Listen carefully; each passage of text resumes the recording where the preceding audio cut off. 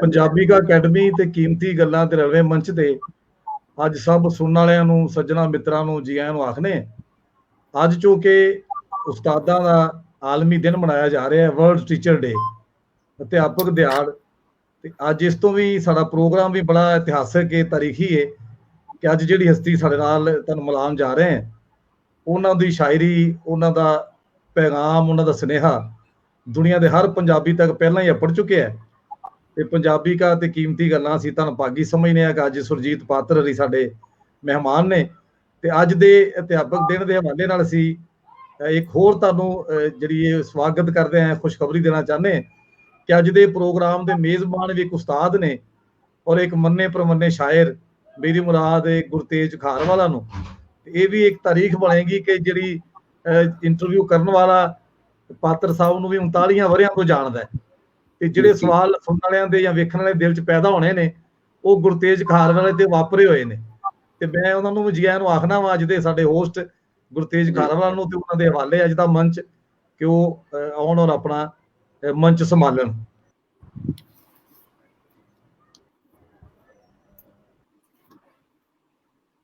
ਦੋਸਤੋ, ਕੀਮਤੀ ਗੱਲਾਂ ਔਰ ਪੰਜਾਬੀ ਕਾ ਚੜ੍ਹਦੇ ਤੇ ਲਹਿੰਦੇ ਪੰਜਾਬ ਦੇ ਦੋ ਅਦਾਰੇ ਨੇ ਜਿਹੜੇ ਪੰਜਾਬੀ ਭਾਸ਼ਾ ਔਰ ਸੱਭਿਆਚਾਰ, ਪੰਜਾਬ ਦੀ ਕਲਾ ਨੂੰ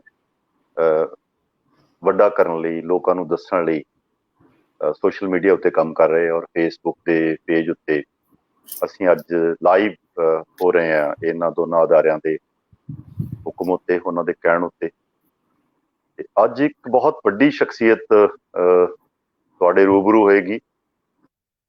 ਆਮ ਤੌਰ ਤੇ ਕਿਹਾ ਜਾਂਦਾ ਕਿ ਅੱਜ ਸਾਡੇ ਨਾਲ ਹੋਣਗੇ, ਪਰ ਮੈਂ ਇਸ ਗੱਲ ਨੂੰ ਅੱਜ ਉਲਟਾ ਕੇ ਕਹਿੰਦਾ ਕਿ ਅੱਜ ਅਸੀਂ ਸੁਰਜੀਤ ਪਾਤਰ ਸਾਹਿਬ ਦੇ ਨਾਲ ਹੋਵਾਂਗੇ। ਉਹਨਾਂ ਨਾਲ ਕੁਝ ਗੱਲਾਂ ਕਰਾਂਗੇ, ਕੁਝ ਸਵਾਲ, ਕੁਝ ਜਗਿਆਸਾਵਾਂ ਜਿਹੜੀਆਂ ਸਾਡੇ ਸਾਰੇ ਪੰਜਾਬੀਆਂ ਦੇ ਮਨਾਂ ਵਿੱਚ ਹੋਣਗੀਆਂ। ਔਰ ਇੱਕ ਤਰੀਕੇ ਨਾਲ ਸੁਰਜੀਤ ਪਾਤਰ ਸਾਹਿਬ ਦਾ ਇੱਕ ਪਾਕਿਸਤਾਨ ਵਿੱਚ ਬਹੁਤ ਪੜ੍ਹਨ ਸੁਣਨ ਪਿਆਰ ਕਰਨ ਵਾਲਾ ਇੱਕ ਵੱਡਾ ਵਰਗ ਹੈ, ਤੇ ਇਸ ਬਹਾਨੇ ਚੜ੍ਹਦੇ ਪੰਜਾਬ ਵਿੱਚ ਤਾਂ ਉਹਨਾਂ ਦਾ ਜਿਹੜਾ ਝੰਡਾ ਪੂਰਾ ਬੁਲੰਦ ਹੈ ਹੀ ਹੈ। ਤੇ ਅੱਜ ਇਸ ਪ੍ਰੋਗਰਾਮ ਦੇ ਬਹਾਨੇ ਅਸੀਂ ਲਹਿੰਦੇ ਪੰਜਾਬ ਦੇ ਸੁਣਨ ਵਾਲਿਆਂ ਨੂੰ, ਪੜ੍ਹਨ ਵਾਲਿਆਂ, ਦੇਖਣ ਵਾਲਿਆਂ ਨੂੰ ਵੀ ਸੁਰਜੀਤ ਪਾਤਰ ਸਾਹਿਬ ਦੀ ਸ਼ਖਸੀਅਤ ਨਾਲ, ਉਹਨਾਂ ਦੇ ਸ਼ਾਇਰੀ ਨਾਲ, ਉਹਨਾਂ ਦੇ ਕੰਮ ਨਾਲ ਮਿਲਾਉਣ ਦੀ ਕੋਸ਼ਿਸ਼ ਕਰਾਂਗੇ। ਤੇ ਜਿਸ ਤਰ੍ਹਾਂ ਮਲਿਕ ਸਾਹਿਬ ਨੇ ਦੱਸਿਆ, ਔਰ ਇਸ ਪ੍ਰੋਗਰਾਮ ਦੇ ਪਿੱਛੇ ਕੀਮਤੀ ਗੱਲਾਂ ਦੇ ਹਰਵਿੰਦਰ ਜੀ ਨੇ ਚੜ੍ਹਦੇ ਪੰਜਾਬ ਤੋਂ, ਉਹਨਾਂ ਦੀ ਸਾਰੀ ਵਿਉਂਤਬੰਦੀ ਦੇ ਅਧੀਨ। ਤੇ ਅੱਜ ਦਾ ਜਿਹੜਾ ਪ੍ਰੋਗਰਾਮ ਹੈ ਉਹ ਅਸੀਂ ਅਧਿਆਪਕਾਂ ਨੂੰ ਸਮਰਪਿਤ ਕਰ ਰਹੇ ਹਾਂ, ਕਿਉਂਕਿ ਅਧਿਆਪਕਾਂ ਦਾ ਦਿਨ ਹੈ। ਇਸ ਅਧਿਆਪਕ ਦਿਵਸ ਉੱਤੇ ਮੈਂ ਆਪਣੇ ਸਾਰੇ ਅਧਿਆਪਕਾਂ ਨੂੰ ਨਮਸਕਾਰ ਕਰਦਾ ਹੋਇਆ, ਤੇ ਦੁਨੀਆ ਦੇ ਵਿੱਚ ਜਿੱਥੇ ਜਿੱਥੇ ਵੀ ਜਿਹੜੇ ਅਧਿਆਪਕ ਜਿਨ੍ਹਾਂ ਨੇ ਚੰਗੇ ਰਸਤੇ ਪਾਇਆ ਸਭ ਲੋਕਾਂ ਨੂੰ, ਉਹ ਸਾਡੇ ਸਭ ਸਤਿਕਾਰ ਦੇ ਪਾਤਰ ਨੇ, ਅਦਬ ਦੇ ਪਾਤਰ ਨੇ। ਤੇ ਮੈਂ ਉਹਨਾਂ ਸਾਰੇ ਅਧਿਆਪਕਾਂ ਨੂੰ ਯਾਦ ਕਰਦਾ ਹੋਇਆ ਅੱਜ ਦੇ ਇਸ ਪ੍ਰੋਗਰਾਮ ਨੂੰ ਸ਼ੁਰੂ ਕਰਾਂਗਾ। ਪਰ ਇੱਕ ਗੱਲ ਬੜੀ ਮੰਦਭਾਗੀ ਵਾਪਰੀ ਕਿ ਕੱਲ ਸਾਡੇ ਇੱਕ ਬਹੁਤ ਹੋਣਹਾਰ ਅਧਿਆਪਕ ਡਾਕਟਰ ਦਰਿਆ, ਜਿਹੜੇ ਗੁਰੂ ਨਾਨਕ ਦੇਵ ਯੂਨੀਵਰਸਿਟੀ ਵਿੱਚ ਲੋਕਧਾਰਾ ਦੇ ਬਹੁਤ ਵੱਡੇ ਖੋਜੀ ਸਨ, ਜਿਨ੍ਹਾਂ ਤੋਂ ਸਾਨੂੰ ਬਹੁਤ ਸਾਰੀ ਉਮੀਦ ਸੀ, ਬਹੁਤ ਹੋਣਹਾਰ ਅਧਿਆਪਕ ਸਨ। ਤੇ ਜਿਸ ਉਮਰ ਵਿੱਚ ਜਾ ਕੇ ਅਧਿਆਪਕ ਆਪਣੀ ਪ੍ਰਵੀਨਤਾ ਪ੍ਰਾਪਤ ਕਰਦਾ ਹੈ, ਹਾਸਲ ਕਰਦਾ ਹੈ, ਆਪਣੀ ਪਰਿਪੱਕਤਾ ਹਾਸਲ ਕਰਦਾ ਹੈ, ਉਸ ਉਮਰ ਵਿੱਚ ਉਹਨਾਂ ਦਾ ਵਿਛੋੜਾ ਹੋ ਗਿਆ। ਬਹੁਤ ਦੁਖਦਾਈ ਨੋਟ ਉੱਤੇ ਅਸੀਂ ਅੱਜ ਦਾ ਇਹ ਪ੍ਰੋਗਰਾਮ ਸ਼ੁਰੂ ਕਰਦੇ ਹਾਂ, ਡਾਕਟਰ ਦਰਿਆ ਨੂੰ ਯਾਦ ਕਰਦਿਆਂ ਹੋਇਆਂ। ਤੇ ਮੈਂ ਬੜੇ ਸਤਿਕਾਰ ਨਾਲ ਸੁਰਜੀਤ ਪਾਤਰ ਸਾਹਿਬ ਨੂੰ ਤੁਹਾਡੇ ਰੂਬਰੂ ਕਰ ਰਿਹਾ। ਔਰ ਜਿਸ ਤਰ੍ਹਾਂ ਪਾਤਰ ਸਾਹਿਬ ਦੇ ਬਹੁਤ ਸਾਰੇ ਰੂਪ ਨੇ, ਉਹ ਸ਼ਾਇਰ ਨੇ, ਅਧਿਆਪਕ ਨੇ, ਪੰਜਾਬ ਆਰਟਸ ਕਾਉਂਸਲ ਦੇ ਚੇਅਰਮੈਨ ਨੇ, ਬਹੁਤ ਸਾਰੇ ਅਵਾਰਡ ਉਹਨਾਂ ਨੂੰ ਮਿਲੇ, ਪਦਮ ਸ਼੍ਰੀ ਵੀ ਨੇ। ਪਰ ਉਹਨਾਂ ਦੀ ਆਪਣੀ ਇੱਕ ਲਿਖਤ ਸੀ ਕਿਤੇ, ਕਿ ਉਹਦੀ ਪਹਿਲੀ ਸ਼ਤਰ ਤਾਂ ਮੈਨੂੰ ਇਸ ਵੇਲੇ ਭੁੱਲ ਗਈ, ਕਿ ਤੂੰ ਧਰਤੀ ਦਾ ਗੀਤ ਰਹੇਂਗਾ, ਪਦਮ ਸ਼੍ਰੀ ਹੋ ਕੇ ਵੀ ਪਾਤਰ, ਤੂੰ ਮੇਰਾ ਸੁਰਜੀਤ ਰਹੇਂਗਾ। ਇਹ ਪਾਤਰ ਸਾਹਿਬ ਦੇ ਜਿੰਨੇ ਅਨੇਕ ਰੂਪ ਹੋਣ, ਪਰ ਉਹ ਸਾਡੇ ਸੁਰਜੀਤ ਪਾਤਰ ਨੇ ਸਭ ਤੋਂ ਵੱਡੀ ਜਿਹੜੀ ਸ਼ਨਾਖਤ ਜਾਂ ਸਭ ਤੋਂ ਵੱਡੀ ਜੁੜਤ ਉਹਨਾਂ ਦੀ ਸਾਡੇ ਨਾਲ ਜਿਹੜੀ ਹੈ, ਉਹ ਸ਼ਾਇਰ ਸੁਰਜੀਤ ਪਾਤਰ ਦੇ ਤੌਰ ਤੇ ਹੈ। ਤੇ ਮੈਂ ਬਹੁਤ ਅਦਬ ਨਾਲ, ਬਹੁਤ ਸੰਜੀਦਗੀ ਨਾਲ, ਬਹੁਤ ਇਹਤਰਾਮ ਨਾਲ ਸੁਰਜੀਤ ਪਾਤਰ ਸਾਹਿਬ ਨਾਲ ਕੁਝ ਗੱਲਾਂ ਕਰਨ ਦੀ ਕੋਸ਼ਿਸ਼ ਕਰਾਂਗਾ। ਪਾਤਰ ਸਾਹਿਬ, ਤੁਹਾਡਾ ਬਹੁਤ ਸਵਾਗਤ ਹੈ ਜੀ ਇਸ ਪ੍ਰੋਗਰਾਮ ਦੇ ਵਿੱਚ। ਬਹੁਤ ਬਹੁਤ ਸ਼ੁਕਰੀਆ ਗੁਰਤੇਜ ਜੀ ਤੇ ਅਜ਼ਮ ਮਲਿਕ ਜੀ ਔਰ ਇਹ ਸਾਰੇ ਪ੍ਰੋਗਰਾਮ ਦੇ ਜੋ ਪ੍ਰਬੰਧ ਕਰਨ ਵਾਲੇ ਨੇ ਰਵਿੰਦਰ ਹੋਣੀ ਔਰ ਜੋ ਸਾਨੂੰ ਸੁਣਨ ਵਾਲੇ ਉਹਨਾਂ ਸਾਰਿਆਂ ਲਈ ਬਹੁਤ ਬਹੁਤ ਪਿਆਰ ਤੇ ਅਦਬ। ਤੇ ਮੈਨੂੰ ਇਹ ਖੁਸ਼ੀ ਹੈ ਕਿ ਮੇਰੇ ਨਾਲ ਗੁਰਤੇਜ ਨੇ ਗੱਲਾਂ ਕਰਨੀਆਂ, ਜਿਹੜਾ ਸਾਡਾ ਬਹੁਤ ਬਹੁਤ ਪਿਆਰਾ ਸ਼ਾਇਰ ਹੈ ਔਰ ਮੈਨੂੰ ਮੁੱਦਤਾਂ ਤੋਂ ਜਾਣਦਾ। ਔਰ ਮੈਨੂੰ ਯਾਦ ਆ ਰਿਹਾ ਕਿ ਮੈਨੂੰ ਹੁਣ ਬੈਠੇ ਬੈਠੇ ਯਾਦ ਆ ਰਿਹਾ ਸੀ ਕਿ ਸ਼ਾਹ ਹੁਸੈਨ ਉਹਨਾਂ ਦੀ ਸ਼ਾਇਰੀ 'ਚ ਤਿੰਨ, ਜਿਸ ਤਰ੍ਹਾਂ ਕਿ ਤੂੰ ਕੌਣ ਹੈ, ਜਿਵੇਂ ਕਿਹਾ ਕਿ ਵੀ ਪਾਤਰ ਕੌਣ ਹੈ, ਉਹ ਅਧਿਆਪਕ ਆ ਕੀ ਹੈ, ਤੇ ਮੈਨੂੰ ਯਾਦ ਹੈ ਤੋ ਸ਼ਾਹ ਹੁਸੈਨ ਦੀ ਇੱਕ ਜਗ੍ਹਾ ਆਉਂਦਾ ਕਿ ਨਾਮ ਹੁਸੈਨ ਤੇ ਜਾਤ ਜੁਲਾਹਾ, ਗਾਲਾਂ ਦਿੱਤੀਆਂ ਤਾਣੇ ਬਾਲੜੀਆਂ। ਯਾਨੀ ਇੱਕ ਵਾਰ ਨਹੀਂ ਕਰਾਉਂਦੇ, ਕਿਉਂਕਿ ਪੁੱਛਣ ਵਾਲਾ ਕੌਣ ਸੀ ਕਿ ਪੁੱਛਣ ਵਾਲੇ ਦੇ ਬਦਲਣ ਨਾਲ ਕਈ ਵਾਰ ਸਵਾਲਾਂ ਦੇ ਜਵਾਬ ਬਦਲ ਜਾਂਦੇ ਆ। ਉਹ ਇੱਕ ਫਿਰ ਕਿਸੇ ਨੂੰ ਕਹਿੰਦੇ ਆ ਕਿ ਸ਼ਾਹ ਹੁਸੈਨ ਫਕੀਰ ਹੈ, ਤੁਸੀਂ ਮਤ ਆਖੋ ਕੋਈ ਪੀਰ ਹੈ। ਜਦੋਂ ਕੋਈ ਹੋਰ ਉਹਨੂੰ ਹੋਰ ਗਹਿਰਾ ਪੁੱਛਣ ਵਾਲਾ ਮਿਲਦਾ ਤੇ ਉਹਨਾਂ ਦਾ ਇੱਕ ਵਾਕ ਹੈ ਕਿ ਉਹ ਕਹਿੰਦੇ ਕਿ ਲਿਟਾਂ ਖੋਲ ਗਲੇ ਵਿੱਚ ਪਾਈਆਂ ਮੈਂ ਬੈਰਾਗਣ ਆਦ ਦੀ ਹੋ। ਫਿਰ ਉਹ ਆਪਣਾ ਜੈਂਡਰ ਵੀ ਭੁੱਲ ਜਾਂਦੇ ਆ ਤੇ ਫਿਰ ਕਹਿੰਦੇ ਮੈਂ ਤਾਂ ਕੋਈ ਆਦ ਜੁਗਾਦ ਦੀ ਬੈਰਾਗਣ ਆ। ਤੇ ਉਦੋਂ ਉਹਨਾਂ ਨੂੰ ਕੋਈ ਗੁਰਤੇਜ ਵਰਗਾ ਗਹਿਰਾ ਪੁੱਛਣ ਵਾਲਾ ਮਿਲਿਆ ਹੋਣਾ ਸਵਾਲ, ਤੇ ਫਿਰ ਸਵਾਲ ਵੀ ਜਵਾਬ ਵੀ ਉਨੀਆਂ ਹੀ ਗਹਿਰਾਈਆਂ ਆਉਂਦੀ ਆ ਜਿੰਨਾ ਪੁੱਛਣ ਵਾਲਾ ਗਹਿਰਾ ਹੋਵੇ। ਸੋ ਮੈਂ ਸਮਝਦਾ ਕਿ ਇਹ ਬਹੁਤ ਪਿਆਰੀਆਂ ਘੜੀਆਂ ਨੇ, ਪਿਆਰਾ ਪਹਿਰ ਆ ਸਾਡੇ ਲਈ। ਔਰ ਦੂਜੀ ਗੱਲ ਇਹ ਹੈ ਕਿ ਇਹ ਦੋਨਾਂ ਪੰਜਾਬਾਂ ਨੂੰ ਇੱਕ ਜੋੜਨ ਵਾਲਾ ਪ੍ਰੋਗਰਾਮ ਆ। ਤੇ ਮੈਂ ਕਦੀ ਲਿਖਿਆ ਸੀ ਕਿ ਇੰਨੀਆਂ ਬੁਰੀਆਂ ਵੀ ਨਹੀਂ ਮੈਨੂੰ ਲੱਗਦੀਆਂ ਇਹ ਹੱਦਾਂ ਸਰਹੱਦਾਂ, ਇੰਨੀਆਂ ਬੁਰੀਆਂ ਮੈਨੂੰ ਲੱਗਦੀਆਂ ਇਹ ਸਰਹੱਦਾਂ, ਜੇਕਰ ਸੱਜਣ ਬੋੜ ਪਵੇ ਮੈਂ ਜਦ ਵੀ ਉਹਨੂੰ ਸੱਦਾਂ। ਵਾਹ, ਬਹੁਤ ਵਧੀਆ। ਔਰ ਇੱਕ ਜਗ੍ਹਾ ਮੈਂ ਕਿਹਾ ਸੀ ਵੀ ਕੰਧਾਂ ਹੋਣ ਉੱਤੇ ਮੂਰਤਾਂ ਪਿਆਰੀਆਂ ਵੀ ਹੋਣ, ਕੰਧਾਂ ਅੰਨੀਆਂ ਨਾ ਹੋਣ ਬੂਹੇ ਬਾਰੀਆਂ ਵੀ। ਸੋ ਇੱਕ ਇਸ ਤਰ੍ਹਾਂ ਦਾ ਮਤਲਬ ਕਿ ਇਹ ਬੂਹੇ ਬਾਰੀਆਂ ਵਾਲੀ ਗੱਲ ਹੀ ਆ ਸਾਡੇ ਲਹਿੰਦੇ ਚੜ੍ਹਦੇ ਪੰਜਾਬ 'ਚ। ਤੋ ਸੋ ਇਹ ਮੌਕਾ ਹੋਰ ਵੀ ਮੁਬਾਰਕ ਹੋ ਜਾਂਦਾ ਇਹ ਸੋਚ। ਪਾਤਰ ਸਾਹਿਬ, ਅੱਜ ਤੁਹਾਡੇ ਆਉਣ ਨਾਲ ਬਲਕਿ ਇਸ ਪ੍ਰੋਗਰਾਮ ਦਾ ਜਿਹੜਾ ਨਾਮ ਹੈ ਕੀਮਤੀ ਗੱਲਾਂ, ਉਹ ਸੱਚਮੁੱਚ ਉਹਦੇ ਕੋਈ ਅਰਥ ਬਣਨ ਵਾਲੇ ਹੈ ਕਿ ਅੱਜ ਸੱਚੀਮੁੱਚ ਹੀ ਕੀਮਤੀ ਗੱਲਾਂ ਹੋਣ ਦੀ ਸੰਭਾਵਨਾ ਹੈ। ਮੈਂ ਕੋਸ਼ਿਸ਼ ਕਰੂੰਗਾ ਕਿ ਕੁਝ ਗੱਲਾਂ ਤੁਹਾਡੇ ਨਾਲ ਕਰੀਏ ਜਿਹੜੀਆਂ ਸੁਣਨ ਵਾਲਿਆਂ ਨੂੰ ਚੰਗੀਆਂ ਲੱਗਣ। ਉਹਦੇ 'ਚ ਕੁਝ ਹਲਕੀਆਂ ਗੱਲਾਂ ਵੀ ਕਰਾਂਗੇ, ਕੁਝ ਸੰਜੀਦਾ ਗੱਲਾਂ ਵੀ ਕਰਾਂਗੇ ਤੁਹਾਡੀ ਜ਼ਿੰਦਗੀ ਬਾਰੇ, ਸ਼ਾਇਰੀ ਬਾਰੇ। ਮੈਂ ਜਿਹੜੀ ਗੱਲ ਪਾਤਰ ਸਾਹਿਬ ਸ਼ੁਰੂ ਕਰਨੀ ਚਾਹੁੰਦਾ ਉਹ ਇਹ ਹੈ ਕਿ ਤੁਸੀਂ, ਕਿਉਂਕਿ ਆਪਾਂ ਅਧਿਆਪਕ ਦਿਵਸ ਦੇ ਪ੍ਰਸੰਗ ਵਿੱਚ ਗੱਲ ਕਰ ਰਹੇ ਹਾਂ, ਮੈਂ ਪਹਿਲਾਂ ਤਾਂ ਇਹ ਪੁੱਛਣਾ ਚਾਹੁੰਦਾ ਕਿ ਤੁਹਾਨੂੰ ਕਿਹੜੇ ਅਧਿਆਪਕ ਮਿਲੇ ਜਿਨ੍ਹਾਂ ਨੇ ਸੁਰਜੀਤ ਪਾਤਰ ਬਣਨ ਵਿੱਚ ਤੁਹਾਡੀ ਕਿਸੇ ਨਾ ਕਿਸੇ ਰੂਪ 'ਚ ਰਹਿਨੁਮਾਈ ਕੀਤੀ। ਤੇ ਇਸ ਗੱਲ ਦਾ ਦੂਸਰਾ ਹਿੱਸਾ ਕਿ ਤੁਸੀਂ ਖੁਦ ਅਧਿਆਪਕ ਰਹੇ ਤੇ ਤੁਹਾਡਾ ਅਧਿਆਪਨ ਦਾ ਜਿਹੜਾ ਤੁਹਾਡਾ ਅਨੁਭਵ ਹੈ, ਤਜਰਬਾ ਹੈ, ਉਹ ਕਿਸ ਤਰ੍ਹਾਂ ਦਾ ਰਿਹਾ? ਜੀ ਗੁਰਤੇਜ, ਮੈਂ ਜਿਹੜੇ ਥਾਵਾਂ ਪੜ੍ਹਿਆ, ਮੇਰੇ ਪਿੰਡ 'ਚ ਚੌਥੀ ਜਮਾਤ ਤੱਕ ਸਕੂਲ ਸੀ ਤੇ ਉਹ ਜਾਣੀ ਮੈਨੂੰ ਯਾਦ ਆ ਕਿ ਅਸੀਂ ਘੜੀਆਂ ਕੁੜੀਆਂ ਨਹੀਂ ਸੀਗੀਆਂ ਤੇ ਅਸੀਂ ਬਸ ਸਕੂਲ ਦੇ ਸਾਹਮਣੇ ਖੇਡਣ ਲੱਗ ਪੈਂਦੇ ਸੀ ਤੇ ਫਿਰ ਦੇਖਣਾ ਕਿ ਮਾਸਟਰ ਜੀ ਆ ਗਿਆ ਦੂਰੋਂ ਦੇਖਣਾ। ਉਹ ਕਰਤਾਰਪੁਰ ਤੋਂ ਆਉਂਦੇ ਸੀ ਮੇਰੇ ਪਿੰਡ, ਉਹ ਜਿਹੜੇ ਉੱਥੋਂ 3 ਮੀਲ ਦੂਰ ਸੀ। ਤੇ ਖੀਮ ਚੰਦ, ਉਹ ਮੈਨੂੰ ਮੇਰੇ ਮਾਸਟਰ ਯਾਦ ਹੈ ਜਿਹਨੇ ਮੈਨੂੰ ਕਲਮਾ ਕਰ ਸਾਨੂੰ ਦਿੰਦਾ ਸੀਗਾ। ਉਹ ਦ੍ਰਿਸ਼ ਮੈਂ ਕਦੀ ਨਹੀਂ, ਉਸ ਪਿਆਰੇ ਸ਼ਖਸ ਦਾ ਨੁਹਾਰ ਮੈਨੂੰ ਹਮੇਸ਼ਾ ਯਾਦ ਰਹਿੰਦੀ ਹੈ। ਔਰ ਫਿਰ ਮੈਂ ਜਿਹੜੀ ਮੈਟ੍ਰਿਕ ਕਰਨ ਲਈ ਮੈਂ ਖਾਲਸਾ ਹਾਈ ਸਕੂਲ ਖਹਿਰਾ ਮੱਝਾ ਦਾਖਲ ਹੋਇਆ। ਉੱਥੇ ਮੇਰੇ ਮਾਸਟਰ ਸੀਗੇ ਸ਼ੰਕਰ ਦਾਸ, ਜਿਹੜੇ ਮੰਡ ਪਿੰਡ ਦੇ ਸੀਗੇ। ਉਹਨਾਂ ਦੇ ਗਾਂ ਬੇਟੇ ਸੁਰਿੰਦਰ ਮੰਡ, ਦੇਵਿੰਦਰ ਮੰਡ ਤੇ ਉਹਨਾਂ ਦੀ ਬੇਟੀ ਵੀ ਹੈ ਸੁਨੀਲਮ ਮੰਡ। ਸ਼ੰਕਰ ਦਾਸ ਸੀ, ਉਹ ਸਾਨੂੰ ਪੜ੍ਹਾਉਂਦੇ ਤਾਂ ਹਿਸਾਬ ਸੀਗੇ, ਪਰ ਜਦੋਂ ਕਹਿਣਾ ਸਰ ਅੱਜ ਸਾਡਾ ਪੜ੍ਹਨ ਨੂੰ ਜੀ ਨਹੀਂ ਕਰਦਾ, ਤੇ ਉਹਨੇ ਸਾਨੂੰ ਬਹੁਤ ਉਹਨੇ ਸਾਨੂੰ ਫਿਰ ਦਰਵਾਜ਼ਾ ਟੋਕਿਆ, ਉਹਨੇ ਸਾਨੂੰ ਕੋਈ ਨਾ ਕੋਈ ਇੰਨੀ ਸੋਹਣੀ ਕਹਾਣੀ ਬਾਤ ਸੁਣਾਉਣੀ। ਵਾਹ। ਪਰ ਸ਼ਰਤ ਇਹਨਾਂ ਨੇ ਵੀ ਹੁਣ ਇਹ ਤੋਂ ਬਾਅਦ ਤੁਸੀਂ ਮੈਨੂੰ ਮੇਰੇ ਕੋਲੋਂ ਜਿਹੜੇ ਬਾਕੀ ਦੇ 5 ਦਿਨ ਨੇ ਹਫ਼ਤੇ ਦੇ ਨਾ, ਉਹ ਤੁਸੀਂ ਬਹੁਤ ਧਿਆਨ ਨਾਲ ਪੜ੍ਹਨਾ। ਸੋ ਉਹ ਮੈਨੂੰ ਅਧਿਆਪਕ ਨਹੀਂ ਕਦੀ ਭੁੱਲਦਾ। ਜਾਂ ਮੇਰੇ ਮਹਿੰਦਰ ਸਿੰਘ ਸੰਧੂ ਜਿਹਨਾਂ ਸਾਨੂੰ ਕੋਲ ਬਿਠਾ ਕੇ ਜੇ ਗੁਰਪੁਰਬ ਬਣਾਉਣੇ, ਉਹਨੇ ਕਹਿਣਾ, ਉਹਨਾਂ ਹਾਰਮੋਨੀਅਮ ਵਜਾਉਣਾ, ਸਾਨੂੰ ਲਾਗੇ ਬਿਠਾ ਲੈਣਾ ਕਿ ਤੁਸੀਂ ਮੇਰੇ ਨਾਲ ਨਾਲ ਗਾਉਣਾ। ਤੋ ਉਸ ਸ਼ਖਸ ਦਾ ਮੈਨੂੰ ਬਣਾਉਣ 'ਚ ਬਹੁਤ ਰੋਲ ਹੈ। ਔਰ ਉਸ ਤੋਂ ਬਾਅਦ ਕਾਲਜ ਆ ਕੇ, ਯਾਨੀ ਯੂਨੀਵਰਸਿਟੀ 'ਚ ਆ ਕੇ, ਨਾ ਕਾਲਜ ਰਣਧੀਰ ਕਾਲਜ ਕਪੂਰਥਲਾ ਆ ਕੇ, ਤੇ ਸਿੰਘ ਸੇਠੀ ਆਪਣੇ ਜਿਹੜੇ ਬਹੁਤ ਮਸ਼ਹੂਰ ਨਾਟਕਕਾਰ, ਨਾਵਲਕਾਰ, ਉਹ ਤੇ ਉਹਨਾਂ ਦੀ ਜੀਵਨ ਸਾਥਣ ਮਨੋਹਰ ਕੌਰ ਅਰਪਣ, ਇਸ ਜੋੜੀ ਨੇ ਮੈਨੂੰ ਇੰਨਾ ਸਮਝ ਲਓ ਚਮਲਾਇਆ ਹੋਇਆ ਸੀਗਾ, ਇੰਨਾ ਮੈਨੂੰ ਪਿਆਰ ਕੀਤਾ, ਮੇਰੀ ਕਵਿਤਾ ਨੂੰ, ਜਾਂ ਮੈਨੂੰ ਇੰਨਾ ਉਤਸ਼ਾਹਿਤ ਕੀਤਾ ਕਿ ਮੈਂ ਸਮਝਦਾ ਕਿ ਇਹਨਾਂ ਨੇ ਮੈਨੂੰ ਬਹੁਤ ਜ਼ਿਆਦਾ ਇੱਕ ਤਰ੍ਹਾਂ ਵਿਸ਼ਵਾਸ ਮੇਰੇ 'ਚ ਪੈਦਾ ਕੀਤਾ ਔਰ ਮੈਨੂੰ ਬਹੁਤ ਮੁਹੱਬਤ ਦਿੱਤੀ।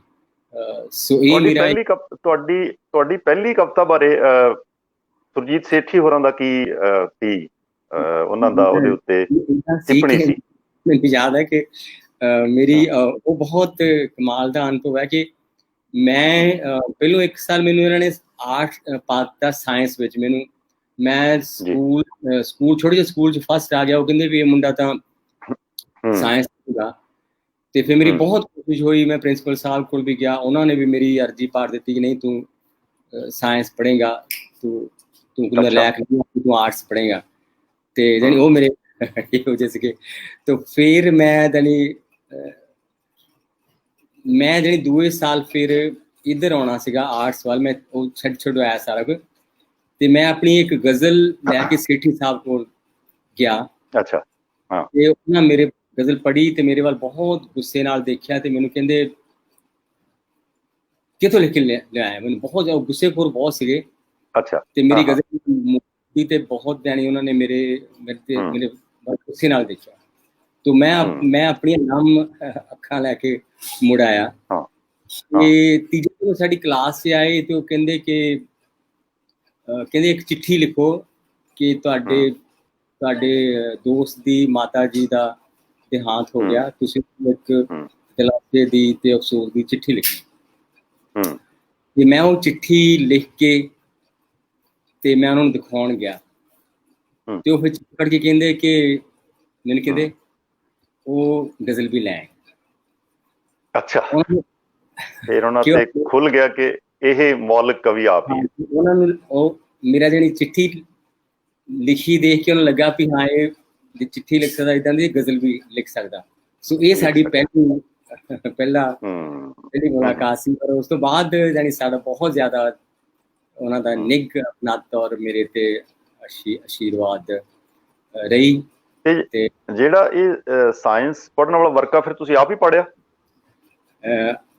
ਆਪ ਪੜ੍ਹਿਆ ਇੱਦਾਂ ਕਿ ਮੈਂ ਸਾਇੰਸ ਦੀ ਕਲਾਸਾਂ 'ਚ ਜਾਂਦਾ ਰਿਹਾ। ਮੇਰਾ ਉਦੋਂ ਦਾਖਲਾ ਹੀ ਨਹੀਂ ਗਿਆ ਸੀ। ਫਿਰ ਮੈਂ ਸਾਇੰਸ 'ਚ ਜਾਂਦਾ ਰਿਹਾ, ਪਰ ਮੈਂ ਪੜ੍ਹਦਾ ਕਿਤਾਬਾਂ ਇਹ ਸੀ ਕਿ ਮੈਨੂੰ ਜਿੱਦਾਂ ਬੜੀ ਪਿਆਸ ਲੱਗੀ ਸੀ ਨਾ ਕਵਿਤਾ ਦੀ। ਸਾਡੇ ਘਰ ਕਿਤਾਬਾਂ ਸਿਰਫ ਥੋੜ੍ਹੀਆਂ ਸੀਗੀਆਂ ਕਿ ਗੁਰੂ ਨਾਨਕ ਚਮਤਕਾਰ, ਗੁਰੂ ਕਲਗੀਧਰ ਚਮਤਕਾਰ, ਤੇ ਉਹ ਕਿਤਾਬਾਂ ਮੁੱਕ ਗਈਆਂ ਸੀਗੀਆਂ, ਸਮਝ ਲਓ 8ਵੀਂ ਦੇ ਵਿੱਚ ਹੀ ਉਹ ਮੁੱਕ ਗਈਆਂ। ਤੇ ਮੈਨੂੰ ਸੀ ਕਿ ਮੈਨੂੰ ਕਿਤਾਬਾਂ ਤੋਂ ਉਹ ਮੈਨੂੰ ਇੰਨੀ ਜਾਣੀ ਪੜ੍ਹਨ ਦੀ ਸੀ ਭੁੱਖ ਕਿ ਮੈਂ ਜਾਣੀ ਰਣਧੀਰ ਕਾਲਜ ਕਪੂਰਥਲਾ ਦੀਆਂ ਬਹੁਤ ਕਿਤਾਬਾਂ ਤੇ ਖਾਸ ਕਰਕੇ ਕਵਿਤਾ ਦੀਆਂ ਕਿਤਾਬਾਂ ਤੇ ਮੇਰੇ ਹੱਥਾਂ ਨੇ ਉਹਨਾਂ ਨੂੰ ਜਾਣੀ ਮੈਨੂੰ ਉਹਨਾਂ ਦੀ ਛੋਹ ਪ੍ਰਾਪਤ ਹੋਈ।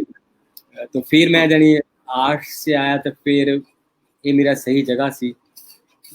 तो फिर मैं चलो बहुत मैनू मैं ਇੱਥੇ ਪਟਿਆਲੇ ਪਾਤਰ ਸਾਹਿਬ ਤੁਹਾਨੂੰ ਦਲੀਪ ਕੌਰ ਟਿਵਾਣਾ ਜਾਂ ਉਹਦੇ ਵਰਗੇ ਹੋਰ ਲੇਖਕਾਂ ਨੇ ਖਿੱਚਿਆ? ਪਟਿਆਲੇ ਮੈਂ ਜਦੋਂ BA ਕੀਤੀ ਤੇ ਮੇਰੇ ਰਾਹ 'ਚ MA ਕਰਨ ਵਾਲੇ ਕਰਾਉਣ ਵਾਲੇ ਕਾਲਜ ਬਹੁਤ ਸੀਗੇ। ਮੇਰੇ ਪਿੰਡ ਤੋਂ 13 ਕਿਲੋਮੀਟਰ ਤੇ ਜਲੰਧਰ ਸੀ, ਖਾਲਸਾ ਕਾਲਜ ਜਲੰਧਰ। ਤੇ ਮੇਰਾ ਦੋਸਤ ਵੀਰ ਸਿੰਘ ਰੰਧਾਵਾ ਕਹਿੰਦਾ ਕਿ ਆਪਾਂ ਘਰੋਂ ਰੋਟੀ ਖਾ ਕੇ ਜਾਇਆ ਕਰਾਂਗੇ, ਸਾਈਕਲਾਂ ਤੇ ਜਾਇਆ ਕਰਾਂਗੇ, ਸ਼ਾਮੀ ਘਰ ਕੇ ਖਾ ਲਿਆ ਕਰਾਂਗੇ, ਐਵੇਂ ਪੜ੍ਹਦੇ ਆ। ਤੇ ਉੱਥੇ ਵੀ ਨਹੀਂ, ਫਿਰ ਲੁਧਿਆਣੇ ਵੀ ਮੈਂ ਵੀਰ ਸਿੰਘ ਵੀ ਨਹੀਂ ਮੰਨਿਆ ਮੇਰੇ ਨਾਲ ਜਾਣ ਨੂੰ, ਟੌਸ ਵੀ ਕੀਤੀ, ਟੌਸ ਵੀ ਜਲੰਧਰ ਦੇ ਹੱਕ 'ਚ ਆ ਗਈ। ਅੱਛਾ ਸੋ ਮੈਂ ਕਿਹਾ ਵੀ ਮੈਂ ਟੌਸ ਨੂੰ ਨਹੀਂ ਮੰਨਦਾ, ਤੇ ਮੈਂ ਬੱਸ ਲਈ ਤੇ ਮੈਂ ਇਕੱਲਾ ਹੀ ਪਟਿਆਲੇ ਚੜ੍ਹਿਆ। ਸੋ ਪਟਿਆਲੇ ਮੇਰੇ ਲਈ, ਪਟਿਆਲੇ ਮੇਰਾ ਆਉਣਾ ਮੈਨੂੰ ਲੱਗਦਾ ਕਿ ਮੇਰੇ ਲਈ ਬਹੁਤ ਵੱਡੀ ਗੱਲ ਸੀ। ਮੇਰੇ ਲਈ ਇੱਕ ਗਿਆਨ ਦਾ ਏਡਾ ਦਰਵਾਜ਼ਾ ਖੁੱਲਿਆ। ਕੁਝ ਤਾਂ ਅਧਿਆਪਕਾਂ ਦੀ, ਜਿਨ੍ਹਾਂ ਦੀ ਕਈ ਸੀ ਕਿ ਦਲੀਪ ਕੌਰ ਟਿਵਾਣਾ ਸੀਗੀ, ਰਣਜੀਤ ਆਪਣੇ ਪ੍ਰੇਮ ਪ੍ਰਕਾਸ਼ ਸੀਗੇ, ਰਤਨ ਸਿੰਘ ਹਰਚਰਨ ਸਿੰਘ ਹੋਣਗੇ ਮੇਰੇ ਖਿਆਲ, ਔਰ ਬਾਅਦ ਬੰਸ ਸਿੰਘ ਨੇ ਕਲਾਸਾਂ ਲਾਈਆਂ, ਜਾਂ ਉੱਥੇ ਹੋਰ ਮਹਿਕਮਿਆਂ 'ਚ ਡਾਕਟਰ ਅਤਰ ਸਿੰਘ। ਸੋ ਇੱਕ ਕਹਿਕਸ਼ਾਂ ਸੀ ਦਾਨਸ਼ਵਰਾਂ ਦੀ। ਤੇ ਬਾਕੀ ਉਹ ਤੋਂ ਇਲਾਵਾ ਤੁਹਾਨੂੰ ਪਤਾ ਭੂਤਵਾੜਾ ਸੀ ਉੱਥੇ, ਉਹ ਤਾਂ ਮੈਨੂੰ ਬਾਅਦ 'ਚ ਪਤਾ ਲੱਗਾ ਹੋਰ ਸੀ। ਸੋ ਅੱਜ ਮੈਂ ਉਹਨਾਂ ਸਾਰਿਆਂ ਨੂੰ ਬਹੁਤ ਅਕੀਦਤ ਨਾਲ, ਮੁਹੱਬਤ ਨਾਲ ਯਾਦ ਕਰਦਾ। ਤੇ ਮੇਰਾ ਵੀ ਜਿਹੜੀ ਜ਼ਿੰਦਗੀ 'ਚ ਇਹੀ ਸੀ ਕਿ ਮੈਂ ਸੋਚਿਆ ਸੀ ਕਿ ਮੈਂ ਅਧਿਆਪਕ ਹੀ ਬਣਾ। ਤੇਰੇ ਸਵਾਲ ਦਾ ਦੂਸਰਾ ਹਿੱਸਾ ਇਹ ਸੀ ਕਿ ਮੈਂ ਮੇਰਾ ਅਧਿਆਪਕ ਦੇ ਤੌਰ ਤੇ, ਔਰ ਮੈਂ ਅਧਿਆਪਕ ਹੋਣ ਨੂੰ ਬਹੁਤ ਮਾਣਿਆ। ਔਰ ਮੈਨੂੰ ਇੱਦਾਂ ਮਹਿਸੂਸ ਹੁੰਦਾ ਸੀ ਕਿ ਵੀ ਜਿਹੜੀ ਮੈਂ ਜਿੱਦਾਂ ਬਹੁਤ ਕੁਛ ਸ਼ਾਇਦ ਮੈਂ ਨਹੀਂ ਪੜ੍ਹਨਾ ਸੀ ਜੇ ਮੈਂ ਅਧਿਆਪਕ ਨਾ ਪੜ੍ਹਦਾ, ਤੇ ਕਈ ਗੱਲਾਂ ਪੜ੍ਹਾਉਣ ਲਈ ਸਮਝ ਆਈਆਂ ਕਿ ਮੈਂ ਪੜ੍ਹਾਉਣਾ ਤੇ ਮੈਂ ਕਿੱਦਾਂ ਪੜ੍ਹਾਊਂਗਾ। ਤੇ ਮੈਂ ਫਿਰ ਕਵਿਤਾ ਨੂੰ ਹੋਰ ਤਰ੍ਹਾਂ ਪੜ੍ਹਦਾ ਸੀ ਕਿ ਜੇ ਮੈਂ ਕੱਲ੍ਹ ਨੂੰ ਇਹ ਕਵਿਤਾ ਪੜ੍ਹਾਉਣੀ ਆ ਤੇ ਮੈਂ ਆਪ ਤਾਂ ਪੜ੍ਹ ਲਈ ਸੀ ਪਹਿਲਾਂ, ਪਰ ਜਦੋਂ ਕਿਸੇ ਹੋਰ ਨੂੰ ਪੜ੍ਹਾਉਣੀ ਫਿਰ ਮੈਂ ਕਿਹਾ ਕਿ ਮੈਨੂੰ ਕਿੱਦਾਂ ਪੜ੍ਹਾਊਂਗਾ, ਮੈਂ ਕੀ ਗੱਲ ਕਰੂੰਗਾ। ਸੋ ਮੇਰਾ ਇੱਕ ਇਹ ਬਹੁਤ ਇਸ ਤਰ੍ਹਾਂ ਤੁਹਾਡੀ ਇੱਕ ਕਵਿਤਾ ਸੀ ਜਿਹੜੀ ਸਾਡੇ ਵੀ ਸਿਲੇਬਸ ਵਿੱਚ ਲੱਗੀ ਹੋਈ ਆ, ਪਿਆਰਾ, ਉਹਦੀਆਂ ਕੁਝ ਸਤਰਾਂ ਸੁਣਾਓ ਨਾਲ। ਪਿਆਰਾ ਮੇਰੀ ਯਾਨੀ ਪਿਆਰਾ ਮੇਰਾ ਵਿਦਿਆਰਥੀ ਸੀ PAU ਵਿੱਚ, ਪੰਜਾਬ ਖੇਤੀਬਾੜੀ ਯੂਨੀਵਰਸਿਟੀ ਵਿੱਚ ਜੀ, ਤੇ ਉਹਦੀ ਚਲੋ ਬਾਅਦ 'ਚ ਉਹਨੂੰ ਮਾਰਿਆ ਗਿਆ। ਸੋ ਮੈਂ ਉਹਦੇ ਲਈ ਲਿਖਿਆ ਸੀ ਕਿ ਮੇਰਾ ਪਹਿਲਾਂ ਕਲਾਸਰੂਮ ਦਾ ਹੀ ਦ੍ਰਿਸ਼ ਹੈ ਕਿ ਜਿਨ੍ਹਾਂ ਨੂੰ ਮੈਂ ਕਦੇ ਕਵਿਤਾ ਪੜ੍ਹਾਉਂਦਾ ਸਾਂ, ਕਿਤਾਬਾਂ ਵਿੱਚ ਛਪੇ ਕਾਲੇ ਜਿਹੇ ਹਰਫਾਂ 'ਚੋਂ ਰੰਗ ਕੱਢਣੇ ਸਿਖਾਉਂਦਾ ਸਾਂ। ਕਿਤਾਬਾਂ ਵਿੱਚ ਛਪੇ ਕਾਲੇ ਜਿਹੇ ਹਰਫਾਂ 'ਚੋਂ ਰੰਗ ਕੱਢਣੇ ਸਿਖਾਉਂਦਾ ਸਾਂ, ਤੇ ਜਿਹੜੇ ਪਿਆਰ ਦੀ ਕਵਿਤਾ ਕਦੀ ਸੁਣਦੇ ਤਾਂ ਇੱਕ ਦੂਜੇ ਨੂੰ ਤੱਕ ਕੇ ਮੈਥੋਂ ਚੋਰੀ ਮੁਸਕਰਾਉਂਦੇ ਸਨ। ਤੇ ਕੋਈ ਨਜ਼ਮ ਜਦ ਤੇਵਰ ਬਦਲਦੀ ਸੀ ਤਾਂ ਉਹਨਾਂ ਨਿਤਰੇ, ਨਿਰਮਲ ਤੇ ਲਹਿਰੇ ਚਿਹਰਿਆਂ ਉਤਲੇ ਬਦਲਦੇ ਰੰਗ ਮੈਨੂੰ ਦੱਸਦੇ ਸਨ, ਸਰ ਅਸੀਂ ਕਵਿਤਾ ਸਮਝਦੇ ਹਾਂ। ਉਹਨਾਂ ਲਗਰਾਂ ਜਿਹੇ ਮੁੰਡਿਆਂ 'ਚੋਂ ਇੱਕ ਦਾ ਨਾਮ ਪਿਆਰਾ ਸੀ, ਉਹ ਸਭ ਦੀ ਅੱਖ ਦਾ ਤਾਰਾ ਸੀ। ਮੈਂ ਉਸ ਤਾਰੇ ਨੂੰ ਫਿਰ ਅਸਮਾਨ ਹੁੰਦਾ ਦੇਖਿਆ ਸੀ, ਮੈਂ ਪਿਆਰਾ ਜਵਾਨ ਹੁੰਦਾ ਦੇਖਿਆ ਸੀ। ਉਹ ਗਾਉਂਦਾ ਸੀ, ਕਾਲੀ ਪੌਣ ਵਿੱਚ ਦੀਵੇ ਜਗਾਉਂਦਾ ਸੀ। ਮੈਂ ਉਸ ਦੀ ਆਵਾਜ਼ ਨੂੰ ਉੱਠਦੇ ਉਤਾਂ ਸੁਣਿਆ, ਤੇ ਫਿਰ ਸੁਣਿਆ ਮੈਂ ਇੱਕ ਦਿਨ ਕੁਝ ਦਿਨਾਂ ਮਗਰੋਂ ਕਿ ਪਿਆਰੇ ਨੂੰ ਕਿਸੇ ਨੇ ਮਾਰ ਦਿੱਤਾ ਹੈ। ਤੇ ਮੈਂ ਇਹ ਸੋਚਿਆ ਹੀ ਨਾ ਕਿ ਇਹ ਉਹੀ ਪਿਆਰਾ ਹੈ, ਇਹ ਕੋਈ ਹੋਰ ਹੋਵੇਗਾ, ਕੋਈ ਖੂੰਖਾਰ ਬਦਲੇ ਖੋਰ ਹੋਵੇਗਾ, ਕੋਈ ਡਾਕੂ ਜਾਂ ਕੋਈ ਚੋਰ ਹੋਵੇਗਾ, ਕਿ ਲਗਰਾਂ ਨੂੰ ਕਿਸੇ ਕਿਉਂ ਸਾੜਨਾ ਸੀ, ਕਿਉਂ ਪਿਆਰਾ ਕਿਸੇ ਕਿਉਂ ਮਾਰਨਾ ਸੀ। ਤੇ ਮੈਂ ਇਹ ਸੋਚਿਆ ਹੀ ਨਾ ਕਿ ਉਹੀ ਪਿਆਰਾ ਸੀ ਜੋ ਗਾਉਂਦਾ ਸੀ ਤੇ ਕਾਲੀ ਪੌਣ ਵਿੱਚ ਦੀਵੇ ਜਗਾਉਂਦਾ ਸੀ। ਉਹ ਗਾਉਂਦਾ ਸੀ, ਉਹ ਕਾਲੀ ਪੌਣ ਵਿੱਚ ਦੀਵੇ ਜਗਾਉਂਦਾ ਸੀ, ਇਸੇ ਗੱਲੋਂ ਖਫਾ ਹੋ ਕੇ ਹਨੇਰੇ ਦੇ ਖੁਦਾਵਾਂ ਨੇ ਪਿਆਰਾ ਮਾਰ ਦਿੱਤਾ ਸੀ। ਤੇ ਹੁਣ ਇਸੇ ਗੱਲੋਂ ਖਫਾ ਹੋ ਕੇ ਹਨੇਰੇ ਦੇ ਖੁਦਾਵਾਂ ਨੇ ਪਿਆਰਾ ਮਾਰ ਦਿੱਤਾ ਸੀ। ਤੇ ਹੁਣ ਜਦ ਵੀ ਕਦੇ ਲਗਰਾਂ ਜਿਹੇ ਮੁੰਡਿਆਂ ਨੂੰ ਮੈਂ ਕਵਿਤਾ ਪੜ੍ਹਾਉਂਦਾ ਹਾਂ, ਕਿਤਾਬਾਂ ਵਿੱਚ ਛਪੇ ਕਾਲੇ ਜਿਹੇ ਹਰਫਾਂ 'ਚੋਂ ਰੰਗ ਕੱਢਣੇ ਸਿਖਾਉਂਦਾ ਹਾਂ, ਤੇ ਮੈਨੂੰ ਜਾਪਦਾ ਹੈ ਇਹਨਾਂ ਵਿੱਚ ਪਿਆਰਾ ਵੀ ਬੈਠਾ ਹੈ। ਤੇ ਮੈਂ ਕਵਿਤਾ ਪੜ੍ਹਾਉਂਦਾ ਥਿੜਕ ਜਾਣਾ, ਸੋਚਦਾ ਹਾਂ ਕੀ ਪੜ੍ਹਾਉਂਦਾ ਹਾਂ। ਤੇ ਮੈਂ ਕਵਿਤਾ ਪੜ੍ਹਾਉਂਦਾ ਥਿੜਕ ਜਾਂਦਾ, ਸੋਚਦਾ ਹਾਂ ਕੀ ਪੜ੍ਹਾਉਂਦਾ ਹਾਂ। ਹਨੇਰੇ ਦੇ ਖੁਦਾਵਾਂ ਦੇ ਬੁਝਾਵਣ ਵਾਸਤੇ ਦੀਵੇ ਬਣਾਉਂਦਾ ਹਾਂ। ਹਨੇਰੇ ਦੇ ਖੁਦਾਵਾਂ ਦੇ ਬੁਝਾਵਣ ਵਾਸਤੇ ਦੀਵੇ ਬਣਾਉਂਦਾ ਹਾਂ। ਹਨੇਰੇ ਦੇ ਖੁਦਾਵਾਂ ਦਾ ਕਰਮਚਾਰੀ, ਹਨੇਰੇ ਮੰਦਰਾਂ ਦਾ ਮੈਂ ਪੁਜਾਰੀ, ਕਿ ਹਰ ਪਿਆਰੇ ਤੋਂ ਵੱਧ ਕੇ ਜਿਸ ਨੂੰ ਆਪਣੀ ਜਾਨ ਪਿਆਰੀ। ਵਾਹ, ਬਹੁਤ ਸ਼ਾਨਦਾਰ ਕਵਿਤਾ, ਔਰ ਖਾਸ ਤੌਰ ਤੇ ਅੱਜ ਦੇ ਦਿਨ ਇੱਕ ਅਧਿਆਪਕ ਔਰ ਵਿਦਿਆਰਥੀ ਦੇ ਰਿਸ਼ਤੇ ਦੇ ਮੁਤਲਕ ਇਸ ਤੋਂ ਸੰਵੇਦਨਸ਼ੀਲ ਕੋਈ ਨਜ਼ਮ ਜੀ ਨਹੀਂ ਹੋ ਮੈਂ ਸਕਦੀ। ਤੇਰਾ ਇਸ ਨਜ਼ਮ ਨੂੰ ਜਦੋਂ ਵੀ ਮੈਂ ਕਿਤੇ ਪੜਾਉ ਤੂੰ ਉਹਨੂੰ ਯਾਦ ਕੀਤਾ, ਇਹ ਤੇਰੀ ਵੀ ਅਹਿਸਾਸਾਂ ਦੀ ਸਿਖਰ ਹੈ। ਮੈਂ ਪਾਤਰ ਸਾਹਿਬ ਖੁਦ ਜਦੋਂ ਇਸ ਨਜ਼ਮ ਨੂੰ ਪੜਾਉਣਾ, ਮੈਂ ਮਤਲਬ ਵਿੱਚੋਂ ਚੋਕ ਹੋ ਜਾਂਦਾ ਉਹਨੂੰ ਪੜ੍ਹਦਿਆਂ ਹੋਇਆ, ਮਤਲਬ ਤੁਹਾਡੇ ਅੱਖਾਂ ਤਰ ਹੋ ਜਾਂਦੀਆਂ, ਤੁਹਾਡਾ ਮਨ ਬੰਦ ਹੋ ਜਾਂਦਾ। ਤੇ ਇਹ ਬਹੁਤ ਇਸ ਤਰ੍ਹਾਂ ਇੱਕ ਨਾਲ ਤੋਰਨ ਵਾਲੀ ਕਵਿਤਾ ਹੈ। ਤੇ ਤੁਹਾਡਾ ਬਹੁਤ ਸ਼ੁਕਰ ਕਿ ਤੁਸੀਂ ਮੇਰੇ ਕਹਿਣ ਤੇ ਇਹ ਕਵਿਤਾ ਸਾਨੂੰ ਸੁਣਾਈ। ਜਦੋਂ ਪਟਿਆਲੇ ਪਾਤਰ ਸਾਹਿਬ ਤੁਸੀਂ ਗਏ, ਤੁਹਾਡੀ ਫਿਰ ਉਹ ਜਵਾਨੀ ਦੀਆਂ ਬਹੁਤ ਸ਼ਾਨਦਾਰ ਕਵਿਤਾਵਾਂ, ਜਿਨ੍ਹਾਂ ਵਿੱਚੋਂ ਮਤਲਬ ਕੋਈ ਡਾਲੀਆਂ ਚੋਂ ਲੰਘਿਆ ਹਵਾ ਬਣ ਕੇ ਵਰਗੀਆਂ ਚੀਜ਼ਾਂ ਪੈਦਾ ਹੋਈਆਂ। ਤੁਸੀਂ ਉੱਥੇ ਸ਼ਿਵ ਕੁਮਾਰ ਦੀ ਇੱਕ ਪੈਰੋਡੀ ਬਣਾਈ, ਉਹ ਮੈਨੂੰ ਸੁਣਾਓ ਜ਼ਰੂਰ। ਉਹ ਬੜੀ ਦਿਲਚਸਪ ਆ। ਅਸਲ ਜੀ ਸੀ ਕਿ ਉਦੋਂ ਪੂਰਾ ਮੈਂ ਕਵੀ ਦਰਬਾਰ ਬਣਾਇਆ ਸੀਗਾ, ਜਿਹੜਾ ਮੂੰਹ ਜਾਨੀ ਸੀਗਾ, ਹੁਣ ਬਹੁਤ ਸਾਰਾ ਭੁੱਲ ਗਿਆ। ਲੇਕਿਨ ਉਹਦੇ ਵਿੱਚ ਮੈਂ ਸਟੇਜ ਸਕੱਤਰ ਹਰਚੰਦ ਸਿੰਘ ਹੁਣ ਬਣਾਇਆ ਸੀਗਾ, ਯਾਨੀ ਮੈਂ। ਅੱਛਾ। ਤੇ ਉਹ ਉਮਰ ਏਦਾਂ ਦੀ ਸੀਗੀ, ਯਾਨੀ ਤੋ ਉਹ 'ਚ ਗਿਆਨੀ ਲਾਲ ਸਿੰਘ ਪ੍ਰਧਾਨ ਬਣਾਏ ਸੀ।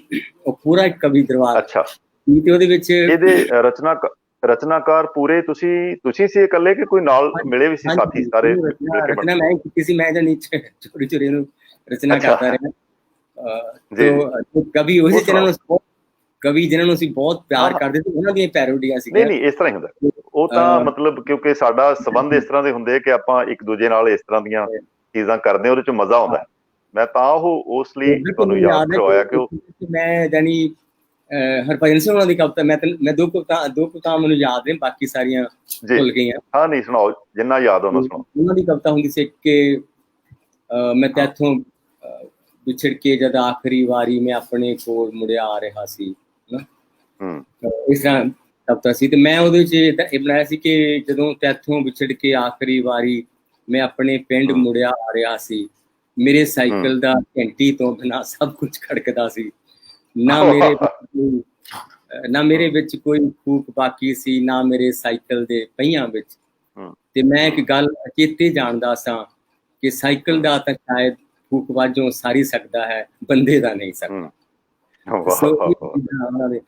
ਕਿ ਜਦ ਕਿ ਅਸੀਂ ਡਾਕਟਰ ਸਾਹਿਬ ਦੇ ਬਹੁਤ ਜ਼ਿਆਦਾ, ਮੈਂ ਜੀ ਉਹਨਾਂ ਨੂੰ ਬਹੁਤ ਪਿਆਰ ਕਰਦਾ ਹਾਂ। ਉਹ ਆਪਾਂ ਉਹਦੇ ਵਿੱਚ ਕੋਈ ਸ਼ੱਕ ਨਹੀਂ ਹੈ, ਉਹ ਆਪਾਂ ਸਾਰੇ ਆਪਣੇ ਅਦਬ ਤੇ ਪਿਆਰ ਦੇ ਮਾਏ ਨੀ ਮੈਨੂੰ ਗਮ ਦਾ ਸੂਟ ਸਮਾ ਦੇ,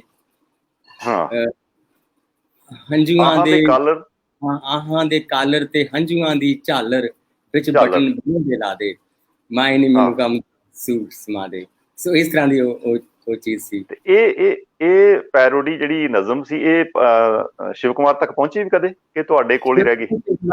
ਮੇਰੇ ਤੋਂ ਮਤਲਬ ਸੀ, ਜਦੋਂ ਮੈਂ ਯਾਦ ਹੈ ਵੀ ਇੱਕ ਵਾਰੀ ਮੈਂ ਲਿਖਿਆ ਸ਼ਿਵ ਕੁਮਾਰ ਨੇ ਮੇਰੀਆਂ 7 ਮੁਲਾਕਾਤਾਂ, ਉਹ 'ਚ ਮੈਂ ਇਹ ਮੈਂਸ਼ਨ ਨਹੀਂ ਕੀਤਾ ਵੈਸੇ, ਪਰ ਮੈਂ ਉਹ ਉੱਥੇ ਬਹੁਤ, ਮੈਂ ਇੱਕ ਰਾਤ ਅਸੀਂ ਜਾਨੀ ਸ਼ਿਵ ਹੋਣਾ ਦੇ ਕਰ ਰਹੇ ਹਾਂ, ਮੈਂ ਤੇ ਰਣਜੀਤ ਬਾਜਵਾ ਮੇਰਾ ਦੋਸਤ ਹੈ ਨਾ। ਤੋ ਮੈਂ ਖੁਦ ਨੇ ਉਹ ਸਾਰੀਆਂ ਗੱਲਾਂ ਚੱਲੀਆਂ। ਸੋ ਮੇਰੀ ਆਪਣੀ ਗਜ਼ਲ ਦੀ ਮੈਂ ਬਣਾਈ ਵੀ ਕੋਈ ਕੇਤਲੀ ਚੋਂ ਡੁੱਲ ਗਿਆ ਚਾਹ ਬਣ ਕੇ, ਹਨਾ, ਸਾਡੇ ਬਿਖਰਿਆ ਸਵਾਹ ਬਣ ਕੇ, ਜਾਨੀ ਏਦਾਂ ਵੀ ਉਹ ਬਿਲਕੁਲ। ਸੋ ਇਹੀ ਦੌਰ ਸੀਗਾ। ਸੋ ਉਸ ਵੇਲੇ ਦੀਆਂ ਇਹ ਚੀਜ਼ਾਂ ਨੇ। ਇਹ ਅਸਲ 'ਚ ਮੈਂ ਗੱਲ ਤਾਂ ਛੇੜੀ ਸੀ ਕਿ ਮੈਂ ਆਪ ਸਹਿਜ ਹੋ ਸਕਾਂ ਤੁਹਾਡੇ ਨਾਲ, ਜਿਹੜੀ ਅੱਗੇ ਹੋਰ ਆਪਾਂ ਅੱਧਾ ਪੌਣਾ ਘੰਟਾ ਗੱਲ ਕਰਨੀ ਹੈ, ਉਹਦੇ 'ਚ ਫਿਰ ਮੈਂ ਆਪ ਸੌਖਾ ਰਹਾਂ। ਜੀ। ਅੱਛਾ ਪਾਤਰ ਸਾਹਿਬ, ਤੁਸੀਂ ਇਹ ਦੱਸੋ ਕਿ ਤੁਸੀਂ ਕਵਿਤਾ ਲਿਖਦੇ ਕਿਸ ਤਰ੍ਹਾਂ ਹੋ? ਹਰ ਕਵੀ ਦਾ ਆਪਣਾ ਇੱਕ ਅੰਦਾਜ਼, ਤਰੀਕਾ ਹੁੰਦਾ ਹੈ। ਮਤਲਬ ਜਿਹੜੀ ਕਵਿਤਾ ਇੱਕ ਨਹੀਂ ਸ਼ਾਨਦਾਰ ਕਵਿਤਾ ਬਣ ਕੇ ਸਾਡੇ ਸਾਰੇ ਪੰਜਾਬੀਆਂ ਕੋਲ ਆਉਂਦੀ, ਉਹ ਕਵਿਤਾ ਬਣਦੀ ਕਿਵੇਂ ਤੁਹਾਡੇ ਨਜ਼ਦੀਕ, ਕਿਵੇਂ ਪੈਦਾ? ਇਸ ਤਰ੍ਹਾਂ ਹੁੰਦੇ, ਮੈਂ ਬਹੁਤ ਸਾਲ ਤਾਂ ਕਵੀ ਬਣਨ ਲਈ ਤਰਲੇ ਲੈ, ਮੈਂ ਸਮਝਦਾ ਕਿ ਮੈਂ 4ਥੀ ਜਮਾਤ ਤੋਂ ਹੀ ਮੈਂ ਲਿਖਿਆ ਸੀ ਕਿ ਮੈਂ ਖੂਬ ਪਿੱਟਣਾ ਸ਼ੁਰੂ ਕਰ ਦਿੱਤਾ, ਜਿੱਥੇ ਮਿੱਟੀ ਆਈ ਜਾਂਦੀ ਸੀ। ਤੇ ਚਲੋ ਮੈਟ੍ਰਿਕ 'ਚ ਵੀ ਮੈਂ ਕੁਛ ਲਿਖਿਆ, ਫਿਰ ਮੈਂ ਕਾਲਜ ਚਲਾ ਗਿਆ, ਫਿਰ ਮੈਂ ਕੁਛ ਲਿਖਿਆ ਤੇ ਗੀਤ ਵੀ ਕੁਛ ਇੱਦਾਂ ਦੇ ਲਿਖੇ, ਪਰ ਮੈਨੂੰ ਲੱਗਿਆ ਨਹੀਂ ਵੀ ਉਹ ਕਵਿਤਾ ਬਣ ਗਈ ਆ। ਪਰ ਜਦੋਂ ਮੈਨੂੰ ਪਹਿਲੀ ਵਾਰ ਲੱਗਾ ਕਿ ਮੈਂ ਇਹ ਕਵਿਤਾ ਵਰਗੀ ਇਹ ਕੁਛ ਮੇਰੇ ਖੂਹ ਤੋਂ ਸ਼ਾਇਦ ਪਾਣੀ ਆ ਗਿਆ, ਤਾਂ ਉਹ ਇੱਕ ਨਜ਼ਮ ਗਾਇਕਾ ਸੀ ਜਿਹੜੀ ਪ੍ਰੀਤ ਲੜੀ। ਮੈਂ ਪਹਿਲਾਂ ਕਵਿਤਾਵਾਂ ਭੇਜੀਆਂ ਪ੍ਰੀਤ ਲੜੀ ਨੂੰ, ਮੇਰੀਆਂ ਕਵਿਤਾਵਾਂ 2 ਵਾਰੀ ਮੁੜ ਆਈਆਂ ਵਾਪਸ ਕਿ ਅਸੀਂ ਖੁਸ਼ੀ ਨਹੀਂ ਲੈ ਸਕਾਂਗੇ। पर तीसरी बार मैंने तीसरी बारी मैंने बहुत प्यारा खाता आया नवतेज होना कहते तू अपनियां 2-3 कवितावां होर तेज मैं पूरा सफा तेरा छापना चाहना ते वो फिर सन 64 ਵਿੱਚ 1964 ਵਿੱਚ ਪ੍ਰੀਤ ਲੜੀ ਵਿੱਚ ਮੇਰੀਆਂ ਇੱਕ ਪੂਰਾ ਸਫਾ ਤੇ ਉਦੋਂ ਮੈਂ ਅਜੇ ਪਾਤਰ ਵੀ ਨਹੀਂ ਬਣਿਆ ਸੀਗਾ ਤੇ ਉਹਨਾਂ ਨੇ ਪੱਤਣ ਮੇਰਾ ਉਹਨਾਂ ਨੂੰ ਪੱਤਰ ਪਸੰਦ ਨਹੀਂ ਸੀ ਉਹਨਾਂ ਨੇ ਸੁਰਜੀਤ ਪੱਤਣ ਤੇ ਮੇਰੀਆਂ ਨਾਂ ਤੇ ਉਹ ਕਵਿਤਾਵਾਂ ਅੱਛਾ ਛਾਪੀਆਂ ਉਹਨਾਂ ਦਾ ਪੇਜ ਮੈਂ ਫੋਟੋ ਕਰਕੇ ਰੱਖਿਆ ਹੋਇਆ ਤੋ ਮੈਂ ਉਹ ਤੋਂ ਬਾਅਦ ਇਦਾਂ ਮਹਿਸੂਸ ਕਰਦਾ ਕਿ ਜਿਸ ਤਰ੍ਹਾਂ ਮੈਨੂੰ ਮੈਂ ਜਦੋਂ ਵੀ ਯਾਦ ਕਰਦਾ ਕਿ ਮੈਂ ਕਿਹੜੀ ਕਵਿਤਾ ਕਿੱਦਾਂ ਲਿਖੀ ਸੀ ਤੇ ਮੈਨੂੰ ਕੁਝ ਕਵਿਤਾਵਾਂ ਇਦਾਂ ਯਾਦ ਆਉਂਦੀਆਂ ਕਿ ਜਿਵੇਂ ਮਿਸਾਲ ਤੌਰ ਤੇ ਮੈਂ ਆਮ ਤੌਰ ਤੇ ਗੱਲ ਕਰਦਾ ਹੁੰਦਾ ਕੁਝ ਕਿਹਾ ਤਾਂ ਹਨੇਰਾ ਇਹਦਾ ਕਿ ਤੇਰੇ ਨਾਲ ਵੀ ਮੈਂ ਸ਼ੇਅਰ ਕਰ ਚੁੱਕਾ ਕਿ ਮੈਂ ਜਦੋਂ ਜੀ ਕਿ ਬਹੁਤ ਵਾਰੀ ਕਵਿਤਾ ਇਦਾਂ ਆਉਂਦੀ ਕਿ ਮੈਨੂੰ ਇੱਕ ਪਲ ਪਹਿਲਾਂ ਮੇਰੇ ਮਨ 'ਚ ਕੋਈ ਇਦਾਂ ਨਹੀਂ ਕਿ ਮੈਂ ਕਵਿਤਾ ਕਈ ਵਾਰ ਦੋ ਤਰ੍ਹਾਂ ਦੇ ਤਰੀਕੇ ਹੋਤਾ ਦੇ ਕਵਿਤਾ ਸੋ ਮੈਨੂੰ ਉਹ ਯਾਦ ਹੈ ਕਿ ਮੈਂ ਪੁਰਾਣੀਆਂ ਕਚਹਿਰੀਆਂ ਚੋਂ ਲੰਘ ਕੇ ਆ ਰਿਹਾ ਸ਼ਾਮ ਪਈ ਆ ਲੁਧਿਆਣੇ ਦੀਆਂ ਤੇ ਵਕੀਲਾਂ ਦੇ ਖੋਖੇ ਆ ਸਿਰਫ ਕਚਹਿਰੀ ਬੰਦ ਹੋ ਚੁੱਕੀ ਆ ਤੇ ਅਦਾਲਤ ਦੀ ਇਮਾਰਤ ਹੈ ਤੇ ਜਾਂ ਮੂੰਹ ਨੇਰੇ 'ਚ ਕੁਝ ਮੁੱਖ ਖੜੋਤੇ ਆ ਸੋ ਮੇਰੇ ਮਨ 'ਚ ਜਾਨੀ ਇਹੀ ਤਰ੍ਹਾਂ ਇਦਾਂ ਹੀ ਆਇਆ ਕਿ ਇਸ ਅਦਾਲਤ 'ਚ ਬੰਦੇ ਬਿਰਖ ਹੋ ਗਏ ਫੈਸਲੇ ਸੁਣਦੇ ਆ ਸੁੱਕ ਗਏ ਆਖੋ ਇਹਨਾਂ ਨੂੰ ਜਿਹੜੇ ਘਰੀ ਜਾਣ ਹੁਣ ਇਹ ਕਦੋਂ ਤੀਕ ਇੱਥੇ ਖੜੇ ਰਹਿਣਗੇ ਔਰ ਮੇਰੇ ਕੋਲ ਕੋਈ ਕਾਗਜ਼ ਪੈਨਸਿਲ ਵੀ ਨਹੀਂ ਸੀਗਾ ਮੈਨੂੰ ਯਾਦ ਹੈ ਕਿ ਮੈਂ ਤੁਰਿਆ ਆਉਣਾ ਉਦੋਂ ਜਾਨੀ ਲੁਧਿਆਣਾ ਬਹੁਤ ਰਸ਼ ਵਾਲਾ ਸ਼ਹਿਰ ਨਹੀਂ ਸੀਗਾ ਤੋ ਮੈਂ ਕੁਮਾਰ ਮੰਡੀ ਚੋਂ ਲੰਘਿਆ ਜੌਰਜ ਸੜਕ ਤੋਂ ਲੰਘਿਆ और मैं गेट नंबर 10 घोषित आया तो तब तक कि वो मेरी जी गजल सी मेरे मन से पूरी मुकम्मल इस तक हो चुकी थी ये भी शायद मेरा अपना वहम है कोई दीवा बढ़ेगा हाँ दीवा जगेगा खबर तेजे सो इहो गजल एक तरह उस शाम मैं घर अपने कमरे से आके नोट की है सो मैं इस गजल नूं मैं इदा समझदा कि हुण ये कि ये लिखण मैं जानी इस तो बाद एक शब्द बदलिया ਜਦੋਂ ਮੈਂ ਲਿਖੀ ਸੀ ਇਹਦੇ ਵਿੱਚ ਲਿਖਿਆ ਸੀਗਾ ਮੈਂ ਕਿ ਜੋ ਵਿਦੇਸ਼ਾਂ 'ਚ ਰੁਲਦੇ ਨੇ ਰੋਟੀ ਲਈ ਪਰ ਮੈਂ ਦੂਏ ਦਿਨ ਪੜ੍ਹਦਿਆਂ ਮੈਂ ਕਿਹਾ ਨਹੀਂ ਮੈਨੂੰ ਰੋਜ਼ੀ ਲਈ ਮੈਨੂੰ ਜ਼ਿਆਦਾ ਅੱਛਾ ਲਫ਼ਜ਼ ਲੱਗਦਾ ਨਾ ਸੋ ਮੇਰੇ ਕੁਝ ਅਨੁਭਵ ਇੱਦਾਂ ਦੇ ਨੇ ਜਿਹੜੇ ਇਹ ਸੀ ਜਾਂ ਮੈਂ ਜਿੱਦਾਂ ਮੇਰੀ ਇਹ ਗਜ਼ਲ ਹੈ ਕਿ ਚੱਲ ਪਾਤਰ ਹੁਣ ਢੂੰਡਣ ਚੱਲੀਏ ਫੁੱਲੀਆਂ ਹੋਈਆਂ ਥਾਵਾਂ ਤੇ ਇਹ ਮੈਨੂੰ ਯਾਦ ਹੈ ਕਿ ਮੈਂ ਸੁਰਿੰਦਰ ਸੀਰਾ ਕੋਲ ਲੰਡਨ ਠਹਿਰਿਆ ਹੋਇਆ ਸੀਗਾ ਤੇ ਇੱਕ ਰਾਤ ਪਹਿਲਾਂ ਅਸੀਂ ਕਿਸੇ ਗੱਲ ਤੇ ਬਹੁਤ ਬਹਿਸ ਹੁੰਦੀ ਰਹੀ ਸਾਡੀ ਪੰਜਾਬ ਦੀ ਸਮੱਸਿਆ ਤੇ ਅਸੀਂ ਕਾਫੀ ਦੋਸਤ ਸੀਰੇ ਦੇ ਘਰ ਸੀਗੇ ਦਿਨੇ ਇੱਕ ਸੈਮੀਨਾਰ ਸੀ ਸੈਮੀਨਾਰ ਵਿੱਚ ਵੀ ਡਿਸਕਸ਼ਨ ਸੀਗੀਆਂ ਬਹੁਤ ਸਾਰੀਆਂ ਤੇ ਮੈਨੂੰ ਯਾਦ ਹੈ ਕਿ ਮੈਂ ਬਹੁਤ ਵੱਡੇ ਬਹੁਤ ਬੇਚੈਨ ਕਿਸਮ ਦੀਆਂ ਬਹਿਸਾਂ ਸੀਗੀਆਂ ਤੇ ਸੌਂਦੇ ਪਰ ਮੈਨੂੰ ਮੇਰੀ ਬਹੁਤ ਵੱਡੇ ਤੜਕੇ ਜਿਹੜੀ ਆ ਉਹ ਨੀਂਦ ਮੇਰੀ ਟੁੱਟੀ ਤੇ ਮੈਨੂੰ ਯਾਦ ਹੈ ਕਿ ਚੱਲ ਪਾਤਰ ਹੁਣ ਢੂੰਡਣ ਚੱਲੀਏ ਇਹ ਨਜ਼ਮ ਇੱਕ ਵੇ ਨਜ਼ਮ ਸੀ ਕਿ ਤੇਰੀ ਹਰ ਨਜ਼ਮ ਪਾਤਰ ਵਿਕ ਗਈ ਹੈ ਤੇਰੇ ਗੀਤਾਂ ਦਾ ਸੌਦਾ ਹੋ ਗਿਆ ਹੈ ਤੇਰੀ ਪਰਵਾਜ਼ ਤੋਂ ਖੁਸ਼ ਇਹ ਮੈਨੂੰ ਭੁੱਲ ਚੱਲਣੀ ਸੀ ਗੱਲ ਮੇਰੇ ਮਨ 'ਚ ਸੀ ਇਹ ਨਜ਼ਮ ਇਹਦੇ ਪਿੱਛੇ ਕੀ ਸੀ ਇਹਦੇ ਵਿੱਚ ਬਹੁਤ ਇਸ ਤਰ੍ਹਾਂ ਦੀ ਗੱਲਾਂ ਕਿ ਜਿਹੜੀਆਂ ਤੁਸੀਂ ਆਪਣੇ ਆਪ ਨਾਲ ਗੱਲਾਂ ਕਰਦੇ ਹੋ ਆਪਣੇ ਆਪ ਨੂੰ ਸਵਾਲ ਕਰਦੇ ਹੋ ਆਪਣੇ ਆਪ ਨਾਲ ਇੱਕ ਉਹਦੇ ਅੰਦਰ ਜਿਹੜਾ ਕਸ਼ਮਕਸ਼ ਸੰਤਾਪ ਚੱਲਦਾ ਪਿਆ ਇਹਦੇ ਪਿੱਛੇ ਕੀ ਕਹਾਣੀ ਸੀ ਕੀ ਸੀ ਮਤਲਬ ਵੈਸੇ ਤਿੰਨੇ ਜਿਹੜੇ ਨਜ਼ਮਾਂ ਸੀਗੀਆਂ ਇਹਨਾਂ ਦਾ ਇਹਦੀ ਇੱਕ ਤਾਂ ਪੰਜਾਬ ਸਮੱਸਿਆ ਦਾ ਪਿਛੋਕੜ ਸੀਗਾ ਕਿ ਦੂਆ ਸੀ ਕਿ ਉਹ 'ਚ ਮੈਂ ਕਹਿੰਦਾ ਨਾ ਕਿ ਮਾਰੂ ਥਲ ਚੋਂ ਭੱਜ ਆਇਆ ਮੈਂ ਆਪਣੇ ਪੈਰ ਬਚਾ ਕੇ ਪਰ ਉੱਥੇ ਰਹਿ ਗਈਆਂ ਜੋ ਸਨ ਮੇਰੀ ਖਾਤਰ ਰਾਵਾਂ ਕਿ ਉਹ ਇੱਕ ਜਿੱਦਾਂ ਉਹ ਕੁਝ ਪਰਦੇਸੀ ਵੀ ਐ ਸੋਚਦੇ ਆ ਕਿ ਅਸੀਂ ਜਿੱਥੇ ਸਾਡੀਆਂ ਰਾਵਾਂ ਸੀ ਉਹ ਅਸੀਂ ਰਾਵਾਂ ਉਹ ਤਾਂ ਧਰਤੀ ਛੱਡ ਆਏ ਆ ਹੁਣ ਸਾਡੇ ਅਸੀਂ ਪੈਰ ਅਸੀਂ ਲੈ ਆਏ ਇੱਥੇ ਲੇਕਿਨ ਸਾਡੀਆਂ ਰਾਵਾਂ ਉੱਥੇ ਨੇ ਜਾਂ ਮਾਰੂ ਥਲ ਚੋਂ ਭੱਜ ਆਇਆ ਮੈਂ ਆਪਣੇ ਪੈਰ ਬਚਾ ਕਿ ਮੈਂ ਸਾਗਰ ਦੇ ਕੰਢੇ ਬੈਠਾ ਕੋਰੇ ਕਾਗਜ਼ ਲੈ ਕੇ ਉਧਰ ਮਾਰੂ ਥਲ ਵਿੱਚ ਮੈਨੂੰ ਟੋਲਦੀਆਂ ਕਵਿਤਾਵਾਂ ਸੋ ਇਹਨਾਂ ਦਾ ਪਿਛੋਕੜ ਇੱਕ ਤਰ੍ਹਾਂ ਇਹੀ ਸੀਗਾ ਕਿ ਜਿੱਦਾਂ ਜਦੋਂ ਅਸੀਂ ਪ੍ਰਦੇਸ਼ ਜਾਂਦੇ ਹਾਂ ਤਾਂ ਸਾਡੇ ਮਨ 'ਚ ਕਦੀ ਇਦਾਂ ਦਾ ਵੀ ਗੁਨਾਹ ਦਾ ਅਹਿਸਾਸ ਵੀ ਆਉਂਦਾ ਕਈ ਵਾਰੀ ਕਿ ਅਸੀਂ ਇੱਥੇ ਬੈਠੇ ਹਾਂ, ਉੱਥੇ ਅੱਗ ਬਲ ਰਹੀ ਆ ਜਾਂ ਅਸੀਂ ਸੋਚ ਰਹੇ ਹਾਂ। ਸੋ ਇਦਾਂ ਦਾ ਵੀ ਸੀ। ਦੂਜਾ ਇਹ ਵੀ ਸੀ ਕਿ ਕੁਛ ਇਦਾਂ ਗੱਲਾਂ ਹੁੰਦੀਆਂ ਕਿ ਕੁਛ ਬੰਦੇ ਪ੍ਰਦੇਸ਼ ਤੋਂ ਫਿਰ ਮੁੜਦੇ ਆ, ਜਾਣੀ ਬਹੁਤ ਸਾਰੀ ਟੈਨਸ਼ਨ ਇਹੀ ਸੀ ਕਿ ਜਿੱਦਾਂ ਉੱਥੇ ਆਉਂਦਾ ਕਿ ਬੜਾ ਚਿਰ ਹੱਸਿਆ ਸੋਨੇ ਦਾ ਜੰਗਲ, ਜਦੋਂ ਇਹ ਆਖ ਕੇ ਲੱਗਿਆ ਮੈਂ ਪਰਤਣ ਕਿ ਤੇਰੇ ਚਾਂਦੀ ਰੰਗੇ ਕੰਡਿਆਂ ਵਿੱਚ ਮੇਰੀ ਪਗੜੀ ਦਾ ਸ਼ਮਲਾ ਅੜਕਦਾ, ਮੇਰੀ ਪਗੜੀ ਦਾ ਸ਼ਮਲਾ ਅੜਕਦਾ ਹੈ। ਉਹਨਾਂ ਦੇ ਪਾਉਂਡ ਤਾਂ ਜਿੰਨੇ ਵੀ ਸਨ, ਪਰ ਰੁਪਈਆਂ ਵਿੱਚ ਜਦੋਂ ਆਬਾਦ ਹੋਏ, ਮਹਿੰਗੇ ਨਿਕਲੇ ਚੰਨ ਤਾਰਿਆਂ ਤੋਂ ਤੇ ਸੂਰਜ ਉੱਠਦੇ ਪਲੜੇ ਤੁਲ ਗਿਆ ਹੈ। ਜਿਹੜੀ ਬਹੁਤੀ ਟੈਨਸ਼ਨ ਪ੍ਰਦੇਸ਼ ਸੀ ਕੁਛ ਮੇਰੀਆਂ ਨਿੱਜੀ ਮੇਰਾ ਨਿੱਜੀ ਇਸ ਬਿਲਕੁਲ ਸਾਰੇ ਦੇ ਵਿੱਚ ਔਰ ਪਾਤਰ ਸਾਹਿਬ ਭੂਮਿਕਾ। ਸੋ ਇਹ ਸਵੇਰ ਮੈਂ 3 ਚਿੱਠੀਆਂ ਲਿਖੀਆਂ ਸੀ। ਮੈਂ ਉਹ ਗੱਲ ਪੂਰੀ ਕਰ ਰਹਾ। ਇੱਕ ਸੀ ਕਿ ਦੁੱਖਾਂ ਪਿਆ ਦਿਲ ਪੈਮਾਨਾ ਛੱਡ ਪਰੇ, ਕੀਏ ਹਸਤੀ ਦਾ ਮਕਾਨਾ ਛੱਡ ਪਰੇ, ਤੇ ਫਿਰ ਸੀਗਾ ਕਿ ਛੱਡ ਪਰੇ ਪੰਛੀ ਦਾ ਦਿਲ ਕੰਬੇ ਤੇਰੇ ਹੱਥ ਕੰਬਣ, ਤੇਥੋਂ ਲੱਗਣਾ ਨਹੀਂ ਨਿਸ਼ਾਨਾ ਛੱਡ ਪਰੇ। ਸੋ ਇਹ 3 ਚੀਜ਼ਾਂ ਇੱਕ ਸਵੇਰ ਦੀਆਂ ਨੇ। ਪਰ ਕੁਛ ਨਾ ਸਮਾਂ ਐ ਵੀ ਆ ਕਿ ਜਿਹਨਾਂ ਤੇ ਮੈਂ ਬਹੁਤ ਜਿਹੜੀਆਂ ਅੱਧੀਆਂ ਲਿਖੀਆਂ ਗਈਆਂ, ਫਿਰ ਮੈਂ ਉਹਨਾਂ ਨੂੰ ਅੱਧੀਆਂ ਨੂੰ ਸੋਚਦਾ ਰਹਾ ਕਿ ਕਦ ਕਿੱਦਾਂ ਤੁਰਨਗੀਆਂ ਜਾਂ ਸੋ ਇਦਾਂ ਦੇ ਮੇਰੇ ਦੋਨੋਂ ਤਰ੍ਹਾਂ ਦੇ ਅਨੁਭਵ ਮੇਰੇ ਲਿਖਣ ਦੇ ਆ। ਜਦੋਂ ਤੁਸੀਂ ਕਵਿਤਾ ਲਿਖ ਲੈਂਦੇ ਹੋ, ਸਭ ਤੋਂ ਪਹਿਲਾਂ ਇਹਨੂੰ ਸੁਣਾਉਣ ਦਾ ਮਨ ਹੁੰਦਾ ਜਾਂ ਤੁਸੀਂ ਸੁਣਾਉਂਦੇ ਹੋ?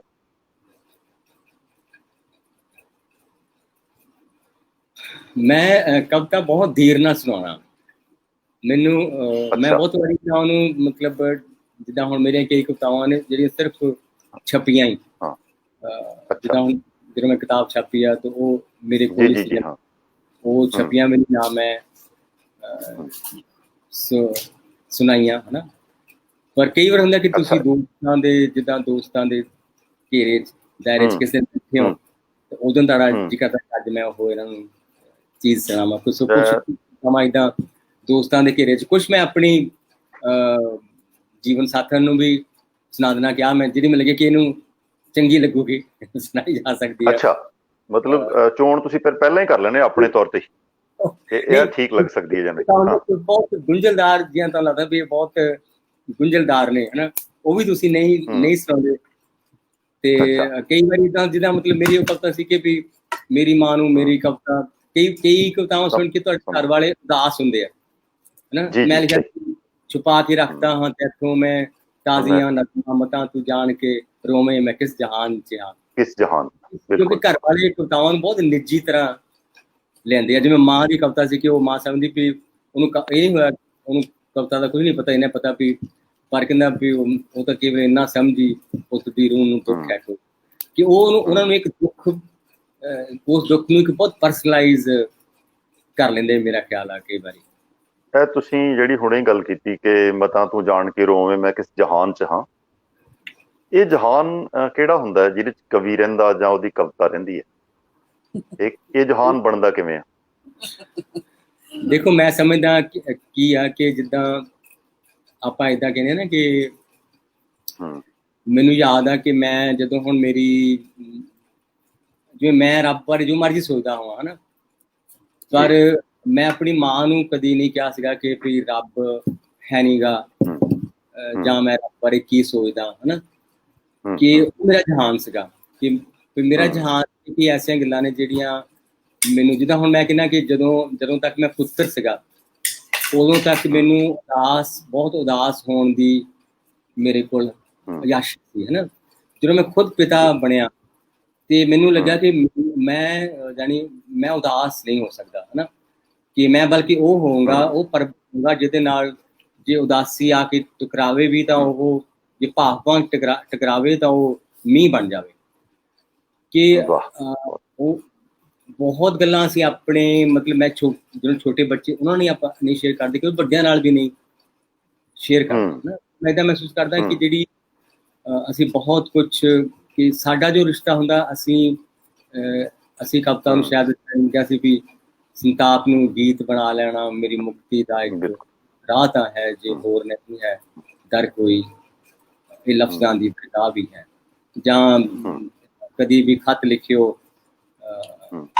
जिवें से कि भी जख्म नूं जख्म लिखो काम खा कमल ना लिखो नहीं मैं अपने तपदे राहां दी गल कदी ना लिखी जदों मैं एक लिखिया कि भी वो मैं गल नहीं कदी लिखी जां मैं क्या सीगा कि मुड़ के पिज्जा टुक है ना बेरहमां दी चाकरी मुड़ के पिज्जा टुक जे कोई साडा मिल पिया दस ना देना हाल साडा मिलिया तो ਉਹਨੂੰ मेरा हाल ना दस्यो तो शायद इदां दियां कुछ कोई ਗੱਲਾਂ ਹੋ ਸਕਦੀਆਂ। ਪਾਤਰ ਸਾਹਿਬ ਕਵੀ ਬਣਨ ਲਈ ਕੀ ਹੋਣਾ ਚਾਹੀਦਾ ਹੁੰਦਾ ਬੰਦੇ ਵਿੱਚ?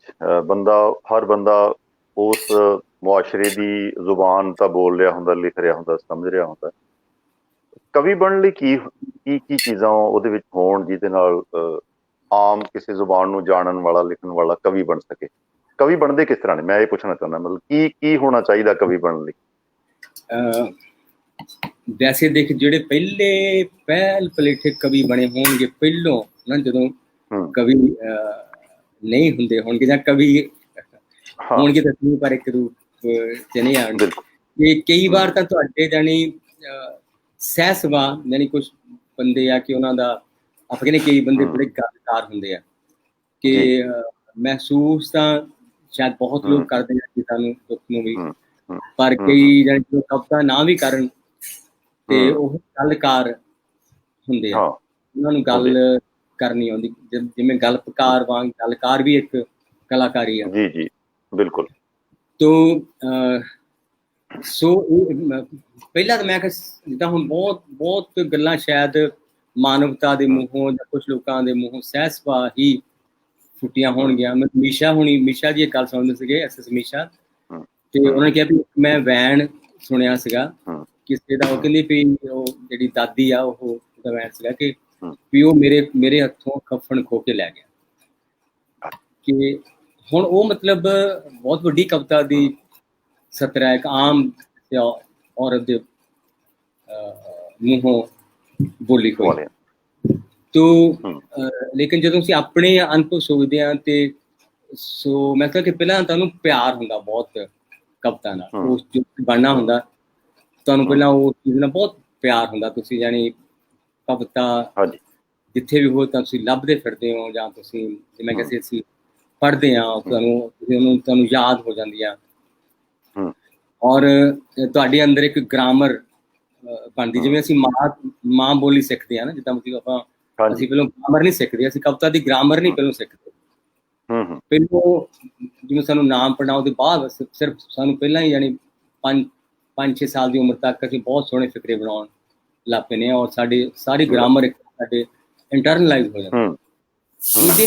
ਕਵੀ ਜਿਨ੍ਹਾਂ ਨੇ ਕਵੀ ਬਣਨਾ ਹੁੰਦਾ ਉਹਨਾਂ ਦੇ ਅੰਦਰ ਪਹਿਲਾਂ ਤਾਂ ਉਹ ਜਿਹੜੀ ਕਵਿਤਾ ਦੀ ਗ੍ਰਾਮਰ ਦਾ ਅਸਲ ਸਾਥ ਹੋਣ ਲੱਗ ਪੈਂਦੀ ਆ ਉਹਨਾਂ ਦੇ ਜਾਣਨ ਤੋਂ ਬਿਨਾਂ ਹੀ। ਤੋ ਉਹਦੇ ਵਿੱਚ ਆ ਜਾਂਦੀ, ਜਾਨੀ ਇੱਕ ਉਹਨਾਂ ਦੇ ਅੰਦਰ ਸਮਝ ਲਓ ਕਿ ਇੱਕ ਬਣਨਾ ਸ਼ੁਰੂ ਹੋ ਜਾਂਦੀ ਹੈ ਕਿ ਐਸੀ ਚੀਜ਼, ਐਸਾ ਡਿਵਾਈਸ ਉਹਨਾਂ ਦੇ ਅੰਦਰ ਜਿਹੜਾ ਜਾਨੀ ਛੱਲਾਂ ਨੂੰ ਗੱਲਾਂ ਵਿੱਚ ਤੇ ਗੱਲਾਂ ਨੂੰ ਕਵਿਤਾ ਦੇ ਵਿੱਚ ਅਨੁਵਾਦ ਕਰਨ ਦੇ ਕਾਬਲ ਹੋ ਸਕਦਾ ਨਹੀਂ। ਸੋ ਮੈਂ ਕਦੀ ਜਾਨੀ ਮੈਂ ਉਹਦਾ ਥੋੜਾ ਲਾਈਟ ਮੈਂ ਕਹਿਣਾ ਵੀ ਸ਼ਿੱਦਤ, ਸ਼ਿਲਪ ਤੇ ਸ਼ੂਰ, ਮੈਂ ਤਿੰਨ ਸ਼ਬਦ ਇਕੱਠੇ ਕੀਤੇ ਸੀਗੇ। ਤਿੰਨ ਚੀਜ਼ਾਂ ਥੋੜੀ ਬਿਲਕੁਲ ਤੁਸੀਂ ਆਖਰ ਵਿੱਚ ਇਹਨੂੰ ਬਹੁਤ ਸਾਫ਼ ਇੱਕ ਇੰਟੈਂਸਿਟੀ ਕਰ ਦਿੱਤਾ ਕਿ ਇੰਟੈਂਸਿਟੀ। ਦੂਜੀ ਗੱਲ ਹੈ ਕਿ ਸ਼ਿਲਪ ਕੱਲੀ ਜਿਹੜੀ ਸ਼ਿੱਦਤ ਕੁਝ ਨਹੀਂ ਕਰ ਸਕਦੀ, ਤੁਹਾਡੇ ਕੋਲ ਇੱਕ ਸ਼ਿਲਪ ਹੋਵੇ ਜਿਹੜੀ ਭਾਸ਼ਾ ਦੀ ਸ਼ਿਲਪ ਵੀ ਆ, ਔਰ ਫਿਰ ਤੁਹਾਡੇ ਕੋਲ ਸ਼ੂਰ ਵੀ ਹੋਵੇ ਕਿ ਤੁਸੀਂ ਉਹਨੂੰ ਕਿਸ ਉਹ ਸਾਰੇ ਨੂੰ ਪੂਰੀ ਤਰ੍ਹਾਂ ਕਿਸ ਪ੍ਰਸੰਗ 'ਚ ਦੇਖ ਤੁਸੀਂ ਤੁਹਾਨੂੰ ਚੰਨ ਮਾਰਦਾ ਪਤਾ, ਤੁਹਾਡੇ ਕੋਲ ਇੱਕ ਐਥਿਕਸ ਵੀ ਆ, ਤੁਹਾਡੇ ਕੋਲ ਤੁਹਾਡੀ ਇੱਕ ਪੋਲਿਟਿਕਸ ਵੀ ਆ, ਤੁਹਾਡੇ ਕੋਲ ਇੱਕ ਸੈਂਸ ਆਫ ਜਸਟਿਸ ਵੀ ਆ। ਸੋ ਇਹ ਸਭ ਕੁਝ ਬਹੁਤ ਜਾਨੀ ਮੇਰੇ ਖਿਆਲ 'ਚ ਅਚੇਤ ਹੀ ਹੁੰਦਾ ਰਹਿੰਦਾ। ਤੋ ਬਾਕੀ ਸਮਝ ਲਓ ਕਿ ਕਾਇਨਾਤ 'ਚ ਬਹੁਤ ਕਵਿਤਾ ਤੇ ਸ਼ਾਇਦ ਇਹਦਾ ਕੋਈ ਫਾਰਮੂਲਾ ਨਹੀਂ ਹੋ ਸਕਦਾ। ਜਿਵੇਂ ਉਰਦੂ ਦੇ ਮੈਂ ਐਕਸਪ੍ਰੈਸ ਵੀ ਉਰਦੂ ਦੇ ਉਸਤਾਦ ਜੇ ਕੋਈ ਸ਼ਾਗਿਰਦ ਬਣ ਜਾਵੇ ਤਾਂ ਉਹਨੂੰ ਕਹਿੰਦੇ ਕਿ ਤੂੰ ਤੂੰ ਪਹਿਲਾਂ ਇੰਨੇ ਸ਼ੇਰ ਜਾਂ 1000 ਸ਼ੇਰ ਜਾਂ 500 ਸ਼ੇਰ ਯਾਦ ਕਰਕੇ ਆ। ਸੋ ਉਹ ਯਾਦ ਕਰਨ ਦੀ ਪ੍ਰਕਿਰਿਆ ਦੇ ਵਿੱਚ ਉਹਨੂੰ ਬਹੁਤ ਕੁਝ ਆ ਜਾਂਦਾ ਸੀਗਾ। ਸੋ ਕਈ ਵਾਰ ਜੋ ਮੈਂ ਕਹਿੰਦਾ ਕਿ ਬਹਿਰ 'ਚ ਉਹ ਹੋਰ ਹੋਣਗੇ ਲਿਖਦੇ ਨੇ ਜਿਹੜੇ ਬਹਿਰ, ਮੇਰਾ ਕਹਿੰਦਾ ਕਿ ਬਹਿਰ ਟੈਕਨੀਕਲੀ ਨਹੀਂ, ਮੈਂ ਟੈਕਨੀਕਲੀ ਬਹੁਤ ਬਾਅਦ 'ਚ ਸਿੱਖੀ, ਜਾਣੀ ਹਵਾ ਲਿਖਿਆ ਹਰਫ ਤੋਂ ਬਾਅਦ ਮੈਂ ਥੋੜਾ ਜਿਹਾ ਉਹ ਲਿਖਣੇ ਸੀਗੇ। ਤਦ ਤੱਕ ਮੇਰੇ ਅੰਦਰ ਉਹਦੀ ਗ੍ਰਾਮਰ, ਇੱਕ ਗਜ਼ਲ ਦੀ ਗ੍ਰਾਮਰ ਮੇਰੇ ਅੰਦਰ ਬਣ ਗਈ, ਆ ਚੁੱਕੀ ਸੀ, ਹੈ ਨਾ। ਤੇ ਉਹ ਇਸ ਤਰ੍ਹਾਂ ਸੁਭਾਵਿਕ ਤਰੀਕੇ ਨਾਲ ਜਿਹੜਾ ਹੋਈ ਗੱਲ। ਪਾਤਰ ਸਾਹਿਬ, ਅੱਜ ਇਸ ਪ੍ਰੋਗਰਾਮ ਨੂੰ ਬਹੁਤ ਸਾਰੇ ਚੜ੍ਹਦੇ ਪੰਜਾਬ ਤੋਂ ਲਹਿੰਦੇ ਪੰਜਾਬ ਦੇ ਦੋਸਤ ਦੇਖ ਰਹੇ ਨੇ, ਬਹੁਤ ਸਾਰੇ ਉਹਨਾਂ ਦੇ ਕਮੈਂਟਸ ਵੀ ਆ ਰਹੇ ਨੇ। ਉਹਨਾਂ ਦੀ ਜਿਹੜੀਆਂ ਸਵਾਲ ਨੇ ਜਾਂ ਉਹਨਾਂ ਦੀਆਂ ਜਿਗਿਆਸਾਵਾਂ ਨੇ, ਉਹ ਮੈਂ ਕੋਸ਼ਿਸ਼ ਕਰਾਂਗਾ ਕਿ ਆਪਣੀਆਂ ਗੱਲਾਂ ਬਾਤਾਂ ਦੇ ਵਿੱਚ ਉਹਨਾਂ ਨੂੰ ਲੈ ਸਕਾਂ। ਮੈਂ ਇਸ ਕੀਮਤੀ ਗੱਲਾਂ ਔਰ ਪੰਜਾਬੀਕਾ ਦੇ ਦੋਨਾਂ ਹੀ ਸੰਚਾਲਕਾਂ ਵੱਲੋਂ, ਹਰਵਿੰਦਰ ਜੀ ਵੱਲੋਂ ਔਰ ਆਜ਼ਮ ਮਲਿਕ ਸਾਹਿਬ ਵੱਲੋਂ, ਸਾਰੇ ਦੋਸਤਾਂ ਦਾ ਸ਼ੁਕਰਾਨਾ ਕਰਦਾ ਜਿਹੜੇ ਇਸ ਪ੍ਰੋਗਰਾਮ ਦੇ ਨਾਲ ਜੁੜੇ ਹੋਏ ਨੇ, ਇਸ ਪ੍ਰੋਗਰਾਮ ਨੂੰ ਦੇਖ ਰਹੇ ਨੇ। ਅਗਲੀ ਜਿਹੜੀ ਗੱਲ ਪਾਤਰ ਸਾਹਿਬ ਮੈਂ ਤੁਹਾਡੇ ਤੋਂ ਪੁੱਛਣੀ ਚਾਹੁੰਦਾ ਉਹ ਇਹ ਕਿ ਜਿਹੜੀ ਸਾਡੇ ਕੋਲ ਕਵਿਤਾ ਦੀ ਰੀਤ ਹੈ, ਪਰੰਪਰਾ ਹੈ, ਸੂਫੀ ਕਵਿਤਾ, ਗੁਰਮਤ ਕਵਿਤਾ, ਕਿੱਸਾ ਕਵਿਤਾ, ਇਹਨਾਂ ਚੋਂ ਕਿਹੜੀ ਧਾਰਾ ਜਿਹੜੀ ਤੁਹਾਡੇ ਮਨ ਦੇ ਜ਼ਿਆਦਾ ਨੇੜੇ ਹੈ ਜਾਂ ਜਿਹਦੇ ਤੁਸੀਂ ਕੋਈ ਅਸਰ ਲਿਆ, ਜ਼ਿਆਦਾ ਅਸਰ ਲਿਆ? ਇਹਦਾ ਸੀਗਾ ਜਦੋਂ ਮੈਂ ਗੁਰਤੇਜ ਕਾਲਜ 'ਚ ਸੀਗਾ, ਤੇ ਬਲਕਿ ਉਹ ਤੋਂ ਪਹਿਲਾਂ ਹੀ ਜਿਸ ਤਰ੍ਹਾਂ ਮੇਰਾ ਯਾਨੀ ਸੰਗੀਤ ਮੇਰਾ ਬਹੁਤ ਵੱਡਾ ਪੈਸ਼ਨ ਸੀ। ਮੈਂ ਘਰਦਿਆਂ ਨੂੰ ਵੀ ਕਹਿਣਾ ਮੈਨੂੰ ਹਾਰਮੋਨੀਅਮ ਲੈ ਦਿਓ, ਮੈਨੂੰ ਸਾਰੰਗੀ ਲੈ ਦਿਓ, ਯਾਨੀ ਛੋਟੇ ਜਾਨੀ ਸੰਗੀਤ ਮੈਨੂੰ ਖਿੱਚ ਬਹੁਤ ਪਾਉਂਦਾ ਸੀਗਾ। ਤੇ ਮੇਰੇ ਲਈ ਉਸ ਵੇਲੇ ਜਾਨੀ ਸੰਗੀਤ ਤੇ ਕਵਿਤਾ ਜੁੜੇ ਹੋਏ ਹੀ ਚੀਜ਼ਾਂ ਸੀ ਮੇਰੇ ਲਈ। ਮੈਂ ਸਵਾਲ ਭੁੱਲ ਗਿਆ। ਨਹੀਂ, ਕੋਈ ਨਹੀਂ, ਬਸ ਇਹੀ ਸੀ ਕਿ ਸੂਫੀ ਕਵਿਤਾ, ਗੁਰਮਤ ਕਵਿਤਾ ਜਾਂ ਕਿੱਸਾ, ਮੇਰੀ ਜਾਨੀ ਸਮਝ ਲਓ ਕਿ ਜਿਹੜੇ ਇਹੋ ਮੇਰੇ ਪਹਿਲੇ ਜਿਹੜੇ ਸੋਮੇ ਨੇ ਨਾ, ਪਹਿਲੀ ਬਚਪਨ ਦੇ ਪਿੰਡ ਦੇ, ਤੇ ਉਹਦੇ 'ਚ ਇਹ ਸੰਗੀਤ ਸ਼ਾਮਲ ਹੈ। ਬੇਸ਼ੱਕ ਉਹ ਗੁਰਬਾਣੀ ਸੀ ਜਾਂ ਸਾਡੇ ਸਮਝ ਲਓ ਰਾਸਾਂ ਪੈਂਦੀਆਂ ਸੀ, ਜਾਂ ਕਦੀ ਹੰਬੂਆਣੇ ਸਾਡੇ ਰੁੱਖਾਂ ਦੇ ਥੱਲੇ ਆ ਕੇ ਜਿਹੜੇ ਗਮੰਤਰੀ ਗਾਉਂਦੇ ਸੀ, ਚਿੱਟੀਆਂ ਪੱਗਾਂ ਵਾਲੇ, ਸ਼ਮਲਿਆਂ ਵਾਲੇ, ਅਲਗੋਜ਼ੇ ਤੇ ਇਕਤਾਰੇ ਵਾਲੇ ਉਹ ਲੋਕ ਸੀ। ਜਾਂ ਮੈਂ ਜਾਨੀ ਫਿਰ ਉਹ ਇੱਕ ਵਕਤ ਮੈਂ ਗਜ਼ਲਾਂ ਦਾ ਗਾਇਨ ਸੀਗਾ। ਮੈਨੂੰ ਯਾਦ ਹੈ ਕਿ ਮੈਂ ਬਹੁਤ ਕਾਲਜ ਦੇ ਸ਼ਾਇਦ ਦਿਨ ਸੀ ਰਾਮ 'ਚ, ਉਦੋਂ ਮੈਂ ਇੱਕ ਗਜ਼ਲ ਸੁਣੀ ਸੀ, ਫੂਲ ਖਿਲੇ ਹੈ ਗੁਲਸ਼ਨ ਗੁਲਸ਼ਨ ਲੇਕਿਨ ਆਪਣਾ ਦਾਮਨ। ਇਹ ਮੇਰੇ ਖਿਆਲ 'ਚ ਬੇਗਮ ਅਖਤਰ ਦੀ ਗਜ਼ਲ ਗਾਇਕ, ਸ਼ਾਇਦ ਜਿਗਰ ਮੁਰਾਦਾਬਾਦੀ ਸਾਹਿਬ ਦੀ ਗਜ਼ਲ ਹੈ। ਤੇ ਮੈਨੂੰ ਜਿਹੜੀ ਗਜ਼ਲ ਦੀ ਗਾਇਕੀ ਸੀ, ਇਹ ਵੀ ਮੈਨੂੰ ਬਹੁਤ ਖਿੱਚ ਪਾਉਂਦੀ ਸੀ। ਔਰ ਕਾਲਜ ਪੜ੍ਹਦਿਆਂ ਮੈਂ ਬੇਸ਼ੱਕ ਮੈਨੂੰ ਸਮਝ ਨਹੀਂ ਆਇਆ ਸੀਗਾ, ਲੇਕਿਨ ਗਾਲਿਬ ਉਦੋਂ ਮਿਲਦੇ ਸੀਗੇ ਗੁਰਮੁਖੀ ਅੱਖਰਾਂ 'ਚ। ਗਾਲਿਬ ਪ੍ਰੋਫੈਸਰ ਜੋਗਿੰਦਰ ਸਿੰਘ ਹੋਣਾ ਦਾ ਲਿਪੀਅੰਤਰ ਕੀਤਾ ਹੋਇਆ ਸੀਗਾ ਤੇ ਬਹੁਤ ਖੂਬਸੂਰਤ। ਈਵਨ ਕੱਕੇ ਦੇ ਪੈਰਾਂ 'ਚ ਵੀ ਉਹਨਾਂ ਨੇ ਬਿੰਦੀਆਂ ਪਾਈਆਂ ਹੋਈਆਂ ਸੀ, ਜਿੱਥੇ ਹਕੀਕਤ ਜਾਂ ਕਤਲ ਸੀ, ਕਿ ਇੰਨਾ ਅੱਛਾ ਉਹ ਲਿਪੀਅੰਤਰ ਸੀਗਾ। ਤੇ ਉਹਨੂੰ ਵੀ ਮੈਂ ਜਾਣੀ ਪੜ੍ਹਨ ਦੀ ਕੋਸ਼ਿਸ਼ ਕਰਦਾ, ਪੜ੍ਹਿਆ। ਫਿਰ ਇੱਕ ਬਾਣ ਵੀ ਮਿਲਦੀ ਸੀਗੀ, ਛੋਟੀ ਜਿਹੀ ਕਿਤਾਬ ਦੇਵਨਾਗਰੀ ਵਿੱਚ, ਉਹ ਵੀ ਇਹਦੇ ਕੁਝ ਵੀ ਚੀਜ਼ਾਂ ਸੀਗੀਆਂ। ਸੋ ਉਹਨਾਂ ਵਕਤਾਂ 'ਚ ਮੇਰੇ ਜਾਣੀ ਇਹ ਚੀਜ਼ਾਂ, ਜਾਂ ਸੂਫੀ ਗਾਇਨ ਵੀ ਸੀ, ਸੂਫੀ ਪੋਇਟਰੀ। ਸੋ ਜੋ ਇੱਕ ਤਾਂ ਜਿਹੜੀ ਸਾਡੀ ਮੱਧਕਾਲ ਦੀ ਸ਼ਾਇਰੀ ਦੇ ਜੋ ਸਿਖਰਾਂ ਸੀ, ਉਹ ਤਾਂ ਅਸੀਂ ਅਚੇਤ ਹੀ ਇੱਕ ਤਰ੍ਹਾਂ ਸਮਝ ਲਓ ਆਪਾਂ ਜਿੱਦਾਂ ਕਹਿੰਦੇ ਕਿ ਸਾਡੇ ਅੰਦਰ ਆ ਜਾਂਦੀਆਂ। ਕੁਛ ਅਸੀਂ ਜਿੱਦਾਂ ਹੁਣ ਕਾਲਜ ਟਾਈਮ 'ਚ ਜੋ ਪੜ੍ਹਿਆ ਉਹ ਸਾਡੇ ਅੰਦਰ ਆਇਆ। ਫਿਰ ਜਿੱਦਾਂ ਜਦੋਂ ਪਟਿਆਲੇ ਗਏ ਹਾਂ ਤਾਂ ਪਟਿਆਲੇ ਜਿਹੜੇ ਲੋਕ ਸੀ ਉਹ ਬਹੁਤ ਬਾਹਰਲੀ ਪੋਇਟਰੀ ਦੀ ਬਹੁਤ ਗੱਲ ਕਰਦੇ ਸੀ, ਯੂਨਾਨੀ ਦੁਖਾਂਤ ਦੀ ਗੱਲ ਕਰਦੇ ਸੀ, ਜਾਂ ਯੇਟਸ ਦੀ ਗੱਲ ਕਰਦੇ ਸੀ, ਜਾਂ ਪਾਬਲੋ ਨੇਰੂਦਾ ਫਾਜ਼ ਦੀ ਗੱਲ ਕਰਦੇ ਸੀਗੇ। ਸੋ ਕਿ ਇਸ ਤਰ੍ਹਾਂ ਦਾ ਇੱਕ ਬਹੁਤ ਸਮਝ ਲਓ ਕਿ ਇਹ ਸੋਰਸਿਸ ਸੀਗੇ। ਪਰ ਮੇਰੇ ਪਹਿਲੇ ਸੋਰਸਿਸ ਸਮਝ ਲਓ ਕਿ ਇਹੀ ਨੇ ਜਿਹੜੇ ਇੱਕ ਸਾਡੀ ਪੁਰਾਣੀ ਰੀਤ ਵਾਲੇ ਸੋਰਸਿਸ ਨੇ, ਜਿਹਦੇ ਵਿੱਚ ਸਮਝ ਲਓ ਕਿ ਆਪਣੇ ਸਾਡੇ ਦੇਸੀ ਸੋਰਸਿਸ ਵੀ ਨੇ, ਜਿਹਦੇ ਵਿੱਚ ਉਰਦੂ ਵੀ ਸ਼ਾਮਲ ਹੈ, ਹਿੰਦੀ ਵੀ ਸ਼ਾਮਲ ਹੈ, ਔਰ ਸਾਡੇ ਕਵੀ ਵੀ ਸ਼ਾਮਲ ਨੇ। ਜਿਵੇਂ ਉਸ ਵੇਲੇ ਹਰਭਜਨ ਸਿੰਘ ਦੀ ਕਿਤਾਬ ਬਾਵਾ ਬਲਵੰਤ ਮੈਨੂੰ ਬਹੁਤ ਖਿੱਚ ਪਾਉਂਦੇ ਸੀਗੇ ਕਿ ਲੰਘ ਗਏ ਹਨ ਊਠਾਂ ਵਾਲੇ ਅਰਸ਼ਾਂ ਤੱਕ ਪਰਛਾਵੇਂ ਪਾ ਕੇ ਮਾਰੂ ਥਲ ਦੇ ਥੰਮ ਹਿਲਾ ਕੇ, ਕਿ ਜਿੰਨੀ ਖੂਬਸੂਰਤੀ ਨਾਲ ਉਹ ਸ਼ਬਦਾਂ ਨੂੰ ਬੀੜ ਦੇ ਵਾਹ ਪ੍ਰਬੰਧ ਕਿ ਉਹਨੂੰ ਪੜ੍ਹੋ ਤਾਂ ਤੁਹਾਨੂੰ ਲੱਗਦਾ ਕਿ ਉਹ ਬਹੁਤ ਉਹਨਾਂ ਦੀ ਸ਼ਬਦਾਂ 'ਚ ਇੱਕ ਸੰਗੀਤ ਔਰ ਬਹਿਰ ਦੀ ਬਹੁਤ ਕਮਾਲ ਦਾ ਨਿਭਾਇਆ, ਔਰ ਇਮੇਜਸ ਜੋ ਉਹਨਾਂ ਦੇ ਬਿੰਬ ਸੀ। ਸੋ ਇਹ ਸਾਰਾ ਕੁਝ ਤੁਸੀਂ ਪੱਤਰ ਸਭ ਲਿਖਿਆ ਇੱਕ ਥਾਂ ਤੇ ਕਿ ਮੈਂ ਜੇ ਕਵੀ ਨਾ ਹੁੰਦਾ ਤਾਂ ਸ਼ਾਇਦ ਮੈਂ ਕੋਈ ਸੰਗੀਤਕਾਰ ਹੁੰਦਾ। ਇਹਦੀ ਬਹੁਤ ਸਾਰੇ ਜਿਹੜੇ ਹਵਾਲੇ ਨੇ ਤੁਹਾਡੀ ਸ਼ਾਇਰੀ ਦੇ ਵਿੱਚ ਜਿਹੜੀ ਨਗਮਗੀ ਹੈ ਜਾਂ ਉਹਦੇ ਵਿੱਚ ਜਿਹੜਾ ਸੰਗੀਤ ਹੈ ਉਹ ਜ਼ਾਹਰ ਹੈ, ਪਰ ਤੁਸੀਂ ਕਵਿਤਾ ਨੂੰ ਜਦੋਂ ਬੋਲਦੇ ਹੋ ਤਰੰਨਮ ਦੇ ਵਿੱਚ ਉਹ ਇੰਨਾ ਮੰਝਿਆ ਹੋਇਆ ਸ਼ਾਨਦਾਰ ਤਰੀਕੇ ਨਾਲ, ਇਹ ਮੈਂ ਇਹ ਪੁੱਛਣਾ ਚਾਹੁੰਦਾ ਕਿ ਤੁਸੀਂ ਇਹਦੀਆਂ ਜਿਹੜੀਆਂ ਧੁਨਾਂ ਨੇ ਜਾਂ ਇਹਦਾ ਰਿਆਜ਼ ਕਰਦੇ ਹੋ ਹਾਰਮੋਨੀਅਮ ਤੇ ਕਰਦੇ ਹੋ, ਜਾਂ ਤੁਸੀਂ ਇਹਨੂੰ ਇੱਕ ਤਰੰਨਮ ਵੈਸੇ ਢਾਲਦੇ ਹੋ ਜਿਸ ਤਰ੍ਹਾਂ ਤੁਸੀਂ ਕਵੀ ਦਰਬਾਰਾਂ 'ਚ ਪੜ੍ਹਦੇ ਹੋ? ਇਹ ਕੀ ਇਹਦੇ ਪਿੱਛੇ ਕਿੰਨਾ ਕਿ ਇਹਦੇ ਪਿੱਛੇ ਤੁਸੀਂ ਯਤਨ ਪਾਉਂਦੇ ਹੋ ਕਿ ਇਹ ਸੁੱਤੇ ਸਿੱਧੀ ਹੁੰਦਾ? ਕੀ ਹੈ ਇਹਦੇ ਪਿੱਛੇ? ਇਦਾਂ ਹੈ ਕਿ ਮੈਂ ਕਰਦੇ ਮਿਊਜ਼ਿਕ ਮੈਂ ਨਾ ਸੰਗੀਤ ਅਸੀਂ ਸੁਣਿਆ ਬਹੁਤ। ਮੈਂ ਉਹ ਇੱਦਾਂ ਸੀ ਕਿ ਜਦੋਂ ਮੈਂ PAU ਆ ਗਿਆ, ਪਹਿਲਾਂ ਵੀ ਖੈਰ ਚਲੋ ਪਹਿਲਾਂ ਤਾਂ ਇੱਦਾਂ ਸੀਗੇ ਜੋ ਹਵਾਵਾਂ ਵਿੱਚ ਸੰਗੀਤ ਹੈ ਜਾਂ ਚਲੋ ਰੇਡੀਓ ਤੇ, ਜਦੋਂ ਮੈਂ ਆ ਗਿਆ PAU ਤਾਂ PAU ਮੈਂ 72 'ਚ ਆ ਗਿਆ। 72 ਤੋਂ ਜੋ 5 ਸਾਲ ਸੀਗੇ 72 ਤੋਂ ਮੈਂ ਸੀ ਜਾਂ ਮੇਰੇ ਦੋਸਤ ਸੀ, ਮੇਰੀ ਜਾਨੀ ਮੇਰਾ ਵਿਆਹ ਹੁੰਦਾ ਜਾ ਕੇ 78 ਦੇ ਵਿੱਚ। ਉਹ ਜਿਹੜੇ 5 ਸਾਲ ਸੀ ਅਸੀਂ ਜਾਨੀ 3-4 ਦੋਸਤ ਸੀ, ਸਾਡੇ ਕੋਲ ਉਹ ਨਵੀਂ ਫਿਲਿਪਸ ਦਾ ਆਇਆ ਸੀਗਾ ਸਿਸਟਮ ਤੇ LP ਆਏ ਸੀਗੇ, ਤੇ ਮੈਨੂੰ ਯਾਦ ਹੈ ਕਿ ਸਾਡੀਆਂ ਸਾਰੀਆਂ ਸ਼ਾਮਾਂ ਹੁੰਦੀਆਂ ਸੀਗੀਆਂ ਉਹ ਜਾਨੀ ਮਹਿਦੀ ਹਸਨ ਜਾਂ ਗੁਲਾਮ ਅਲੀ ਜਾਂ ਜਗਜੀਤ ਸਿੰਘ ਜਾਂ ਪੰਡਿਤ ਜਸਰਾਜ ਜਾਂ ਜਿਹੜੇ ਸਾਜ਼ਾਂ ਵਾਲੇ ਚੌਰਸੀਆ ਜਾਂ ਬਿਸਮਿਲ੍ਲਾ ਖਾਂ, ਕਿ ਉਹ ਸਾਰੇ ਸਾਡੇ ਦੋਸਤ ਹੀ ਬਹੁਤ ਜ਼ਿਆਦਾ ਸੰਗੀਤ ਦੇ ਸ਼ੌਕੀਨ ਸੀ। ਸੋ ਉਹ ਸੁਣੇ ਹੋਏ ਦਾ ਮੈਨੂੰ ਲੱਗਦਾ ਕਿ ਅਸਰ ਹੋਏਗਾ ਮੇਰੇ ਤੇ ਇਸ ਗੱਲ ਦਾ। ਤੇ ਬਾਕੀ ਹੈ ਕਿ ਜਦੋਂ ਮੈਂ ਜੋ ਕੋਈ ਮੈਂ ਕਈ ਵਾਰੀ ਕਿਸੇ ਚੀਜ਼ ਦੀ ਮੈਂ ਗਜ਼ਲ ਵੀ, ਹੁਣ ਕਈ ਗਜ਼ਲਾਂ ਇੱਕੋ ਬਹਿਰ 'ਚ ਹੁੰਦੀਆਂ, ਪਰ ਉਹ ਮੈਂ ਉਹਨੂੰ ਪੜ੍ਹਦਾ ਉਹ ਤਰਜ਼ ਇੱਕ ਨਹੀਂ ਹੁੰਦੀ, ਕਿ ਜਦ ਕਿ ਉਹ ਮੰਨ ਲਓ ਹੋ ਸਕਦੀ ਹੁੰਦੀ ਹੈ, ਪਰ ਉਹ ਆਪਣੇ ਮੂਡ ਦੇ ਮੁਤਾਬਕ ਉਹਦੀ ਇੱਕ ਵੱਖਰੀ ਹੁੰਦੀ ਆ।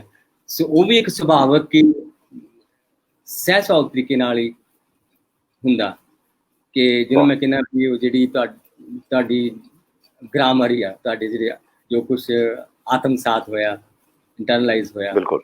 ਸੋ ਮੈਨੂੰ ਹਾਰਮੋਨੀਅਮ ਤਾਂ ਬਹੁਤ ਸਾਲਾਂ ਬਾਅਦ ਮਿਲਿਆ। ਅੱਛਾ। ਮੈਂ ਮਿਲਿਆ ਵੀ ਜਦੋਂ ਮੈਂ ਆਪ ਹੀ ਖਰੀਦ ਸਕੇ। ਤੇ ਫਿਰ ਇਹ ਵੀ ਸੀ ਕਿ ਮੈਂ ਹਾਰਮੋਨੀਅਮ ਮੈਨੂੰ ਵਜਾਉਣਾ ਨਹੀਂ ਆਉਂਦਾ ਸੀ। ਮੈਂ ਇੱਕ ਮੇਰੀ ਕਵਿਤਾ ਵਜੰਤਰੀ ਹੈ, ਸ਼ਾਇਦ ਤੂੰ ਪੜ੍ਹੀ ਹੋਵੇ, ਵਿੱਚ ਬਹੁਤ ਸਾਰੇ ਸਾਜ਼ ਖਰੀਦਾ ਤੇ ਪਰ ਉਹਨੂੰ ਵਜਾਉਣਾ ਨਹੀਂ ਆਉਂਦਾ। ਤੇ ਉਹ ਸੋ ਉਸ ਕਵਿਤਾ ਦੇ ਕਈ ਲੈਵਲ ਹੈ, ਪਰ ਇੱਕ ਸੰਗੀਤ ਦਾ ਲੈਵਲ ਵੀ ਉਹਦਾ ਲੈਵਲ ਉਹਦੇ ਵਿੱਚ ਆਉਂਦਾ। ਸੋ ਇਸ ਤਰ੍ਹਾਂ ਦਾ ਮੇਰਾ ਸੰਗੀਤ ਨਾਲ ਰਿਸ਼ਤਾ। ਤੁਹਾਡੇ ਆਪਣੇ ਜਿਹੜੇ ਸਮਕਾਲੀ ਰਹੇ ਸ਼ਾਇਰ, ਚਾਹੇ ਪਾਸ਼ ਰਹੇ ਜਾਂ ਡਾਕਟਰ ਜਗਤਾਰ ਰਹੇ, ਸ਼ਿਵ ਹੋਰਾਂ ਦੀ ਆਪਾਂ ਗੱਲ ਕੀਤੀ, ਤੁਹਾਡੇ ਇਹਨਾਂ ਨਾਲ ਸੰਬੰਧ ਕਿਸ ਤਰ੍ਹਾਂ ਦੇ ਰਹੇ? ਮੈਂ ਇਸ ਸਵਾਲ ਨੂੰ ਥੋੜਾ ਉੱਥੇ ਲਿਜਾਣਾ ਚਾਹੁੰਦਾ ਕਿ ਜਿਵੇਂ ਖਾਸ ਤੌਰ ਤੇ ਡਾਕਟਰ ਜਗਤਾਰ ਤੁਹਾਡੇ ਬਾਰੇ ਬਹੁਤ ਵਧੀਆ ਗੱਲਾਂ ਨਹੀਂ ਕਰਦੇ ਰਹੇ, ਸ਼ਾਇਦ ਉਹਨਾਂ ਦੇ ਸੁਭਾਅ ਦੀ ਕੁਛ ਦਿੱਕਤ ਸੀ ਜਾਂ ਤੁਹਾਡੇ ਸੁਭਾਅ ਦਾ ਹਲੀਮਾਪਨ ਸੀ ਜਾਂ ਕੀ ਸੀ?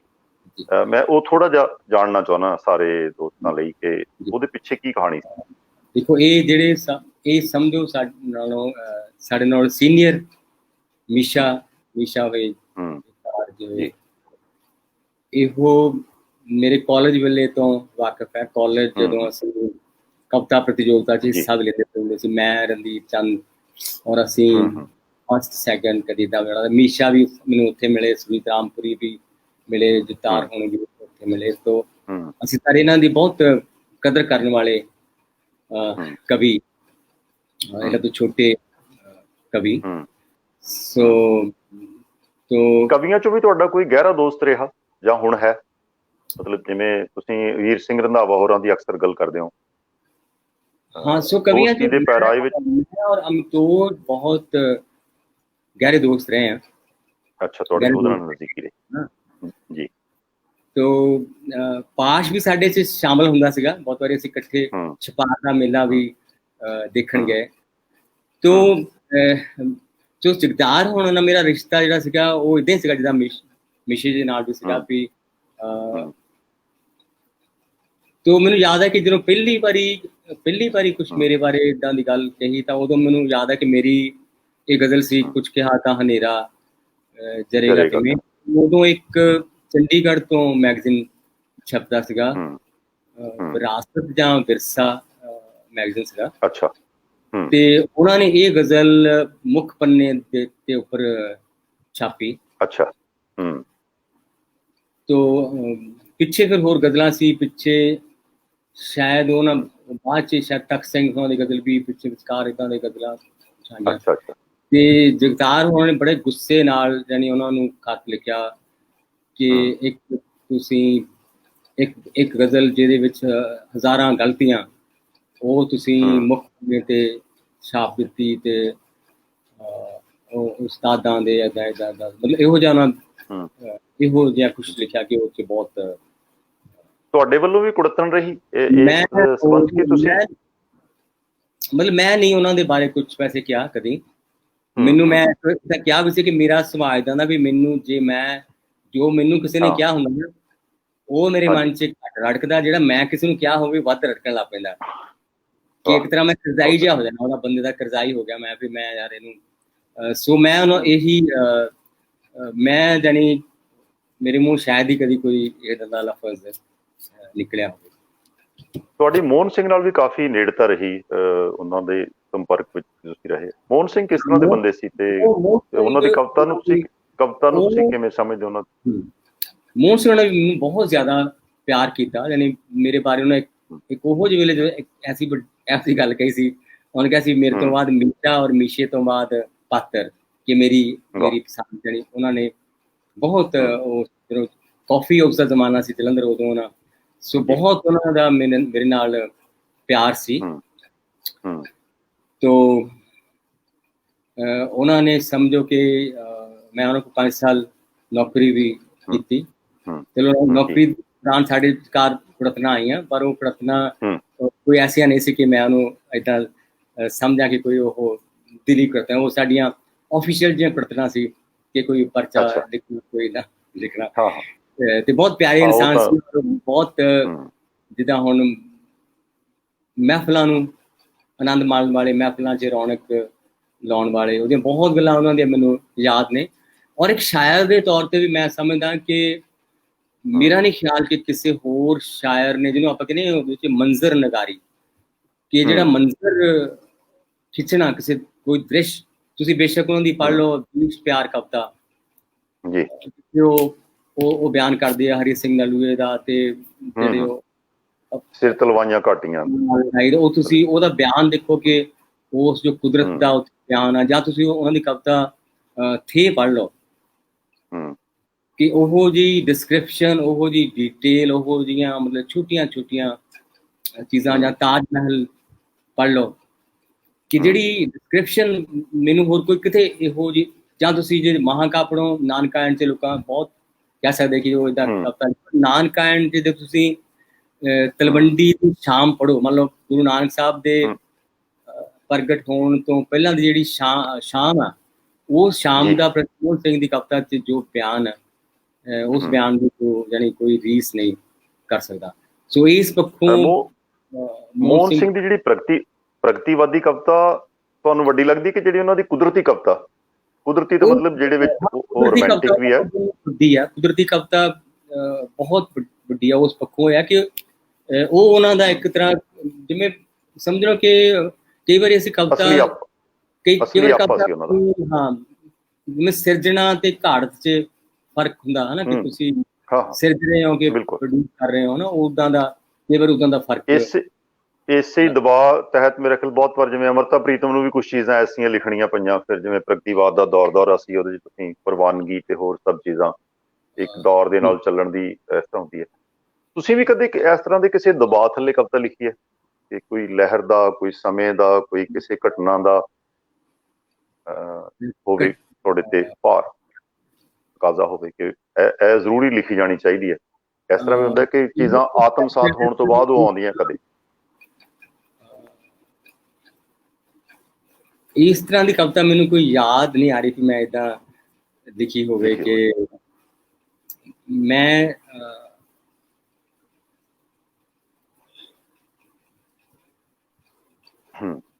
ਇਦਾਂ ਹੋਇਆ ਮੇਰੇ ਖਿਆਲ 'ਚ, ਮੈਂ ਜੇ ਯਾਦ ਕਰਾਂ ਜੀ, ਕਿ ਇੱਕ ਵਾਰ ਮੈਨੂੰ ਇਹਨਾਂ ਜਿਸ ਤਰ੍ਹਾਂ ਆਕਾਸ਼ਵਾਣੀ 'ਚ ਉਦੋਂ ਦਵਿੰਦਰ ਜੌਲ ਸੀ, ਉਹਨਾਂ ਮੈਨੂੰ ਕਿਹਾ ਵੀ ਸਾਨੂੰ ਆਕਾਸ਼ਵਾਣੀ ਲਈ ਅਸੀਂ ਗੀਤ ਬਣਾਉਣਾ ਹੈ ਨਾ, ਆਕਾਸ਼ਵਾਣੀ ਦਾ ਗੀਤ ਹੈ ਨਾ, ਤੇ ਉਹ ਮੈਂ ਗੀਤ ਲਿਖਿਆ।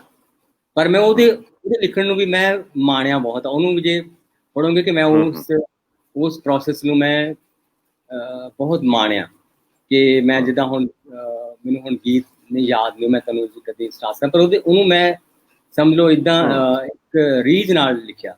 ਸੋ ਮੈਂ ਇੱਦਾਂ ਕਰਦਾ, ਮੰਨ ਲਓ ਕਿ ਤੁਹਾਨੂੰ ਕਦੀ ਲਿਖਣਾ ਇੱਦਾਂ ਪੈਂਦਾ ਕਿ ਤੁਸੀਂ ਚਾਹੁੰਦੇ ਹੋ ਕਿ ਮੈਂ ਕੱਲ ਉੱਥੇ ਬੋਲਣੀ, ਮੈਂ ਇੱਕ ਕਵਿਤਾ ਲਿਖਾਂ, ਪਰ ਮੈਂ ਸਮਝਦਾ ਕਿ ਜੇ ਤੁਹਾਡੀ ਇਨਵੋਲਵਮੈਂਟ ਹੋ ਜਾਏ, ਜੇ ਤੁਹਾਡੀ ਸ਼ਮੂਲੀਅਤ ਹੋ ਜਾਏ, ਜੇ ਤੁਸੀਂ ਆਪਣੇ ਮਨ, ਜਿਵੇਂ ਕਈ ਵਾਰੀ ਲੇਖ ਵੀ ਲਿਖਦੇ ਆ, ਤਾਂ ਲੇਖ ਅਸੀਂ ਇੱਦਾਂ ਲਿਖਦੇ ਆ, ਤਾਂ ਸ਼ਾਇਦ ਕਦੀ ਇਸ ਤਰ੍ਹਾਂ ਵੀ ਲਿਖਿਆ ਜਾ ਸਕਦਾ ਕਿ ਜੇ ਮੰਨ ਲਓ ਕੁਛ ਬੰਦੇ ਮਹਾਕਾਵ ਲਿਖਦੇ ਆ, ਇਹ ਸੋਚੇ ਕਿ ਮੈਂ ਮਹਾਕਾਵ ਲਿਖਣਾ, ਤੇ ਉਹ ਫਿਰ ਹੁੰਦਾ ਕਿ ਕਈ ਵਾਰੀ ਉਹ ਰਾਹ 'ਚ ਅਟਕ ਜਾਂਦੇ ਹੋਣਗੇ ਇਨਵੋਲਵਮੈਂਟ ਲਈ, ਕਿ ਉਹ ਇੱਕ ਲਿਰਿਕਲ ਪੋਇਟਰੀ ਹੈ, ਇੱਕ ਮਹਾਕਾਵ ਹੈ, ਕਿ ਤੁਸੀਂ ਮਹਾਕਾਵ ਇੱਕ ਡਿਜ਼ਾਈਨ ਬਣਾ ਕੇ ਲਿਖਦੇ। ਕਈ ਵਾਰੀ ਵੱਡੀ ਕਵਿਤਾ ਤੁਸੀਂ ਡਿਜ਼ਾਈਨ ਬਣਾ ਕੇ ਲਿਖਦੇ ਹੋ ਕਿ ਮੈਂ ਇੱਕ ਇਸ ਥੀਮ ਤੇ ਵੱਡੀ ਕਵਿਤਾ ਲਿਖਣੀ ਆ, ਤਾਂ ਤੁਸੀਂ ਸ਼ਾਇਦ ਇੱਦਾਂ ਦਾ ਡਿਜ਼ਾਈਨ ਬਣਾ ਕੇ ਲਿਖਦੇ ਹੋਵੋ।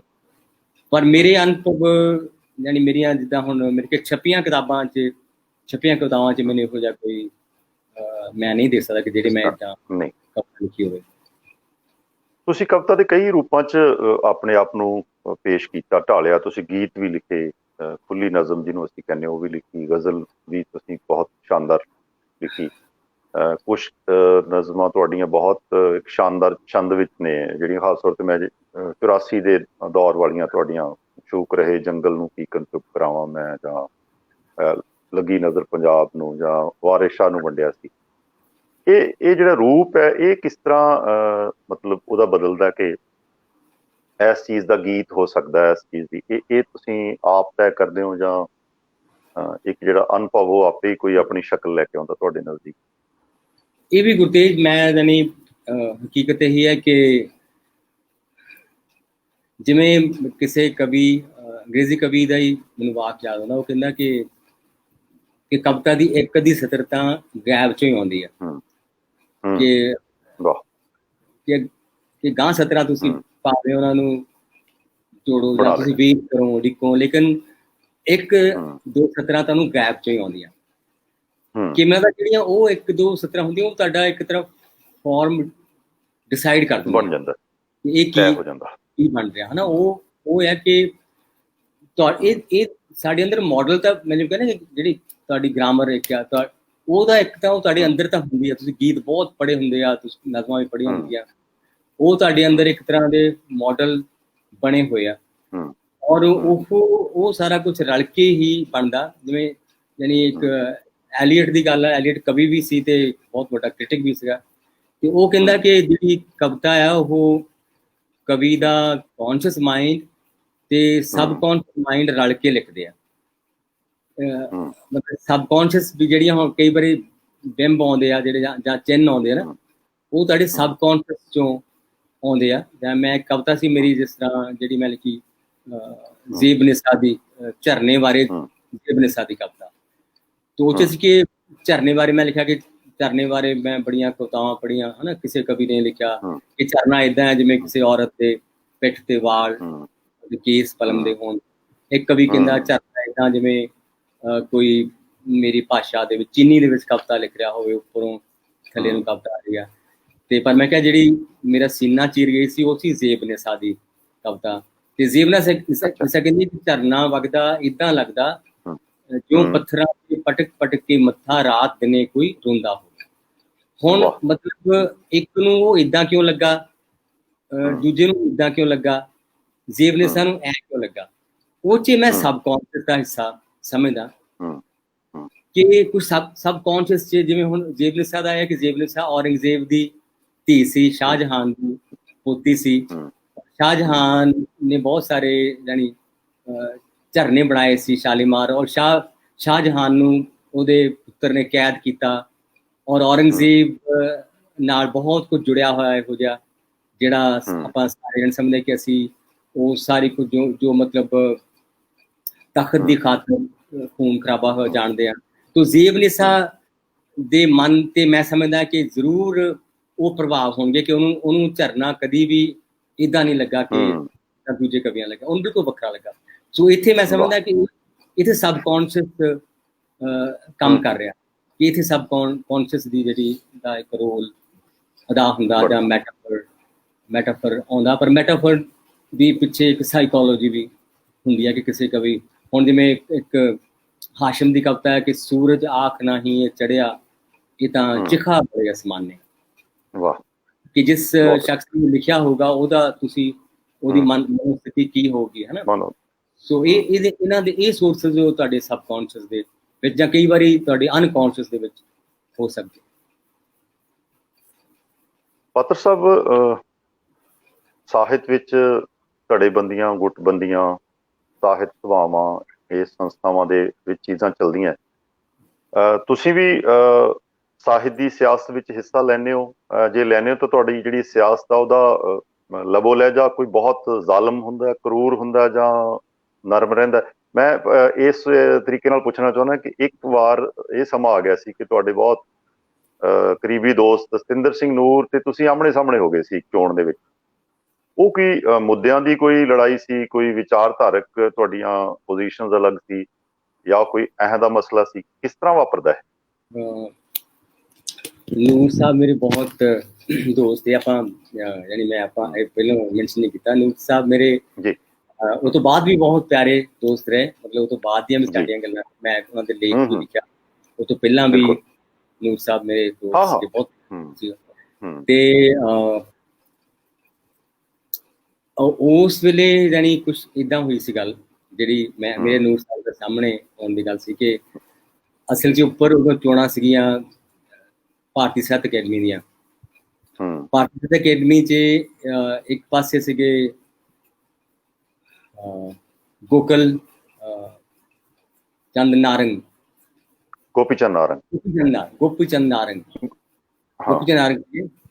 ਦੂਸਰੇ ਪਾਸੇ ਸੀਗੇ ਮਹਾਸ਼ਵੇਤਾ ਦੇਵੀ। ਤੇ ਨੂਰ ਸਾਹਿਬ ਸੀਗੇ ਇੱਧਰ ਗੋਪੀ ਚੰਦ ਨਾਰੰਗ, ਅਸੀਂ ਸੀਗੇ ਇੱਧਰ ਮਹਾਸ਼ਵੇਤਾ ਦੇਵੀ। ਤੇ ਉੱਥੇ ਫਿਰ ਇਹ ਸੀਗਾ ਕਿ ਜੇ ਫਿਰ ਉੱਥੇ ਇੱਕ ਬਣਦਾ ਹੁੰਦਾ ਕਨਵੀਨਰ ਉਹੀ ਬਣਦਾ ਹੁੰਦਾ ਜਿਹਨਾਂ ਦਾ ਪ੍ਰਧਾਨ ਜਿੱਤ ਜਾਵੇ। ਚਲੋ ਖੈਰ ਉਸ ਚੋਣ ਦੇ ਵਿੱਚ ਮਹਾਸ਼ਵੇਤਾ ਦੇਵੀ ਹਾਰੇ, ਗੋਪੀ ਨਾਰੰਗ ਜਿੱਤ ਗਏ। ਉਸ ਵੇਲੇ ਮੈਂ ਪੰਜਾਬੀ ਸਾਹਿਤ ਅਕੈਡਮੀ ਦਾ ਸੀਗਾ ਪ੍ਰਧਾਨ।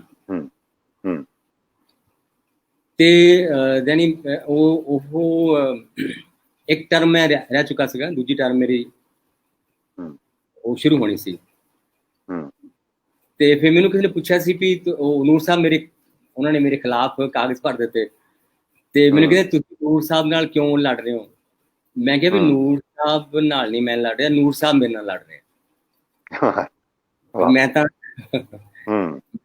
ਉਸ ਵੇਲੇ ਪ੍ਰੈਜ਼ੀਡੈਂਟ ਸੀਗਾ, ਤੇ ਜਦ ਕਿ ਪਹਿਲਾਂ ਬਣਾਉਣ ਵੇਲੇ ਏਦਾਂ ਸੀਗਾ ਕਿ ਤੁਸੀਂ ਬਣਨਾ, ਸਾਰੇ ਅਸੀਂ ਇਕੱਠੇ ਸੀਗੇ, ਸਾਰੇ ਦੋਸਤ ਜਿਹਦੇ ਵਿੱਚ ਹੁਣ ਸਾਡੇ ਸਾਰੇ ਦੋਸਤ ਆ। ਤੇ ਬਸ ਇਹੋ ਇੱਕ ਹੈ ਕਿ ਵੀ ਨੂਰ ਸਾਹਿਬ ਸਮਝ ਲਓ ਕਿ ਇੱਕ ਹੋਰ ਧਿਰ ਨਾਲ ਰਲ ਕੇ ਇਸ ਤਰ੍ਹਾਂ ਉਦੋਂ ਉਹਨਾਂ ਨੇ ਚੋਣ ਲੜੀ, ਜਿਹਦੇ ਵਿੱਚ ਸਾਡੀਆਂ ਇਕੱਠੇ ਬੈਠ ਕੇ ਗੱਲਾਂ ਵੀ ਹੋਈਆਂ।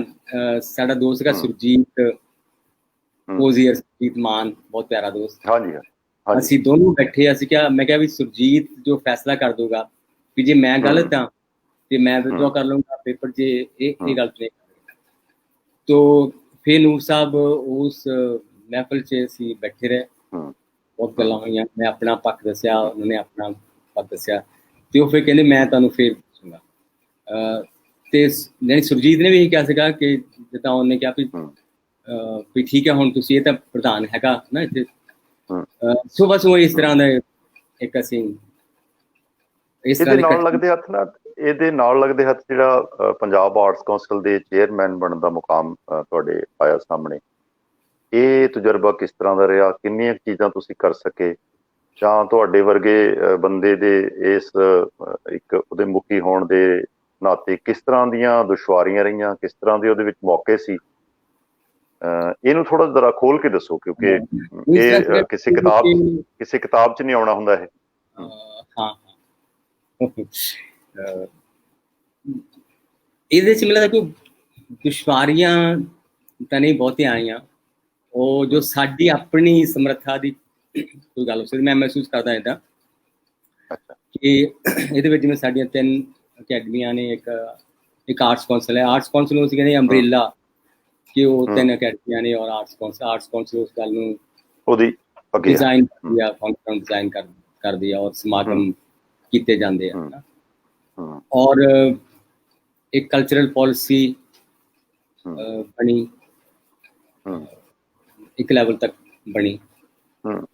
ਤੋ ਆਰਟਸ ਕੌਂਸਲ ਦਾ ਜਿੱਦਾਂ ਸਮਝ ਲਓ ਕਿ ਰੰਧਾਵਾ ਸਾਹਿਬ ਦਾ ਸੁਪਨਾ ਇਹੀ ਸੀ ਕਿ ਪੰਜਾਬ ਬਹੁਤ ਆਰਟਿਸਟਿਕ ਧਰਤੀ ਬਣੇ, ਆਰਟਿਸਟਾਂ ਦੀ ਨੂੰ ਆਪਾਂ ਸਰਪ੍ਰਸਤੀ ਦੇਈਏ, ਸਾਡੇ ਲੋਕ ਆਰਟ ਦੇਖਣ ਵੀ, ਪੜ੍ਹਨ ਵੀ। ਔਰ ਇਹਦੇ ਵਿੱਚ ਫਿਰ ਵੀ ਇੱਕ ਲੈਵਲ ਤੇ ਸੀਗਾ ਕਿ ਅਸੀਂ ਪਿੰਡਾਂ ਤੱਕ ਇਸ ਚੀਜ਼ ਨੂੰ ਲੈ ਕੇ ਜਾਈਏ। ਸੋ ਕੁਛ ਕੰਮ ਅਸੀਂ ਇੱਦਾਂ ਦੇ ਕੀਤੇ, ਜਿਵੇਂ ਸਾਡਾ ਪਹਿਲਾ ਹੀ ਸਮਾਗਮ ਅਸੀਂ ਧਨੀ ਰਾਮ ਚਾਤਰਕ ਹੋਰਾਂ ਦੇ ਪਿੰਡ, ਜਿੱਥੇ ਉਹ ਆ ਕੇ ਰਹੇ, ਪਹਿਲਾਂ ਜਨਮ ਤੋਂ ਉਹਦਾ ਰਹਿੰਦੇ ਪੰਜਾਬ 'ਚ, ਹੁਣ ਉਹ ਧਰਤੀ, ਲੇਕਿਨ ਲੋਕੀ ਕਿ ਉਹ ਬਹੁਤ ਚਿਰ ਰਹੇ ਉੱਥੇ, ਉਹਨਾਂ ਨੂੰ ਸ਼ੁਰੂ ਕੀਤਾ। ਫਿਰ ਅਸੀਂ ਪ੍ਰੀਤ ਨਗਰ ਤੋਂ ਸ਼ੁਰੂ ਕੀਤਾ, ਫਿਰ ਅਸੀਂ ਸਾਹਿਬ ਦੇ ਪਿੰਡ ਵੀ ਗਏ, ਫਿਰ ਅਸੀਂ ਹਰਭਜਨ ਸਿੰਘ ਹੁੰਦਲ ਦੇ ਪਿੰਡ ਵੀ ਗਏ।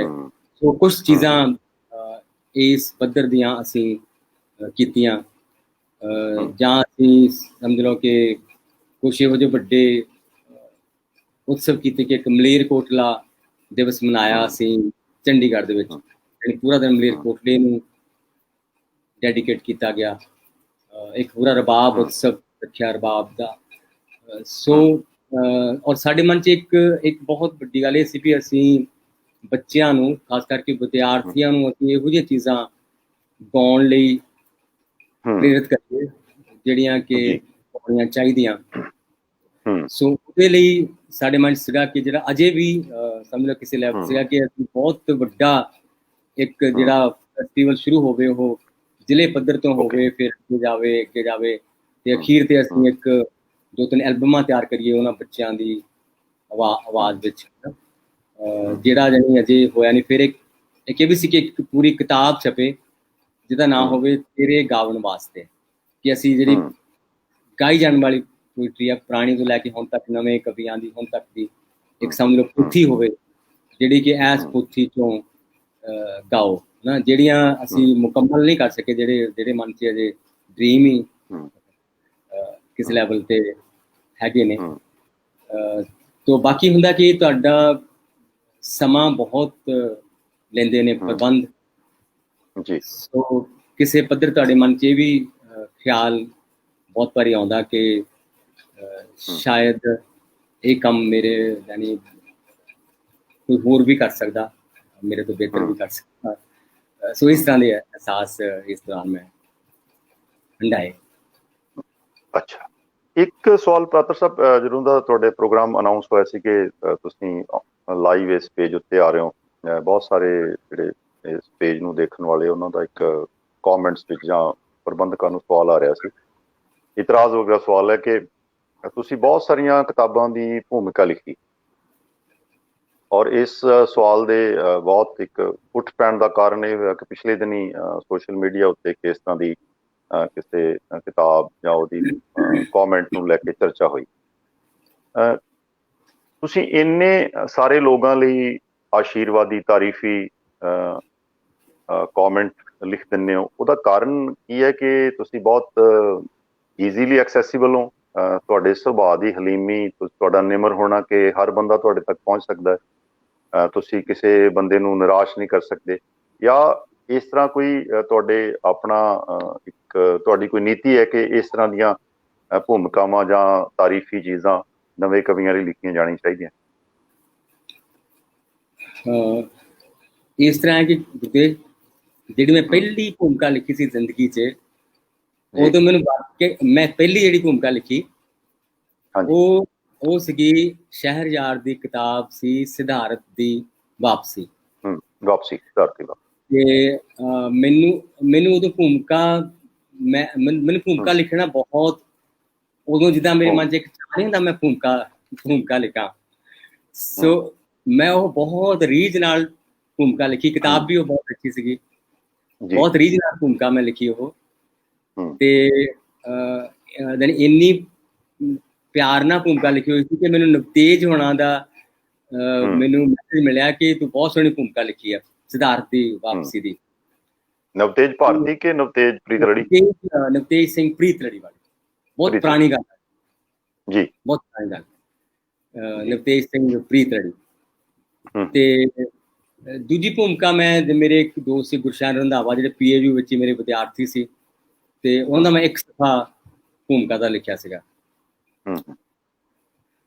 ਤੇ ਫਿਰ ਕੁਛ ਇਦਾਂ ਦਾ ਹੁੰਦਾ ਰਿਹਾ ਕਿ ਮੈਂ ਕੁਛ ਦੋਸਤਾਂ ਨੂੰ ਮੈਨੂੰ ਉਹਨਾਂ ਨੇ ਕਿਹਾ, ਮੈਂ ਕਿ ਚਲੋ ਮੈਂ ਲਿਖ ਦੂੰਗਾ, ਬੇਸ਼ੱਕ ਮੈਂ ਬਹੁਤ ਲੇਟ ਵੀ ਕਰਦਾ ਰਿਹਾ, ਕਈ ਵਾਰੀ ਬਹੁਤ ਸਮਾਂ ਹੋ ਜਾਣਾ ਕਿ ਮੈਂ ਲਿਖਦਿਆਂ ਵੀ ਬਹੁਤ ਸਮੇਂ ਹੋ ਜਾਣੇ, ਜਾਂ ਹੁਣ ਮੈਂ ਕੁਛ ਕੁਛ ਕਿਤਾਬਾਂ ਦੀ ਭੂਮਿਕਾ ਲਿਖਣੀ ਮੈਂ ਸਮਝ ਲਓ ਕਿ ਇੱਕ ਕ੍ਰੀਏਟਿਵ ਕੰਮ ਵਾਂਗ ਉਹਨੂੰ ਮੈਂ ਮਾਣਿਆ ਵੀ ਆ। ਜਿਵੇਂ ਕਿਤਾਬ ਸੀ ਜਿਹੜੀ ਨੀਰੂ ਅਸੀਮ ਦੀ ਕਿਤਾਬ ਸੀਗੀ, ਸ਼ੇਖਰ ਅਜ਼ੀਮ ਦੀ ਕਿਤਾਬ ਸੀ, ਹਾਂ ਮੈਨੂੰ ਅੱਛੀ ਲੱਗੀ ਕਿ ਮੈਂ ਉਹਨੂੰ ਲਿਖਣ ਵੇਲੇ ਮੈਨੂੰ ਲੱਗਾ ਕਿ ਵੀ ਇਹੋ ਜਿਵੇਂ ਮੇਰੀ ਇਸ ਕਵਿਤਾ 'ਚ ਇਨਵੋਲਵਮੈਂਟ ਹੋ ਰਹੀ ਆ, ਤੇ ਮੈਂ 'ਚ ਇਨਵੋਲਵ ਹਾਂ, ਔਰ ਮੈਂ ਇਹਨੂੰ ਆਪਣਾ ਇੱਕ ਹੁੰਗਾਰਾ, ਔਰ ਇਸ ਦੌਰਾਨ ਮੈਂ ਆਪਣੀਆਂ ਗੱਲਾਂ ਵੀ ਕਹਿਣ ਦੇ ਕਾਬਿਲ ਹੋ ਰਿਹਾ। ਕਈ ਵਾਰ ਭੂਮਿਕਾ ਲਿਖਣ ਵੇਲੇ ਤੁਸੀਂ ਕਵਿਤਾ ਬਾਰੇ ਆਪਣੇ ਸੰਕਲਪ ਦੇਣ ਦੇ ਵੀ ਕਾਬਿਲ ਹੋ ਜਾਂਦੇ ਹੋ। ਬਹੁਤ ਮੈਂ ਜੈਨੂਨ ਤਰੀਕੇ ਨਾਲ ਲੈਣਾ ਵੀ ਉਦੋਂ ਮੇਰੀ ਇਹ ਨਹੀਂ ਹੁੰਦੀ ਕੋਈ ਇੱਦਾਂ। ਫਿਰ ਇੱਕ ਵਕਤ ਇੱਦਾਂ ਆਇਆ, ਮੈਂ ਕਿਹਾ ਵੀ ਮੈਂ ਭੂਮਿਕਾ ਨਹੀਂ ਲਿਖ ਸਕਦਾ, ਕਿ ਚਲੋ ਮੈਂ ਤੈਨੂੰ 4-5 ਸਤਰਾਂ ਲਿਖ ਦੂੰਗਾ, ਕੋਈ ਟਿੱਪਣੀ, ਛੋਟੀ ਟਿੱਪਣੀ ਲਿਖ। ਔਰ ਮੈਂ ਇੱਦਾਂ ਨਹੀਂ ਕਦੀ ਕੀਤਾ ਕਿ ਕੋਈ ਬਹੁਤ ਮਾੜੀ ਕਵਿਤਾ ਹੋਵੇ ਤੇ ਮੈਂ ਉਹਨੂੰ ਕਹਾਂ ਬਹੁਤ ਚੰਗੀ ਕਵਿਤਾ। ਮੈਂ ਕਈ ਵਾਰੀ ਹਾਸੇ ਦੀ ਗੱਲ ਕਰਦਾ ਹੁੰਦਾ ਕਿ ਮੈਂ ਬਹੁਤ ਦੂਰੋਂ ਸ਼ੁਰੂ ਕਰਦਾ, ਜਿੱਦਾਂ ਮੈਨੂੰ ਉਹ ਹਾਸੇ ਦੀ ਗੱਲ ਹੈ ਕਿ ਮੈਨੂੰ ਜਦੋਂ ਮੈਂ MA ਸੀਗਾ ਤੇ ਇੱਕ ਸਵਾਲ ਮੈਨੂੰ ਆਵੇ ਨਾ ਭਾਸ਼ਾ ਵਿਗਿਆਨ ਦਾ, ਤੇ ਉਹ ਸੀਗਾ ਕੋਈ ਸਿਮਿਓਲੋਜੀ ਵਾਲੇ ਅਰਥ ਬਾਰੇ, ਹਨਾ, ਤੇ ਮੈਂ ਉਹਨੂੰ ਬਹੁਤ ਦੂਰੋਂ ਸ਼ੁਰੂ ਕੀਤਾ। ਮੈਂ ਉਹਨਾਂ ਦਾ ਸ਼ੇਅਰ ਲੈ ਲਿਆ ਹਮਦਰਦ ਸਾਹਿਬ ਦਾ ਕਿ ਇਸ਼ਕ ਵਿੱਚ ਲਫ਼ਜ਼ਾਂ ਦੇ ਉਲਟੇ ਅਰਥ ਨੇ, ਦਿਲ ਜਦੋਂ ਆਇਆ ਤਾਂ ਸਮਝੋ ਦਿਲ ਗਿਆ। ਕਿ ਮੈਂ ਕਿਹਾ ਇੱਥੇ ਅਰਥ ਮੈਂ ਬਹੁਤ ਦੂਰੋਂ, ਪਰ ਉਸ ਪੇਪਰ ਮੇਰੇ ਨੰਬਰ ਬੜੇ ਆਏ, ਮੈਨੂੰ ਪਤਾ ਸੀ ਕਿ ਮੈਂ ਉਹਦੇ ਬਹੁਤ ਜਾਨੀ ਸ਼ੁਰੂ ਕਰਕੇ ਸੋ ਮੈਂ ਬੜਾ ਵਧੀਆ ਹੈ, ਬਹੁਤ ਸੋ ਤੁਸੀਂ ਇਹ ਪੜ੍ਹੋਗੇ ਮੇਰੀਆਂ ਜਾਨੀ ਟਿੱਪਣੀਆਂ ਵਿੱਚ ਵੀ, ਪਈ ਜਿਹੜੀ ਮੈਂ ਕਈ ਜਗ੍ਹਾ ਮਿਲਦਾ ਕੀਤਾ ਵੀ ਕਵਿਤਾ ਇਹ ਹੁੰਦੀ ਆ, ਪ੍ਰਦੇਸ਼ ਰਹਿ ਕੇ ਕਵਿਤਾ ਲਿਖਣੀ ਬੜਾ ਇੱਕ ਸੂਰਮ ਗਤੀ ਆ। ਮੈਂ ਇਹਨੂੰ ਪਿਆਰ ਨਾਲ ਇਹਨੂੰ ਮਾਣ ਦਿੰਦਾ, ਹਨਾ। ਜਾਨੀ ਉਸ ਕਵਿਤਾ 'ਚ ਮੈਂ ਕਦੀ ਇੱਦਾਂ ਦੀ ਨਹੀਂ ਕਿ ਮੈਂ ਉਸ ਕਵਿਤਾ ਨੂੰ ਬਹੁਤ ਵੱਡੀ ਕਵਿਤਾ ਬਣਾਇਆ ਹੋਵੇ, ਇੱਦਾਂ ਨਹੀਂ ਮੈਂ ਕਦੀ ਕੀਤਾ। ਜਿਹੜੀ ਹੁਣ ਲੇਟੈਸਟ ਗੱਲ ਨੇ, ਹਾਂ ਚਲੋ, ਹਾਂਜੀ, ਮੇਰੇ ਤੱਕ ਵੀ ਪਹੁੰਚੀ ਉਹ ਗੱਲ ਪਈ, ਉਹ ਜਿਹੜੀ ਮੁੰਡੇ ਦੀ ਉੱਪਰਲਾ ਬਟਨ ਹੈ, ਸੋ ਉਹ ਕਿਤਾਬ ਮੈਨੂੰ ਵਾਕਿਆ ਹੀ ਚੰਗੀਆਂ ਲੱਗੀਆਂ ਸੀ। ਮਤਲਬ ਤੁਸੀਂ ਵੀ ਮੈਂ ਜਾਨੀ ਹੁਣ ਵੀ ਪੜ੍ਹਦਾ ਹਾਂ ਬੇਸਿਕ ਕਵਿਤਾ, ਕਿ ਉਹ ਇੱਕ ਜਿੱਦਾਂ ਵੱਖਰੀ ਕਵਿਤਾ, ਜਿੱਦਾਂ ਹੁਣ ਜਿੱਦਾਂ ਕਈ ਹਾਈਕੂ ਹੁੰਦੇ ਆ, ਹਨਾ, ਕਿ ਜਿੱਦਾਂ ਇੱਕ ਮੈਂ ਹਾਈਕੂ ਪੜ੍ਹਦਾ ਸੀਗਾ ਕਿ ਇੱਕ ਪਿਤਾ ਨੇ ਜਾਨੀ ਕੀੜੀ ਨੂੰ ਮਾਰਿਆ, ਉਹਦੇ 3 ਪੁੱਤਰ ਉਹਨੂੰ ਦੇਖ ਰਹੇ। ਹੁਣ ਮਤਲਬ ਇੱਕ ਕਵਿਤਾ ਪਤਾ ਨਹੀਂ ਕਿਸੇ ਨੂੰ ਕਿਵੇਂ ਲੱਗੇ, ਪਰ ਇਹ ਹੁੰਦਾ ਕਿ ਜਿਵੇਂ ਜਦੋਂ ਉਸ ਕਵਿਤਾ ਦਾ ਲਿਖਿਆ ਤਾਂ ਮੇਰੇ ਮਨ 'ਚ ਮੈਂ ਵਾਕਈ ਉਹਨੂੰ ਜਦੋਂ ਕਈ ਉਹਦੀਆਂ ਕਵਿਤਾਵਾਂ ਇੱਦਾਂ ਲੱਗੀਆਂ ਵੀ ਜਿਵੇਂ ਮੈਂ ਪਹਿਲੀ ਵਾਰੀ ਇਹ ਚੀਜ਼ਾਂ ਦੇਖ ਰਿਹਾ। ਸੋ ਮੈਨੂੰ ਉਹ 'ਚ ਇੱਕ ਤਾਜ਼ਗੀ, ਇੱਕ ਸੱਜਰਾਪਨ ਲੱਗਾ ਸੀ, ਔਰ ਮੈਂ ਉਹਦੇ ਨਾਲ ਸਮਝ ਲਓ ਕਿ ਉਹਦੇ 'ਚ ਕੋਈ ਮੈਂ ਨਹੀਂ ਕਿ ਬਿਨਾਂ ਪੜ੍ਹੇ ਵੀ ਨਹੀਂ ਲਿਖੀ ਸੀ, ਤੇ ਪੜ੍ਹ ਕੇ ਲਿਖੀ ਸੀ, ਉਹ ਚੀਜ਼ ਚੰਗੀ ਲੱਗੀ। ਸੋ ਜਿੱਦਾਂ ਉਹਦੇ ਬਾਰੇ ਮੈਨੂੰ ਕਿਸੇ ਬੱਚੀ ਨੇ ਭੇਜਿਆ ਜੀ ਤੁਹਾਡੇ ਬਾਰੇ ਇਦਾਂ ਲਿਖਿਆ ਤੁਸੀਂ ਪੜ੍ਹੀ ਆ। ਮੈਂ ਕਿਹਾ ਵੀ ਚਲੋ ਉਹ ਤਾਂ ਬੱਚਿਆਂ ਦੀ ਮਰਜ਼ੀ ਹੈ, ਜਿਸ ਤਰ੍ਹਾਂ ਉਹ ਮਹਿਸੂਸ ਕਰਦੇ ਹੁਣ ਕਰ ਸਕਦੇ ਹਨ। ਪਰ ਮੈਂ ਸਮਝਦਾ ਕਿ ਵੀ ਇਹ ਵੀ ਇੱਕ ਕਵਿਤਾ ਸਿਰਫ ਉਹੀ ਨੂੰ ਜੋ ਜਿਸ ਤਰ੍ਹਾਂ ਦੀ ਕਵਿਤਾ ਅਸੀਂ ਪਸੰਦ ਕਰੀਏ, ਸਿਰਫ ਉਹੀ ਨਹੀਂ ਹੁੰਦੀ। ਕਵਿਤਾ ਬਹੁਤ ਤਰ੍ਹਾਂ ਦੀ ਹੋ ਸਕਦੀ ਹੈ, ਉਹਦੇ ਕਈ ਰੂਪ ਉਹਦੇ ਜਿੱਦਾਂ ਹੁਣ ਪਾਬਲੋ ਨੇਰੂਦਾ, ਉਹਦੀ ਕੁਛ ਕਵਿਤਾ ਤਾਂ ਲੋਕਾਂ ਦੇ ਹੋਠਾਂ ਤੇ ਆ, ਜ਼ੁਬਾਨੀ ਲੋਕ ਗਾਉਂਦੇ ਫਿਰਦੇ ਆ। ਕੁਛ ਕਵਿਤਾਵਾਂ ਕਿਸੇ ਨੂੰ ਕੁਝ ਨਹੀਂ ਪਤਾ ਵੀ ਇਹ ਕੀ ਕਹਿ ਰਹੇ ਆ। ਉਹ ਮਤਲਬ ਕਵਿਤਾ ਪ੍ਰਤੀ ਇੱਕ ਸਾਡੀ ਜ਼ਰੂਰ ਹਲੀਮੀ ਜ਼ਰੂਰ ਚਾਹੀਦੀ, ਕਵਿਤਾ ਦੇ ਹਜ਼ੂਰ ਹੋਣ ਦੀ। ਤੁਹਾਨੂੰ ਕਵਿਤਾ ਨੂੰ ਡਿਸਲਾਈਕ ਕਰਨ ਦਾ ਅਧਿਕਾਰ ਹੈ, ਪਰ ਕਵਿਤਾ ਦਾ ਮੇਰੇ ਖਿਆਲ 'ਚ ਨਿਰਾਦਰ ਕਰਨ ਦਾ ਅਧਿਕਾਰ ਨਹੀਂ।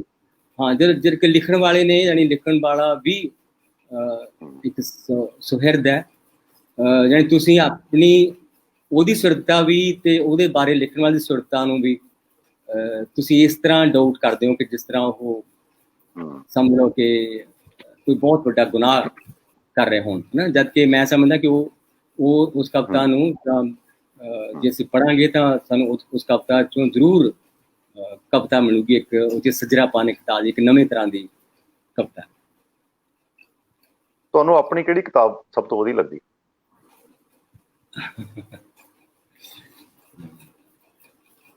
ਕਿਉਂਕਿ ਸਾਡੀਆਂ ਤਾਂ ਚੋਇਸਿਸ ਉਹਦੇ ਬਾਰੇ ਹੋ ਸਕਦੀਆਂ ਕਿ ਇੱਕ ਦੌਰ ਵਿੱਚ ਜਾਂ ਸਾਨੂੰ ਅਸੀਂ, ਕਿਉਂਕਿ ਤੁਹਾਡੀ ਇੱਕ ਲੰਮੀ ਹੁਣ 50 ਸਾਲ ਦੀ ਇੱਕ ਜਿਹੜੀ ਕਾਵਿ ਯਾਤਰਾ ਹੈ, ਜਿਹਦੇ ਅਨੇਕਾਂ ਕਿਤਾਬਾਂ ਆਈਆਂ, ਕਿਹੜੀ ਕਿਤਾਬ ਤੁਹਾਨੂੰ ਆਪ ਨੂੰ ਜ਼ਿਆਦਾ ਪਸੰਦ ਹੈ? ਦੇਖੋ, ਮੈਂ ਜਿੱਦਾਂ ਹੁਣ ਮੇਰਾ ਖਿਆਲ ਆ ਕਿ ਮੈਨੂੰ ਯਾਦ ਆ ਕਿ ਪ੍ਰੋਫੈਸਰ ਮੋਹਨ ਸਿੰਘ ਹੁਣਾਂ ਨੂੰ ਕਿਸੇ ਨੇ ਕਿਹਾ ਜੀ ਉਹ ਸਾਵੇ ਪੱਤਰ ਵਾਲੀ ਕਵਿਤਾ ਸੁਣਾਓ। ਮੈਂ ਉੱਥੇ ਹਾਜ਼ਰ ਸੀਗਾ ਤੇ ਉਹ ਕਹਿੰਦੇ ਯਾਰ ਮੈਂ ਉਹ ਤੋਂ ਅੱਗੇ ਵੀ ਗਿਆ ਵੀ ਹੋਰ ਵੀ ਸੁਣੋ। ਔਰ ਜਿੱਦਾਂ ਮੈਂ ਕਿਹਾ ਵੀ ਉਹ ਤੋਂ ਅੱਗੇ ਵੀ ਉਹਨਾਂ ਦੀਆਂ ਕਈ ਬਹੁਤ ਖੂਬਸੂਰਤ ਕਵਿਤਾਵਾਂ ਨੇ, ਹਨਾ। ਸੋ ਕਈ ਵਾਰੀ ਏਦਾਂ ਹੁੰਦਾ ਕਿ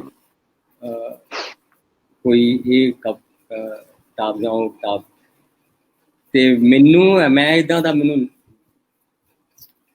ਮੇਰੇ ਖਿਆਲ 'ਚ ਮੈਨੂੰ ਜੇ ਤੁਸੀਂ ਇਹਨੂੰ ਤੁਸੀਂ ਬਹੁਤ ਆਪਣੇ ਤੌਰ ਤੇ ਨਾ ਸੋਚਿਆ ਹੋਵੇ, ਮੇਰੀ ਪੁੱਛ ਦੇ ਜਵਾਬ 'ਚ ਇੱਕੋ ਦਮ ਕਿਹੜੀ ਕਿਤਾਬ ਤੁਹਾਨੂੰ ਲੱਗਦੀ ਹੈ, ਜੇ ਤੁਸੀਂ ਆਪਣੀਆਂ 7, 8, 10 ਕਿਤਾਬਾਂ 'ਚੋਂ ਇੱਕ ਚੁੱਕਣੀ ਹੋਵੇ ਕਿ ਇਹ ਪਹਿਲੇ ਨੰਬਰ ਤੇ ਲਓ?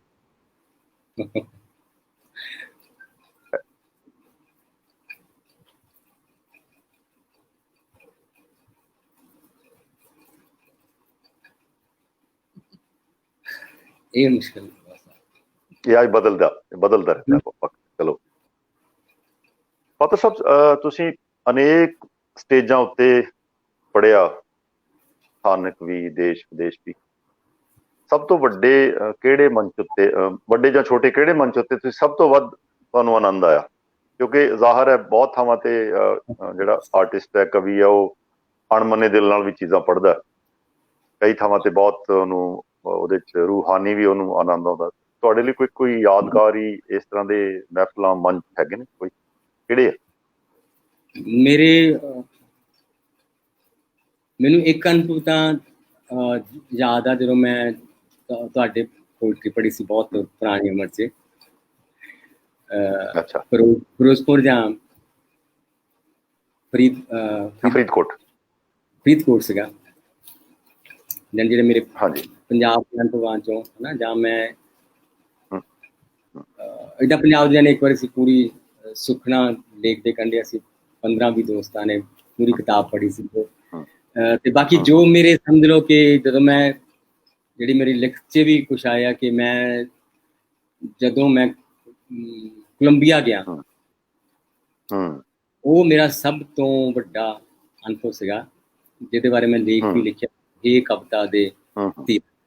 ਤੇ ਉਹ ਇੱਕ ਸਮਝ ਲਓ ਕਿ ਜੇ ਕੋਈ ਉੱਥੇ ਨਾ ਹੋਵੇ ਤਾਂ ਉਹਨਾਂ ਅਨੁਭਵਾਂ ਤੇ ਯਕੀਨ ਨਹੀਂ ਕਰ ਸਕਦਾ। ਇੱਕ ਤਾਂ ਹੈ ਕਿ ਉਹ ਬਹੁਤ ਵੱਡੀ ਗਿਣਤੀ ਵਿੱਚ ਲੋਕ ਸੁਣਨ ਆਉਂਦੇ, ਕਿ ਤੁਹਾਨੂੰ ਹੈਰਾਨੀ ਹੁੰਦੀ ਹੈ ਕਿ ਵੀ ਇੰਨੀ ਵੱਡੀ ਗਿਣਤੀ ਵਿੱਚ ਲੋਕ ਆਉਂਦੇ। ਔਰ ਉੱਥੇ ਹੈ ਇੱਦਾਂ ਸੀਗਾ ਕਿ ਜਿੱਦਾਂ ਹੁਣ ਮੈਂ ਆਪਣੀਆਂ 20 ਕਵਿਤਾਵਾਂ ਅੰਗਰੇਜ਼ੀ 'ਚ ਅਨੁਵਾਦ ਕਰਕੇ ਭੇਜੀਆਂ ਸੀਗੀਆਂ, ਔਰ ਗਜ਼ਲ ਨਹੀਂ ਸੀ ਕੋਈ, ਕਿਉਂਕਿ ਗਜ਼ਲ ਦਾ ਅਨੁਵਾਦ ਨਹੀਂ ਸੀ। ਜਿੱਦਾਂ ਹੁਣ ਥੋੜਾ ਪੋਸੀਬਲ, ਜਿਵੇਂ मेरी कविता सी बंसरी वृतांत ਜਾਂ मेरी माँ ਤੇ मेरी कविता ਜਾਂ एक कविता सी इतिहास जी ਸੋ ਇਸ ਤਰ੍ਹਾਂ ਬਹੁਤ ਸਾਰੀਆਂ ਕਵਿਤਾਵਾਂ ਸੀਗੀਆਂ ਤੇ ਉਹਨਾਂ ਨੇ ਕਵਿਤਾਵਾਂ ਦਾ ਸਪੈਨਿਸ਼ 'ਚ ਅਨੁਵਾਦ ਕੀਤਾ ਹੋਇਆ ਸੀਗਾ ਤੇ ਫਿਰ ਤੁਹਾਡੇ ਲਈ ਇੱਕ ਬੰਦਾ ਤੁਹਾਡੇ ਲਈ ਮਿੱਥਿਆ ਸੀ ਵੀ ਇਹ ਤੁਹਾਡੀ ਕਵਿਤਾ ਨੂੰ ਸਪੈਨਿਸ਼ 'ਚ ਪੜੂਗਾ ਜਿਵੇਂ ਵਿਜੰਤਰੀ ਵੀ ਸੀ ਕਵਿਤਾ जी तो मैं जानी हर कवि अपनी जुबान च पढ़ता सी ते फिर स्पैनिश जिहड़ा अनुवादक सीगा ਉਹਨੂੰ ਆਪਣੀ स्पैनिश पढ़दा ਸੀਗਾ तो ਉਹ ਇੱਕ ਬਹੁਤ ਅਨੁਭਵ ਹੁੰਦਾ ਸੀਗਾ ਜਾਨੀ ਜਿੱਦਣ ਮੈਂ ਪਹਿਲੀ ਕਵਿਤਾ ਪੜ੍ਹੀ ਉਹ ਛੋਟੀ ਜਿਹੀ ਕਵਿਤਾ ਸੀ ਬਹੁਤ ਬੜੀ ਜਿਹੜੀ ਉਹ ਮਦਰ ਵਾਲੀ ਕਵਿਤਾ ਸੀ ਕਿ ਮੇਰੀ ਮਾਂ ਨੂੰ ਮੇਰੀ ਕਵਿਤਾ ਸਮਝ ਨਾ ਆਈ ਨਾ तो ਇਹ ਕਵਿਤਾ ਸੀ ਦੋ ਤਿੰਨ ਕਵਿਤਾਵਾਂ ਹੋਰ ਸੀ ਤੇ ਮੈਨੂੰ ਯਾਦ ਹੈ ਕਿ ਬਾਅਦ ਚ ਮੇਰੇ ਕੋਲ ਉੱਥੇ ਜਿਹੜੇ ਬੱਚੇ ਸੀਗੇ ਖਾਸ ਕਰਕੇ ਨੌਜਵਾਨ ਬਹੁਤ ਸੁਣਦੇ ਸੀਗੇ ਤੇ ਉਹ ਮੇਰੇ ਕੋਲ ਆਉਣ ਕੇ ਤੁਸੀਂ ਇਹ ਕਵਿਤਾ ਸਾਡੀ ਕਾਪੀ ਵਿੱਚ ਨਾ ਆਪਣੀ ਭਾਸ਼ਾ 'ਚ ਲਿਖ ਕੇ ਦਿਓ ਜਿੱਦਾਂ ਤੁਹਾਡੀ ਭਾਸ਼ਾ 'ਚ ਲਿਖੇ ਹੁੰਦੇ ਆ ਸੋ ਇੱਕ ਤਾਂ ਉਹਨਾਂ ਲੋਕਾਂ ਦਾ ਕਵਿਤਾ ਦਾ ਜੋ ਪਿਆਰ ਸੀ ਨਾ ਸੋ ਇਦਾਂ ਮੈਂ ਕੋਈ 7 ਜਗ੍ਹਾ ਤੇ ਕਵਿਤਾ ਪੜ੍ਹੀ ਦੂਏ ਦਿਨ ਹੋਰ ਕਵੀ ਪਾਤਰ ਸਾਹਿਬ ਮੇਰਾ ਮਨ ਹੈ ਕਿ ਤੁਸੀਂ ਉਹ ਕਵਿਤਾ ਸੁਣਾਓ ਜਿਹੜੀ ਉੱਥੇ ਬੱਚੇ ਨਾਲ ਜਿਹੜੇ ਅਨੁਭਵ ਚੋਂ ਤੁਸੀਂ ਲਿਖੀ ਉਸ ਜਗ੍ਹਾ ਤੇ ਜਾਦੂਗਰ ਵਾਲੀ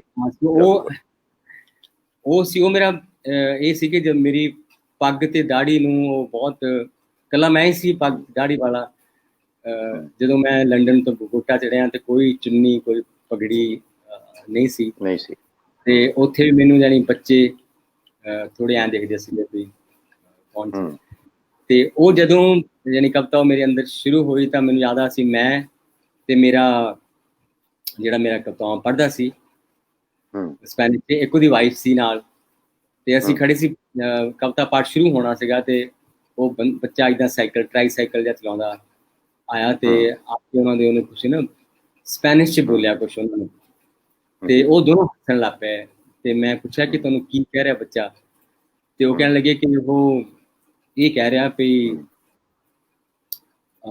ਇਹ ਭਾਈ ਜਾਦੂਗਰ ਹੈ ਤੇ ਬਸ ਇਹੀ ਜਾਨੀ ਮੇਰੇ ਉੱਥੋਂ ਉਹ ਕਵਿਤਾ ਸ਼ੁਰੂ ਹੁੰਦੀ ਹੈ ਕਿ ਲਾਤੀਨੀ ਅਮਰੀਕਾ ਦੇ ਕੋਲੰਬੀਆ ਦੇਸ਼ ਵਿੱਚ ਮੈਦੇਜਨ ਸ਼ਹਿਰ ਦੀ ਓਬਰੇਰੋ ਪਾਰਕ ਵਿੱਚ ਇੱਕ ਬੱਚਾ ਸਾਈਕਲ ਚਲਾਉਂਦਾ ਮੇਰੇ ਕੋਲ ਆਇਆ ਮੇਰੀ ਪਗੜੀ ਤੇ ਦਾੜੀ ਦੇਖ ਕੇ ਪੁੱਛਣ ਲੱਗਾ ਤੂੰ ਜਾਦੂਗਰ ਹੈ ਮੈਂ ਕਹਿਣ ਲੱਗਾ ਸਾਂ ਨਹੀਂ ਪਰ ਬੱਚੇ ਦਾ ਚਾਅ ਦੇਖ ਕੇ ਮੇਰੇ ਕੋਲੋਂ ਕਿਹਾ ਨਾ ਗਿਆ ਨਹੀਂ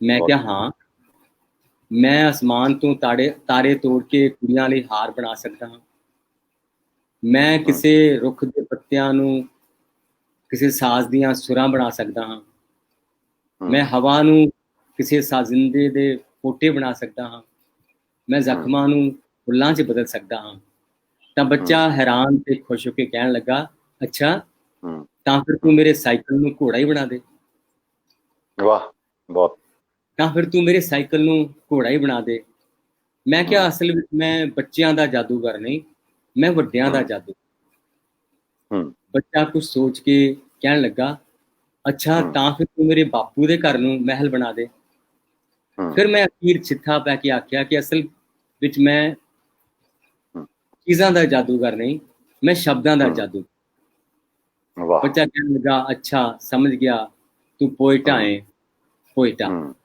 ਬੱਚਾ ਹੱਸਦਾ ਮੁਸਕਰਾਉਂਦਾ ਸਾਈਕਲ ਚਲਾਉਂਦਾ ਪਾਰਕ ਤੋਂ ਬਾਹਰ ਚਲਾ ਗਿਆ ਤੇ ਦਾਖਲ ਹੋ ਗਿਆ ਮੇਰੀ ਇਸ ਕਵਿਤਾ ਵਿੱਚ ਵਾਹ ਬਹੁਤ ਸ਼ਾਨਦਾਰ ਅਸੀਂ ਪਾਤਰ ਸਾਹਿਬ ਲਗਭਗ ਕੋਈ ਘੰਟੇ ਦਾ ਪ੍ਰੋਗਰਾਮ ਤੈਅ ਸੀ ਤੇ ਅਸੀਂ ਲਗਭਗ ਹੁਣ 1.5 ਘੰਟੇ ਨੂੰ ਪਹੁੰਚਣ ਵਾਲੇ ਹਾਂ ਗੱਲਾਂ ਇੰਨੀਆਂ ਨੇ ਕਿ ਮੈਂ ਤਾਂ ਖੁਦ ਮਤਲਬ ਟਾਈਮ ਭੁੱਲਿਆ ਹੋਇਆ ਪਰ ਇੱਕ ਹਰ ਪ੍ਰੋਗਰਾਮ ਦੀ ਸੀਮਾ ਮਰਿਆਦਾ ਹੁੰਦੀ ਹੈ ਆਖਿਰ ਵਿੱਚ ਮੈਂ ਤੁਹਾਡੇ ਕੋਲੋਂ ਤਰਨਮ ਵਿੱਚ ਕੋਈ ਚੀਜ਼ ਜ਼ਰੂਰ ਆਪਣੇ ਸੁਣਨ ਵਾਲਿਆਂ ਲਈ ਆਪਣੇ ਲਈ ਕਹਾਂਗਾ ਕਿ ਤੁਸੀਂ ਜਿੰਨੀਆਂ ਮੁਨਾਸਿਬ ਸਮਝੋ ਉਸ ਤੋਂ ਪਹਿਲਾਂ ਕੁਛ ਮੈਂ ਸਵਾਲ ਛੱਡ ਦਿੱਤੇ ਕਿਉਂਕਿ ਸਮੇਂ ਦੀ ਸੀਮਾ ਵਿੱਚ ਫਿਰ ਉਹਨਾਂ ਨੂੰ ਹੱਲ ਕਰਨਾ ਪਕੜਨਾ ਮੁਸ਼ਕਿਲ ਨਹੀਂ ਸੀ ਕਿਉਂਕਿ ਲੰਬੇ ਉਹਦੇ ਜਵਾਬ ਹੋ ਸਕਦੇ ਸੀ ਜੀ ਸੁਰਜੀਤ ਪਾਤਰ ਦਾ ਜਿਵੇਂ ਮੈਂ ਜ਼ਿਕਰ ਕੀਤਾ ਸ਼ੁਰੂ ਦੇ ਆਰੰਭ ਵਿੱਚ ਕਿ ਸੁਰਜੀਤ ਪਾਤਰ ਬਹੁਤ ਵੱਡੇ ਸ਼ਾਇਰ ਨੇ ਅਜ਼ੀਮ ਸ਼ਾਇਰ ਨੇ 50 ਸਾਲ ਦੀ ਕਵਿਤਾ ਦਾ ਉਹਨਾਂ ਦਾ ਸਫ਼ਰ ਹੈ, ਜਿਨ੍ਹਾਂ ਦੀ ਕਵਿਤਾ ਦਾ ਘੇਰਾ ਸਿਰਫ ਉਹਨਾਂ ਦੇ ਸ਼ਬਦਾਂ ਤੱਕ ਨਹੀਂ, ਪੀੜ੍ਹੀਆਂ ਉੱਤੇ ਉਹਨਾਂ ਨੇ ਅਸਰ ਪਾਇਆ। ਮੇਰੇ ਵਰਗੇ ਜਿਹੜੇ ਤੁਹਾਡੇ ਤੋਂ ਬਾਅਦ ਆਉਣ ਵਾਲੇ ਬੰਦੇ, ਉਹਨਾਂ ਤੇ ਵੀ ਤੁਹਾਡੇ ਲੇਖਣੀ ਦਾ ਬਹੁਤ ਵੱਡਾ ਅਸਰ ਹੈ। ਫਿਰ ਪਦਮ ਸ਼੍ਰੀ ਤੱਕ ਤੁਸੀਂ ਜਾਂਦੇ ਹੋ, ਤਾਂ ਕੁੱਲ ਮਿਲਾ ਕੇ ਇੱਕ ਬਹੁਤ ਵੱਡਾ ਅਕਸ, ਬਿੰਬ, ਲਾਰਜਰ ਦੈਨ ਲਾਈਫ ਬਣ ਜਾਂਦਾ ਹੈ। ਤੇ ਸੁਰਜੀਤ ਪਾਤਰ ਇੱਕ ਆਈਕਨ ਬਣ ਜਾਂਦੇ ਨੇ। ਇਹ ਆਈਕਨ ਦਾ ਭਾਰ ਕਿੰਨਾ ਕੁ ਹੁੰਦਾ ਔਰ ਇਸ ਨੂੰ ਤੁਸੀਂ ਕਿਵੇਂ ਸੰਭਾਲਦੇ ਹੋ?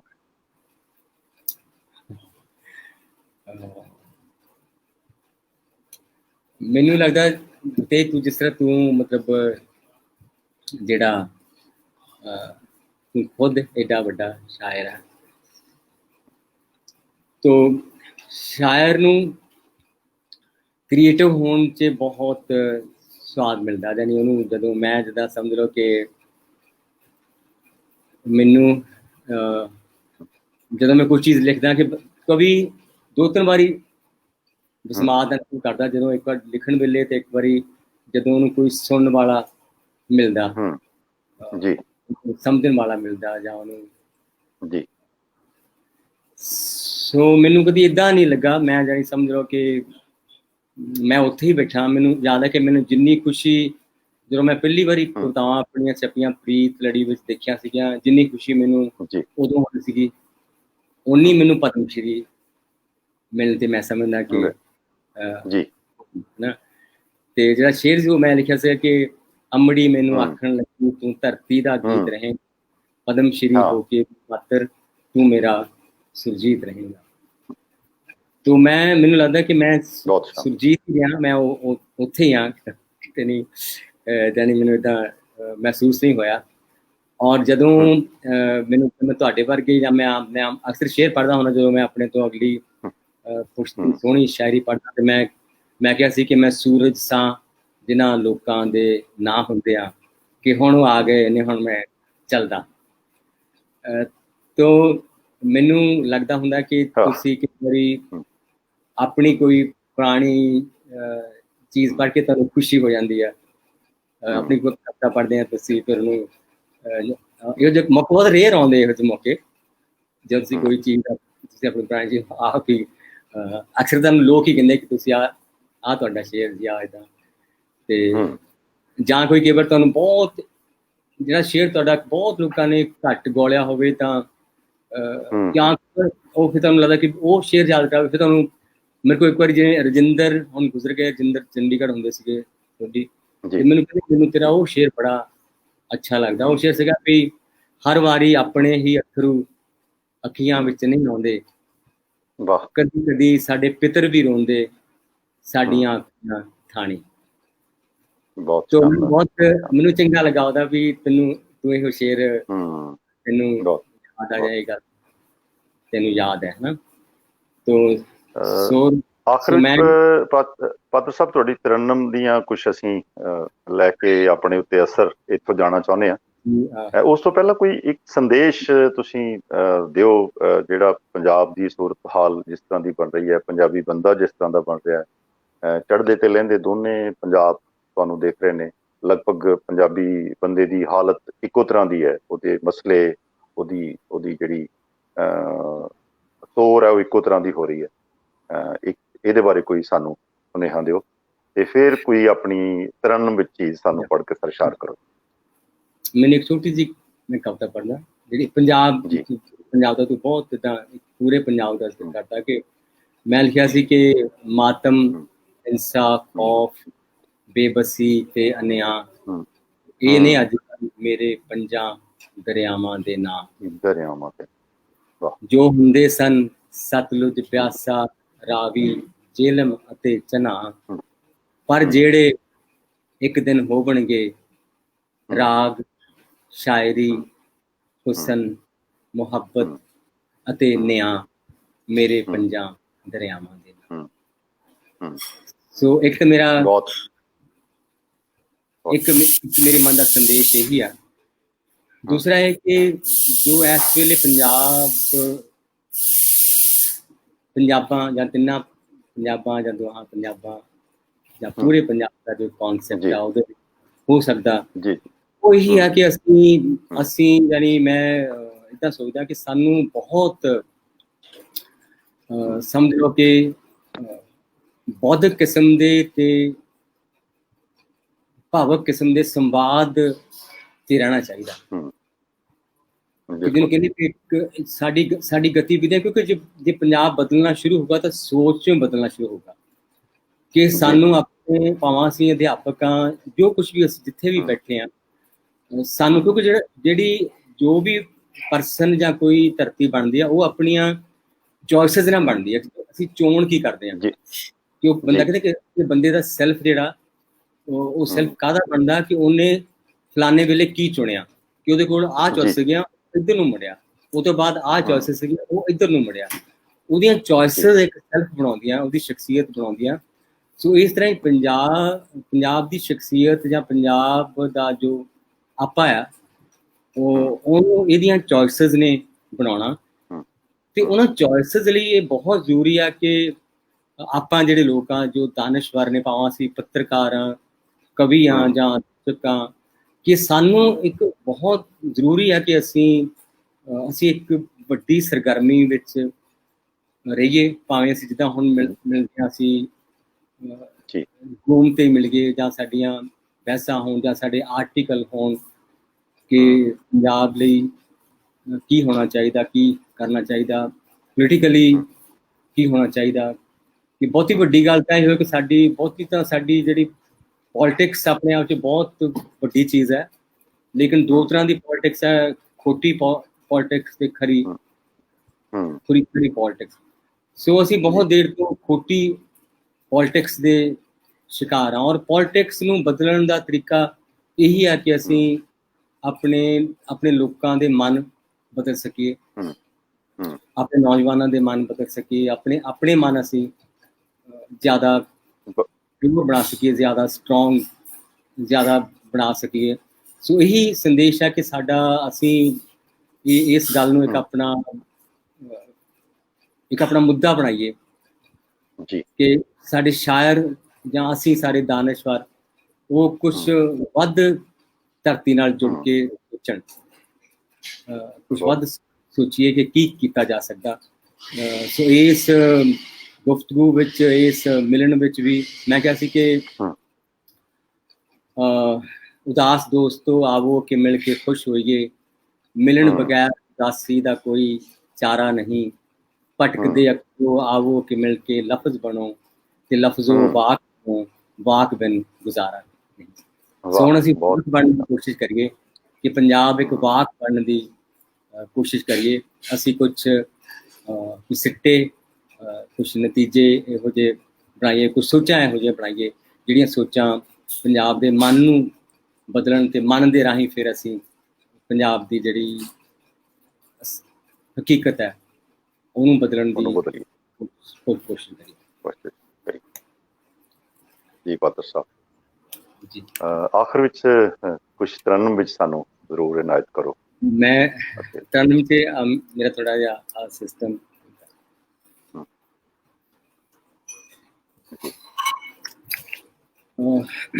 ਤਰਨਮ ਵਿੱਚ ਮੈਂ ਕੀ ਸੁਣਾਵਾਂ, ਮੈਨੂੰ ਕੁਛ ਵੀ, ਸਾਡੇ ਲਈ ਤਾਂ ਪ੍ਰਸ਼ਾਦ ਹੀ ਹੈ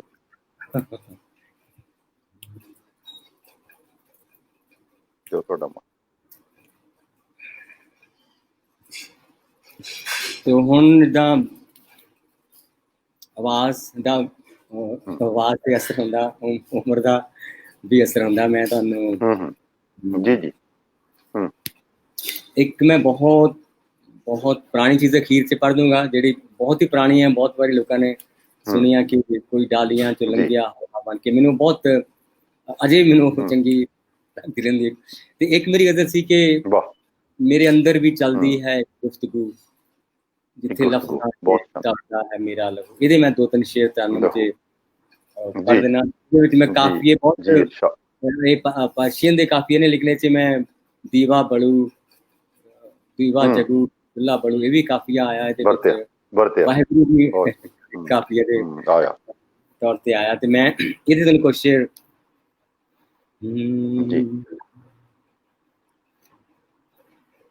मेरे अंदर भी चलदी है एक गुफ्तगू, जिथे लफ्जां च टलदा है मेरा लहू, जिथे मेरी बहस है मेरे नाल ही, जिथे वारिस ते पुरखे खड़े रूबरू, मेरे अंदर आवाज़ां तां हन बेपनाह, मेरे मत्थे च पर अकल दा तानाशाह, मेरे मत्थे च पर अकल दा तानाशाह, सब आवाज़ां सुनूं कुछ चुनूं फिर बुनूं, फिर बयान अपना कोई जारी करूं, मेरे अंदर भी चलदी है एक गुफ्तगू, जिथे लफ्जां च टलदा है मेरा लहू। और इधर आखिरी शेर पढ़ रहे हैं, लंबी गजल है पर पर ते उतरी त मैं काम मोलो बसां, होर उतरी तां जल खाक अग पौण सां, पर ते उतरी त मैं काम मोलो बसां, होर उतरी तां जल खाक अग पौण सां, इस तो पहला के लगदा पता कौन हां, हो गया होंद अपनी तो ही सुरखरू, मेरे अंदर भी चलदी है एक गुफ्तगू, जिथे लफ्जां च टलदा है मेरा लहू, जिथे मेरी बहस है मेरे नाल ही, जिथे वारिस ते पुरखे खड़े रूबरू। सो ये कुछ शेर सीगे। बहुत अच्छा, बहुत शानदार, बहुत खूबसूरत। और मैं दो मेरे मन से गजलां आ रही सी, एक तां जाए सी कि जी की है तेरे शहर विच मशहूर हाँ, जे नजर तेरी च नामंजूर हाँ, नामंजूर ਜਾਂ ਕੋਈ ਡਾਲੀਆਂ ਚੋਂ ਗਿਆ ਹਵਾ ਬਣ ਕੇ, ਮੇਰੇ ਖਿਆਲ 'ਚ ਇਹ ਮੈਂ ਜੋ ਤੁਹਾਡਾ ਮਨ, ਜੋ ਤੁਹਾਡੇ ਮਨ 'ਚ ਇਸ ਵੇਲੇ ਆ ਰਹੀ ਚੀਜ਼, ਅਸੀਂ ਤਾਂ ਜੁੜੇ ਹੋਏ ਹਾਂ ਤੁਹਾਡੇ ਨਾਲ। ਚਲੋ ਮੈਂ ਤਿੰਨ ਸ਼ੇਰ ਜਿਹੜੇ ਇਹਦੇ ਕੀ ਹੈ ਤੇਰੇ ਸ਼ਹਿਰ ਵਿੱਚ ਮਸ਼ਹੂਰ ਹਾਂ ਦੇ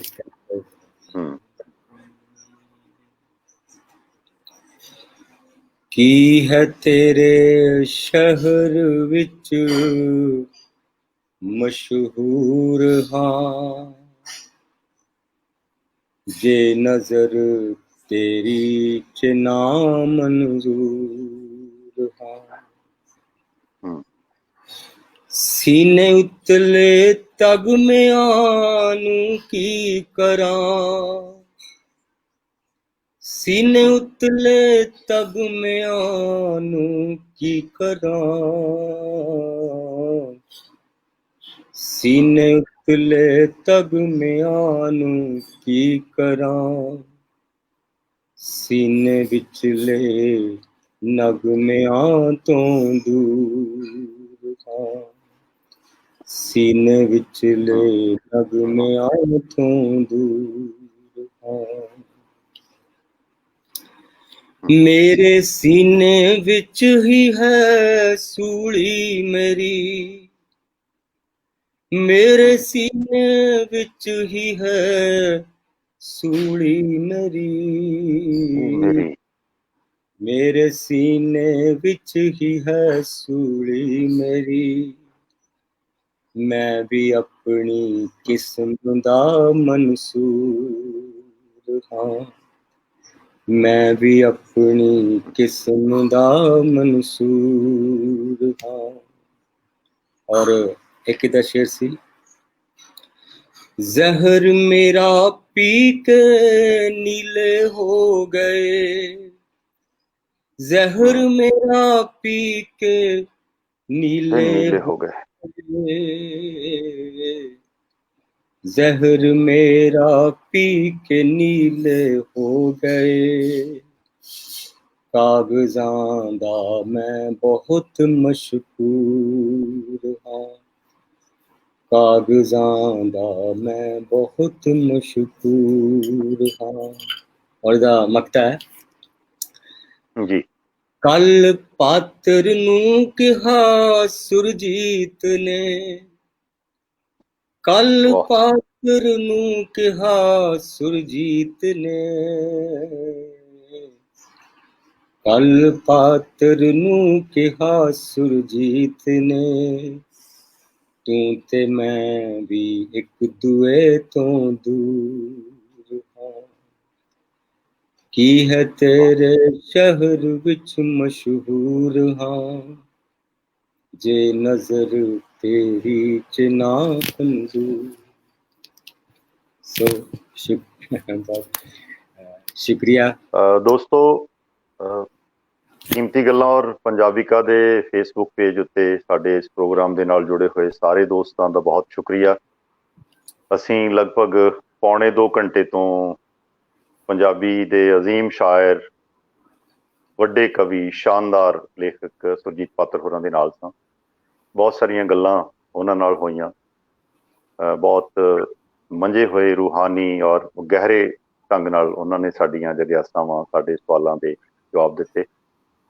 ਸਾਡੇ ਇਸ ਪੇਜ ਉੱਤੇ ਜੁੜੇ ਹੋਏ ਸਾਰੇ ਸੁਣਨ ਵਾਲਿਆਂ, ਦੇਖਣ ਵਾਲੇ ਦੋਸਤਾਂ ਦਾ ਬਹੁਤ ਸ਼ੁਕਰਾਨਾ। ਸਭ ਜਿਉਂਦੇ ਵਸਦੇ ਰਹੋ। ਸੁਰਜੀਤ ਪਾਤਰ ਸਾਹਿਬ, ਤੁਹਾਡਾ ਬਹੁਤ ਸ਼ੁਕਰੀਆ ਕਿ ਤੁਸੀਂ ਆਪਣਾ ਸਮਾਂ ਕੱਢਿਆ ਔਰ ਸਾਡੇ ਨਾਲ ਇੰਨਾ ਲੰਮਾ ਸਮਾਂ ਜੁੜੇ ਰਹੇ। ਸੋ ਮੈਂ ਮੇਰੇ ਲਈ ਬਹੁਤ ਵੱਡਾ ਅਨੁਭਵ ਇਸ ਲਈ ਕਿ ਮੈਨੂੰ ਲੱਗਿਆ ਕਿ ਮੈਂ ਦੋਹਾਂ ਪੰਜਾਬਾਂ ਨਾਲ ਗੱਲ ਕਰ ਰਿਹਾ, ਅਜ਼ਮ ਮਲਿਕ ਹੋਣਾ ਦੀ ਮਾਰਫਤ ਤੇ ਹਰਵਿੰਦਰ ਦੀ ਮਾਰਫਤ ਔਰ ਗੁਰਤੇਜ ਦੀ ਮਾਰਫਤ, ਗੁਰਤੇਜ ਨਾਲ ਗੱਲਾਂ ਕਰਨਾ ਹਮੇਸ਼ਾ ਇੱਕ ਬਹੁਤ ਪਿਆਰਾ ਅਨੁਭਵ ਹੁੰਦਾ। ਔਰ ਜਦੋਂ ਉਹਨੇ ਕਿਹਾ ਸੀ ਕਿ ਜਦੋਂ ਇਹ ਕੁਛ ਮੇਰੇ ਬਾਰੇ ਕਿਹਾ ਸੀ ਤੇ ਮੇਰਾ ਇੱਕ ਸ਼ੇਰ ਸੀ ਕਿ ਮੈਂ ਕਿੱਦਾਂ ਸੋਚਦਾ ਕਿ ਮੈਂ ਕੁਛ ਹਾਂ, ਤੇ ਮੇਰਾ ਇੱਕ ਸ਼ੇਰ ਸੀ ਕਿ ਜਾਵਾਂ ਨੈਣਾ ਤੇਰਿਆਂ ਵਿੱਚ ਦੇਖ ਆਵਾਂ, ਮੈਂ ਜੇ ਜਿਉਂਦਾ ਹਾਂ ਜਾ ਕੇ ਮਰ ਗਿਆ। ਵਾਹ। ਸੋ ਕੁਛ ਦੋਸਤ ਇਹੋ ਜਿਹੇ ਹੁੰਦੇ ਆ, ਕੁਛ ਪਾਠਕ ਇਹੋ ਜਿਹੇ ਹੁੰਦੇ ਆ, ਕੁਛ ਸਰੋਤੇ ਇਹੋ ਜਿਹੇ ਹੁੰਦੇ ਆ ਜਿਨ੍ਹਾਂ ਦੇ ਨੈਣਾਂ 'ਚ ਦੇਖ ਕੇ ਤੁਹਾਨੂੰ ਪਤਾ ਲੱਗਦਾ ਕਿ ਤੁਸੀਂ ਜਿਉਂਦੇ ਹੋ ਕਿ ਨਹੀਂ ਜਿਉਂਦੇ। ਸੋ ਤੁਸੀਂ ਸਾਰੇ ਮੇਰੇ ਲਈ ਉਹ ਨੈਣ ਹੋ। ਗੁਰਤੇਜ ਦੀ ਮਾਰਫਤ ਤੋਂ ਤੁਹਾਡਾ ਸਭ ਦਾ ਬਹੁਤ ਬਹੁਤ ਸ਼ੁਕਰੀਆ, ਬਹੁਤ ਬਹੁਤ ਪਿਆਰ, ਸਤਿਕਾਰ ਔਰ ਭੁੱਲਾਂ ਚੁੱਕਾਂ ਲਈ ਮਾਫੀ। ਬਹੁਤ ਬਹੁਤ ਸ਼ੁਕਰੀਆ ਜੀ, ਬਹੁਤ ਬਹੁਤ ਸ਼ੁਕਰੀਆ ਜੀ।